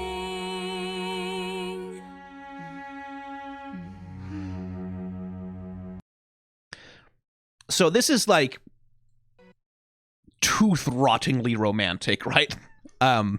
This is so sweet. This is so pretty and kind of innocent and romantic and nice, right? And I've seen some discourse about, like, and this is not really for me to wade into too much, but, like, some discourse about, like, well, that's Vaggie and Charlie are not really good sapphic representation because their relationship is way too chaste, and, like, there's not enough, like, explicit love between them, like, whether that's romantic or erotic or blah, blah. And I guess, again, this is for lesbians to hash out between themselves. I'm not an authority on that, but I'm also like, what are you talking about exactly? Like, if this was a straight couple, that conversation would never have come up. No one would ever have gone, well, they're not really credible as a couple because they don't have any more than, but there is a difference, right, in the thing of, like, heteronormativity is so fucking powerful. If there wasn't an on-screen kiss here, if there wasn't an explicit on-screen, like, 100% undeniable kiss between two romantically involved characters, I guarantee you, 100 million%, if that kiss hadn't been there, some motherfuckers right now would be making the argument, no, they're just friends. Like, what do you mean? They're not girlfriends. They're just friends. Like, they're really good friends. Like, oh, I thought they were sisters. That was what, like, 100%. And I would not be surprised if motherfuckers are trying to make that argument anyway. Right? It's an incest joke because they're sisters. Like, what would not surprise me in the least, because people are so willing to erase any kind of sapphic, like, any kind of lesbianism of any kind. Like, if it is not painfully, wildly, just, like, punched in your face obvious. Right? And I think that's where some of that comes from, like, the desire for representation that is more explicit in all of the ways that it can be explicit, that's, like, willing to, like, lean into that more. And I can see that argument, but also, this is the most fucking romantic, cloyingly beautiful. These characters are so deeply, desperately, toe-curlingly in love with one another characters, shot and seen in the entire fucking show. Like, it is... I don't know, outside of showing them fucking, right? Like, and again, it's also, I don't know how much more explicit you can possibly get. Like, that these two are lovers. Like, what do you think? More than anything. Like, I need you to know I love you more than anything. Like, I don't know what else you could possibly do. So that's my commentary on that. Like, it's for lesbians to hash out the rest of it between themselves. And it is, but part of the point of why I wanted to bring it up, it is one of those things, like, that's one of the casualties of the compression again, right? That Charlie and Vaggie's relationship just doesn't get to It just doesn't get to be developed that much. It just doesn't get to breathe as much as it should be allowed to, right? Because there isn't time. Because it's one of the things that gets left on the cutting room floor when the crunch is so tight on trying to get in everything under the radar, right? And it sucks, right? Like, I wish. Because there's so much, again, we talked about Without for Love, with whatever it takes. The relationship between Charlie and Vaggie is thematically important to the story. It's just underdeveloped like so many other things are. Yeah, makes me sad. But this scene is beautiful. Like, this is so sweet. The vocal harmonies are so good. And, like, the fact that this is the first time they get to have a full, proper vocal harmony with one another, like, really singing in each other's tune, right? Is like, ooh, that... If it was the resolution to something that had more build-up, it would be magical. As it is, it's just beautiful. So... there. It's not bad. There's nothing wrong with it. It's fine. And that leads us on to the finale. Finally. The finale. Right there. Let's just put it there immediately. And let's just fucking go through it. I don't want to talk. Let's just go through it, because I like it. He did it for us. The ultimate sacrifice. He gave me his trust. And look how we paid the price. So we open on... Basically, we open on the opposite end of Happy Day in Hell, right? Like, Happy Day in Hell is like, I can do this, I just know it, I'll get it. Like, optimism, complete self-belief, like certainty that her beautiful vision is going to come to pass. And then we open the finale on despair, on poor Charlie, like, seeing the price of the leadership that she has done, of the path that she has taken everyone down. The loss of poor Sir Pentious in the most hilarious way possible. I still love the way that he died. Like, some people in the comments were like, no, it felt really cheap and it really undercut. Yes, that's the point. That's why it's good, because he survives. And because it doesn't undercut the actual value of his sacrifice, it just doesn't give him a big heroic scene, because he's the butt monkey and he's the one. I liked it. I think it's funny no matter what, but it's especially funny since he gets redeemed. This bloodshed could have been avoided if I convinced heaven to work together.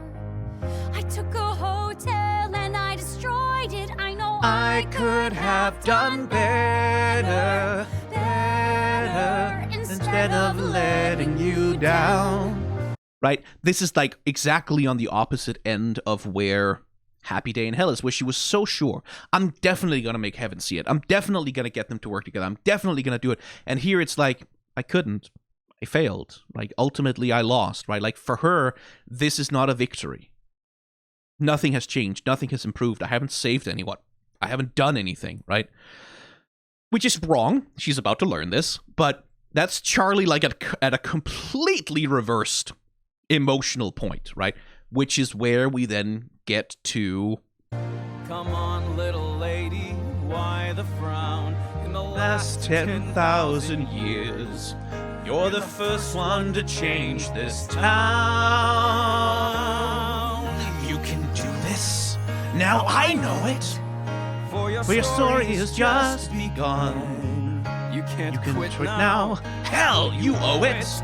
There's still damage to be undone. You've changed my mind. You've touched their hearts. Found the good Certain souls gone bad. And that's why more than anything matters. This is why she fucking needed her dad on side, right? Because he's the one. She believed in his dream so much that it changed him. Now it's his turn to do the same for her. That's why they need each other. And this is something I like, is that it's not... Her relationship with her dad is not one-sided. It's not the case of one giving all to the other, right? Like, more than anything is like... It's not just Charlie redeeming her father by believing in him so hard that he believes too. He gives back, right? He gives that same thing back. Like, you believed in me, I will believe in you even fucking harder. It's reciprocal. It is a healthy mutually supportive relationship between a father and a daughter. And I think it's great that Lucifer is the one at the end to reaffirm the dream, to reaffirm the belief, to reaffirm that, like, no, this is possible. This can be done. You can do this. Now I know it. Your story's only just begun. Like, he's the one who pulls her back up. Because that makes more than anything hit so much harder. That makes that so much more of a good song and a good part of the fucking show because it comes back. Because that support, that validation, that love from her father is so fucking important to her in the end. Like that, that to me, that makes more than anything just even stronger. The stage is wrecked, the crowd is gone, but by God, Charlie, the show, it must go on. And again, this is also a big arc for Lucifer, because this is the thing that he could never do before. When he was destroyed in this way, he couldn't do that. He couldn't recover. He couldn't say the show must go on. He couldn't get back up out of it. He was broken by it. Charlie helped put him back together with her faith, right? And now we see that shit pay off, because now Lucifer, he's the one who knows, again, remember Loser Baby? Remember how important it is to have someone who's been in the shit with you to pull you back up out of it? Remember that? That comes back here too. He has been there. He knows what this feels like, which is why he's the one who can bring Charlie out of it. Which is why he's the one who can lift her up. Right? I don't think even Vaggie probably could have at this point. It had to be Lucifer. Right? And that's again the thing that's like, it brings back the themes. It's bringing back together all of these things of like, the ways in which people help each other, like the ways in which this shit works. Like we're gonna get Serpentious's redemption. Like it starts with sorry, right? Like it started with sorry and now it ended with this. She feels kind of bad about that, but it didn't end with that because he's gonna get redeemed. You see, it's bringing all of the shit back. It is going to be a happy day in fucking hell. Right? And he's about to be hell's greatest dad for a second. But because he's using his creative powers, again, it brings back hell's greatest dad. Lucifer is like, the only thing I can provide is stuff, right? I can give you things. I can give you caviar mountains and soda fountains and stuff. But now, shit, like his creative power, his power of creativity, his power to make, now it actually, yes, now it does do something. Now it is what she needs. So it brings back all of these things. And it's good. It is a good fucking finale. We can do this. We can build it. And also, remember the thing about how Charlie likes to sing in harmony with people, with choir, and like to bring all the voices up so everyone is singing together and like expressing themselves. All those different voices, like they are singing in such a beautiful vocal harmony with like Keith David all the way back down there in the bottom, like really laying down the whoa, and like even Nifty. Oh. Best hotel that you've ever seen. Twice the bedrooms, we can fill it with more sinners than you can dream. It starts with you, you know. No, it's true, fulfill your destiny. So long as I've got all of you with me. And now we kick into high gear. Like now we're just having fun. So we get this fun like rum dum dum dum dum dum dum da da da, like that cheerful, upbeat, fast-moving like driving rhythm thing with the drum beat. I really love the way the drums are used in this song.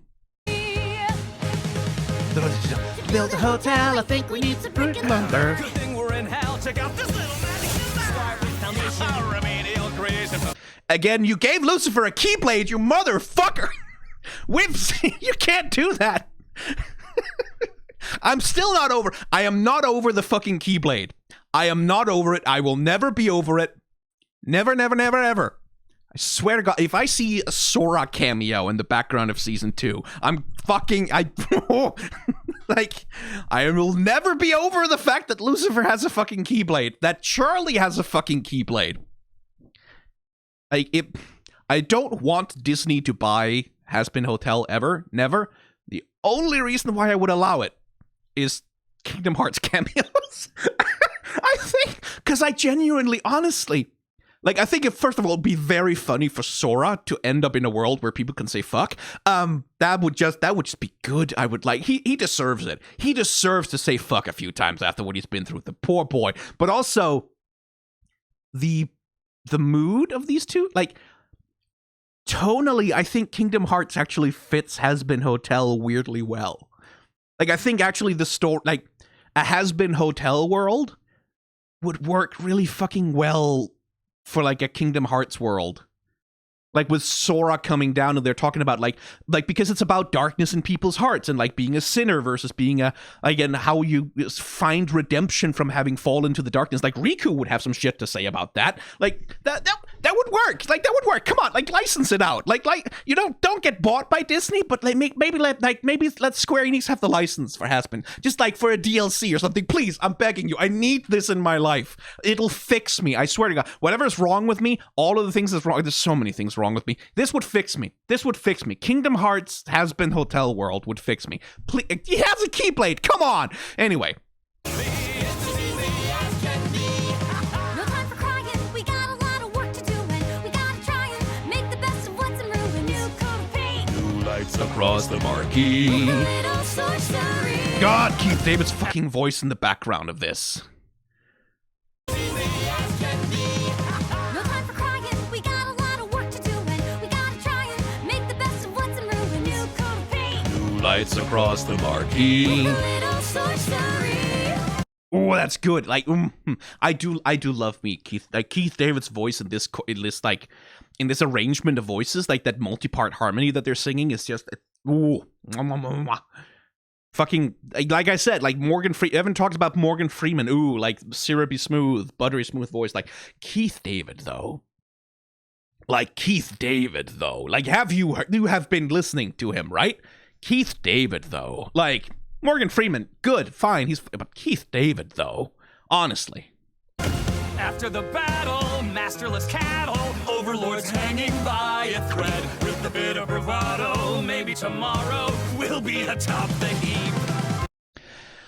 The V's. Again, like this is the one thing, is like, here it makes sense to set up the villains for the next season, right? Like that again, this seems to be the rumor that the people in the comments agree on, is that the V's are gonna be the villains for season 2.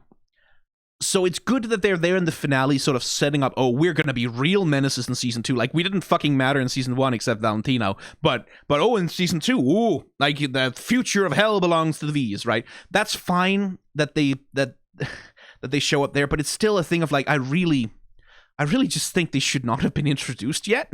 I really think, like, in season 1, the only V we met should have been Valentino.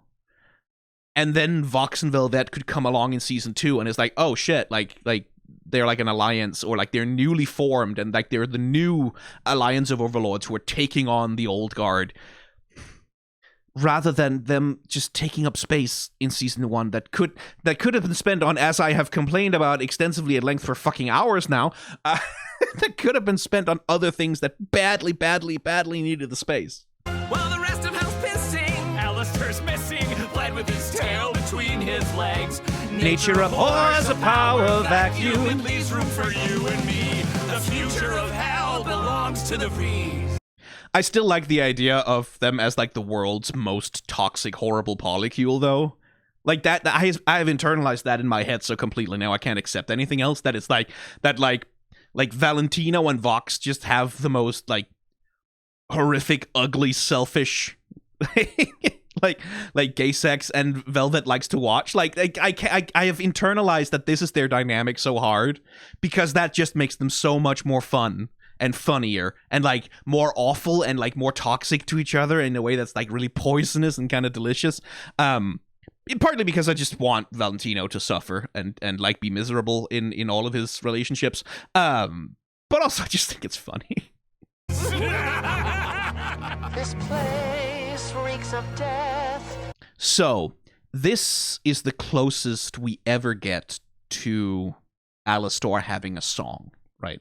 Because this is the only time that he's not interrupting someone else singing. He's not interfering in someone else's song. He's singing along to stuff that's already happening, but he's singing on his own to himself. And he's singing in his own key because he's singing the whole thing in the minor key while the rest of the song is taking place in the major key, except for the beginning of the beginning. Is the beginning in a minor key? I think it is. It should be.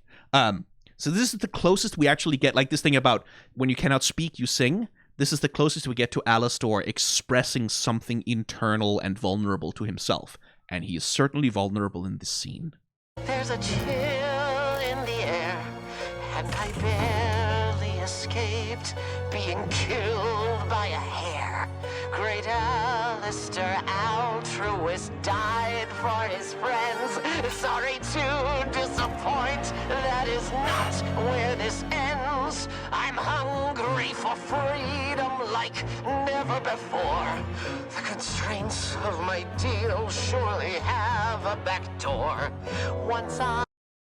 And it's a telling thing about him that even here, even when he's alone, even when no one's listening to him, even when he's not performing for anyone, even when there's no one around to judge him or find an angle or an advantage on him, even here, when he's terrified and when he's racking his brain trying to find some way out of it. And also, he's been rattled pretty hard. Alastor thought he could take Adam. He thought like he had this superiority, right? That Adam is undisciplined, he's uncontrolled, he has no self-control, he has no ability to resist taunting, he has no creativity.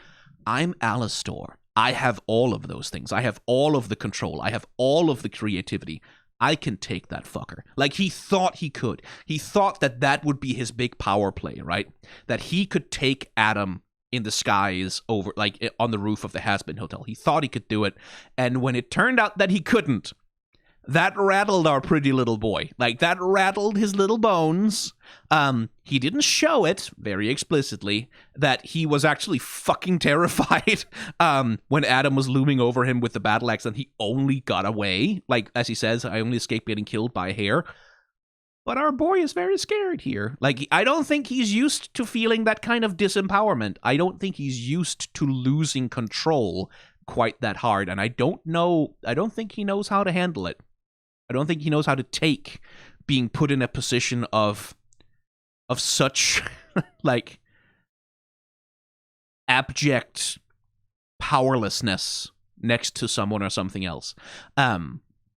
Which leads me back to, like, there's some theories about Alastor. One, like I've said before, I think Alastor is in a contract with Lilith. Like, to me, that's, in terms of the characters that have been introduced so far, that's who makes the most sense, because Lilith would want him to would be the kind of person who would tell him, look after my daughter, make sure she doesn't get into any trouble, protect her, which would explain why Alastor actually, in the end, did take the risk of fighting Adam at all. Is like, that's part of the deal, Alastor. You have to at least, like, you have to put your life on the line to protect her daughter. That's the deal. He doesn't have any way out of that, right? And also that, like, I would suspect that Lilith's deal would be prevent my daughter from, like, becoming a target of heaven, like, or something like that. I think there must be something in his, if he has a deal with Lilith, if I'm right about that, that something in the deal has to do with Alastor also sort of being the custodian of Charlie, which, like, would be part of the reason why he was so desperate to get Lucifer away from her or interfere with Lucifer's relationship with her, is because, like, he doesn't want to, like, because when Lucifer and Charlie got close, that was all of a sudden when Charlie started putting herself in real danger. Like, I have a crackpot theory in my head that that's what's going on. More specifically, I think he's Lilith's assassin. Like, I think he's Lilith's actual assassin in hell. I think, like, he showed up 7 years ago, right? Which is right around when he showed up whenever, right? And he was this demon who came out of nowhere, right? No one knew who he was, where he came from, how he got to be that powerful. But he started taking out specifically overlords in hell, right? Like, that was his target. He took out overlords. He wasn't really targeting anyone else. He took out overlords. He killed them. He destroyed them. He enslaved them to himself. That's what he did with Husk. And that's how he grew his power, right? Like, by adding them to the chorus of voices on his radio broadcast. He kept the overlords in line with fear as well. They were scared of him. They were terrified of him. And I think, like, if Lilith's deal with heaven is anything, it is the one thing that heaven fears is, like, an uprising from hell, right? So Lilith's deal, if anything, must have been, I will prevent another uprising from hell. I will stop them from doing it. I'll prevent a power from ever rising in hell that could challenge heaven, and then I get to be in heaven, right? Like, that, to me, would be the nature of a deal, and Alastor, I think, would have been Lilith's means to do that. She would have used her powers to make him, like, unspeakably more powerful than he ever possibly should be, and told him, go kill overlords. Like, go make sure that nobody in hell ever gets too powerful or powerful enough to fight back against the angels' exterminations.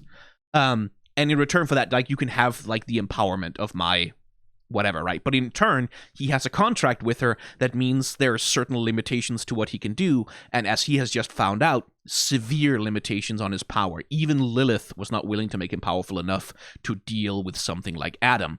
And Alastor, much like Pensius, my read is anyway, Alastor is afraid. Like, Alastor is, like, he thinks power is the only thing he has, right?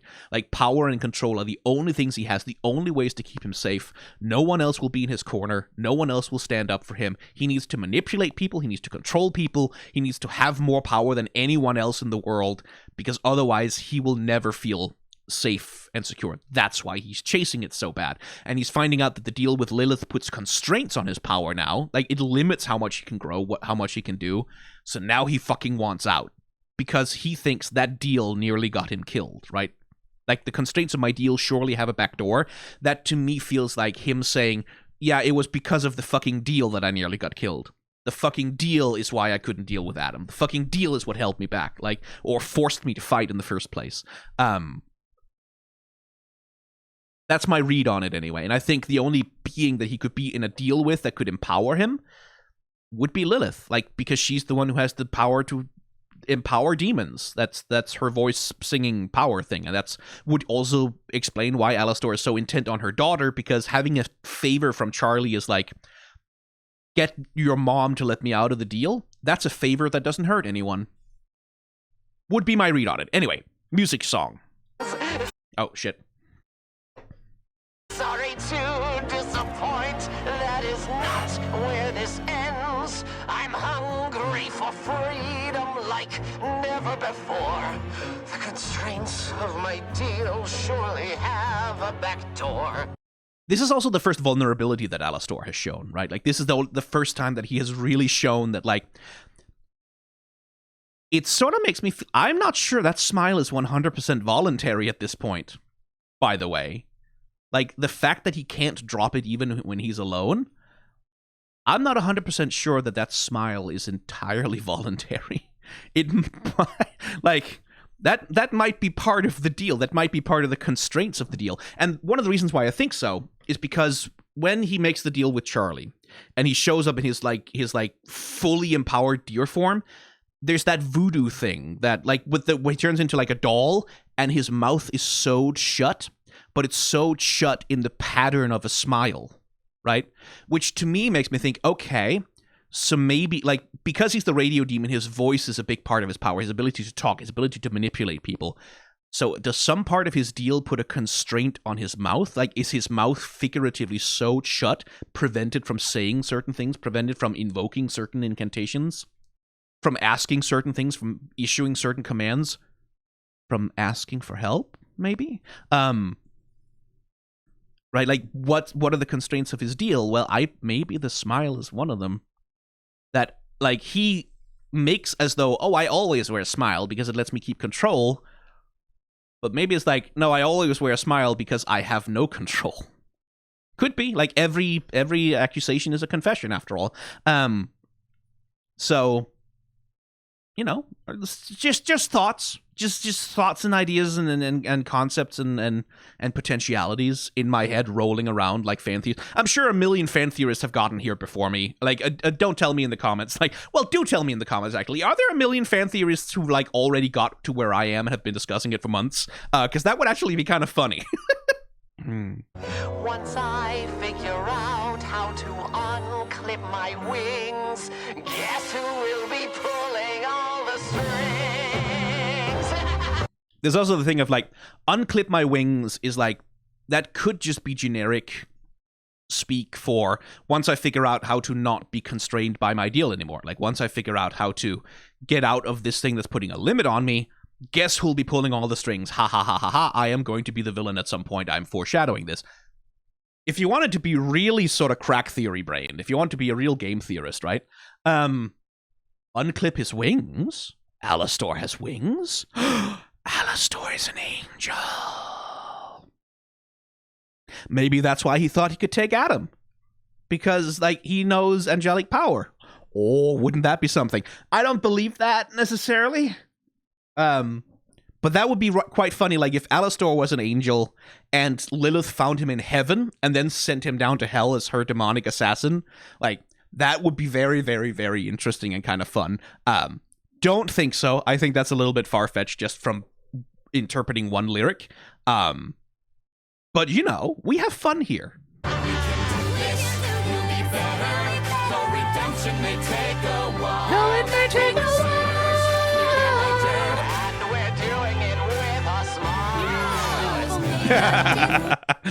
Husk is so disappointed. Right? Like, everyone's coming together. We're about to have a group hug. Yay, oh, it's sweet. Everyone's happy. And then... whoop! Alastor pops out of the ground and Husk is like, oh, god damn it, I thought you died. I thought you were dead, you motherfucker. God damn it. I thought I was free. He probably knew that he wasn't. Like, he probably knew that Alastor wasn't dead. He would have felt if he was free, but... and you can see here, right, that Alastor directs that specifically to him, and we're doing it with a smile. Shut the fuck up, right? Don't say a goddamn word, you little bastard. I hold the reins on you. Come in for the group hug, right? Pretend we're all friends. And Husk is like, oh, god damn it, this fucking guy. And Lucifer isn't too happy about it either. But, like, you can see that Husk is the guy who's like, oh, this fucking scam artist, this fucking liar. What you fucking...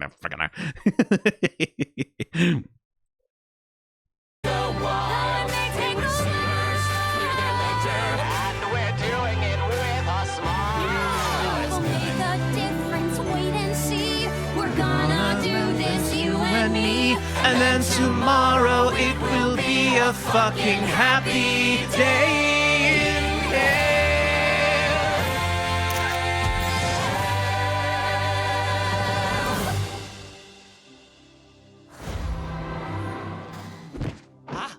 What? Where am I? Oh. Hello?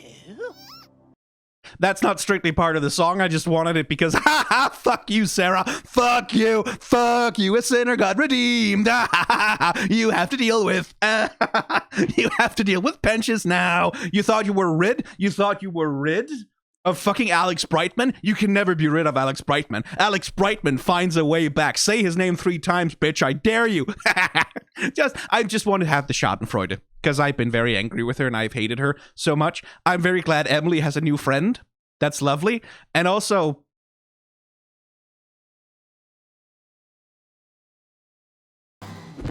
I swear to God that's the Family Guy death pose. I swear to God.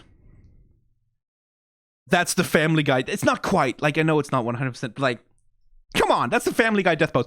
But just the timing of him, I've already commented on this, I know, but just like the, oh. What? Where am I? Oh, hang on. Well, that playback crashed a little bit. Well, that's annoying. I want to see her, I want to see Sarah be upset again. Give it to me. Where am I? Oh. Hello? Also, the sound effect, the little squeaky toy. What? Where am I? Oh. Hello? The little squeaky toy, like, that's, for her being happy, it's just so good. Oh, that's so sweet. Also, fuck you. Fuck you, bitch. Deal with it now. Deal with it. Sinners can be redeemed. Fuck you. Fuck you. Shatter your worldview. Redeem yourself. I want to say, I hate her so much. I truly, deeply, desperately hate her because she is just the worst. I would not mind a redemption arc for her. I would not mind her seeing the error of her ways and being a better person. I would like, because that's the theme of the show, right? Redemption is for everyone, even the most horrible, miserable, awful, evil, terrible pieces of garbage who have ever flown above the earth. For her as well, it would be good if she saw the light and redeemed herself and began to understand the value of redemption through developing maybe a friendship with Pensius. Wouldn't that be nice if, like, Pensius became her buddy, her pal? You could use a buddy. Don't you want a pal? Yes, I do. Yes, I do. Girl, the way I see it. You can never be rid of Alex Brightman. Oh, he's gonna be in. Is he gonna be in Hell of a Boss? Because that's the next thing I need to react to. Hell of a Boss, and oh, he's gonna be in Hell of a Boss. There's gonna be an. I'm predicting this right now. I haven't checked. I'm predicting this right now. Have I checked? I don't remember. My memory is fucking shot. But like, I can't remember right now if I've checked. But if I haven't checked, even if I have checked, fuck it. I'm predicting right now. There's gonna be an episode with Alex Brightman in it. In Hell of a Boss, he's gonna show. He's like, they're gonna do it. He's gonna play some fucking little minor side character, right? Like he's gonna sing a little part, and he's gonna be like, no one will ever notice I'm here, but I'll notice. I will know you, Alex. I will know you by the timbre of your tones. You cannot hide from me. Let's call that a prediction for Hell of a Boss. And for the moment, let's return to our tier list. In banger tier, Loser Baby, because it's the one that I've got listened to like over a fucking 100 times now on repeat in my playlist over and over again because it's so fucking good and I like it so much, and it's also a good part of the story. Poison in S tier because as a piece of visual storytelling, it is just the boldest, bravest, most powerful thing that the show is trying to do. It's the most unique. It is the most only Hazbin Hotel could do this piece of art that I think the show has produced in its songs and musical. A tier, Habit in Hell, Hell's Forever Starts with Sorry More Than Anything, Ready for This, and Finale are just all above and beyond, right? Like they're good, like they're like good songs or whatever, but as pieces of storytelling, as parts of the way that the show's put together, these things are astonishingly good. Right, like they're just like, they do such a good job of telling story, setting up world building, like delivering character, expanding on themes, like bringing out ideas. Like, it's like, oh, it's so good. B tier, Hell's Greatest Dad, You Didn't Know, More Than Anything, Reprise. They're fine. They're good. Like, these are good songs that do what they're supposed to do structurally within the show. C tier are songs that are like, flawed, compromised. There's something there. Like there's something in them that makes them make sense for the purpose of the show. Like they do some storytelling and some character building that's like useful. But also, like Vox doesn't fucking matter. The song between Vaggie and Carmela never resolves because it all gets kind of dropped on the floor and thrown in the toilet in Out for Love, which just does not relate to any of, first of all, anything in Whatever It Takes. Well, kind of. It just assumes that Vaggie is singing completely the opposite song that she's actually singing in Whatever It Takes. Which leads us on to the Better Off Without It tier, which Respectless because the V's don't fucking matter, so why spend time building up Velvet when she doesn't do anything or matter even a little bit? Welcome to Heaven because, God, that episode didn't need 2 songs. That episode needed, like, 5 more minutes of the characters actually interacting with each other. And Out for Love because it's just a song from a completely different version of the show. Like that, I really again, these are only my opinions. These are only personal, like, interpretations of what's going on in the show and so on and so forth. I'm not the objective song decider. I know I think I said that at the start of the very first song recording, that I am the song decider, the one who decides about songs, but I'm not the song decider, the one who decides about songs. I'm the one who decides about songs from my perspective. And I just don't, Out for Love just isn't from the same show. It doesn't need to be there. It takes up space. It pays off a bunch of storylines that don't exist. And much as I adore Carmilla, with her hair down, I can't justify its presence there. So that's my tier list. My short, quippy, easily consumable, fast little tier list. Like, I'm so fast at these. I'm so good at these, at just doing them real quick. Tier lists are easy content. Easy content. You just throw that shit together, and it's like content for the content mill. It's slurry. It's so fucking easy. Oh my god, I need tea, and I need to lie down. I think I have talked for, my vision is blurry. I have talked for a while about these fucking songs. For a while, for some hours, I think.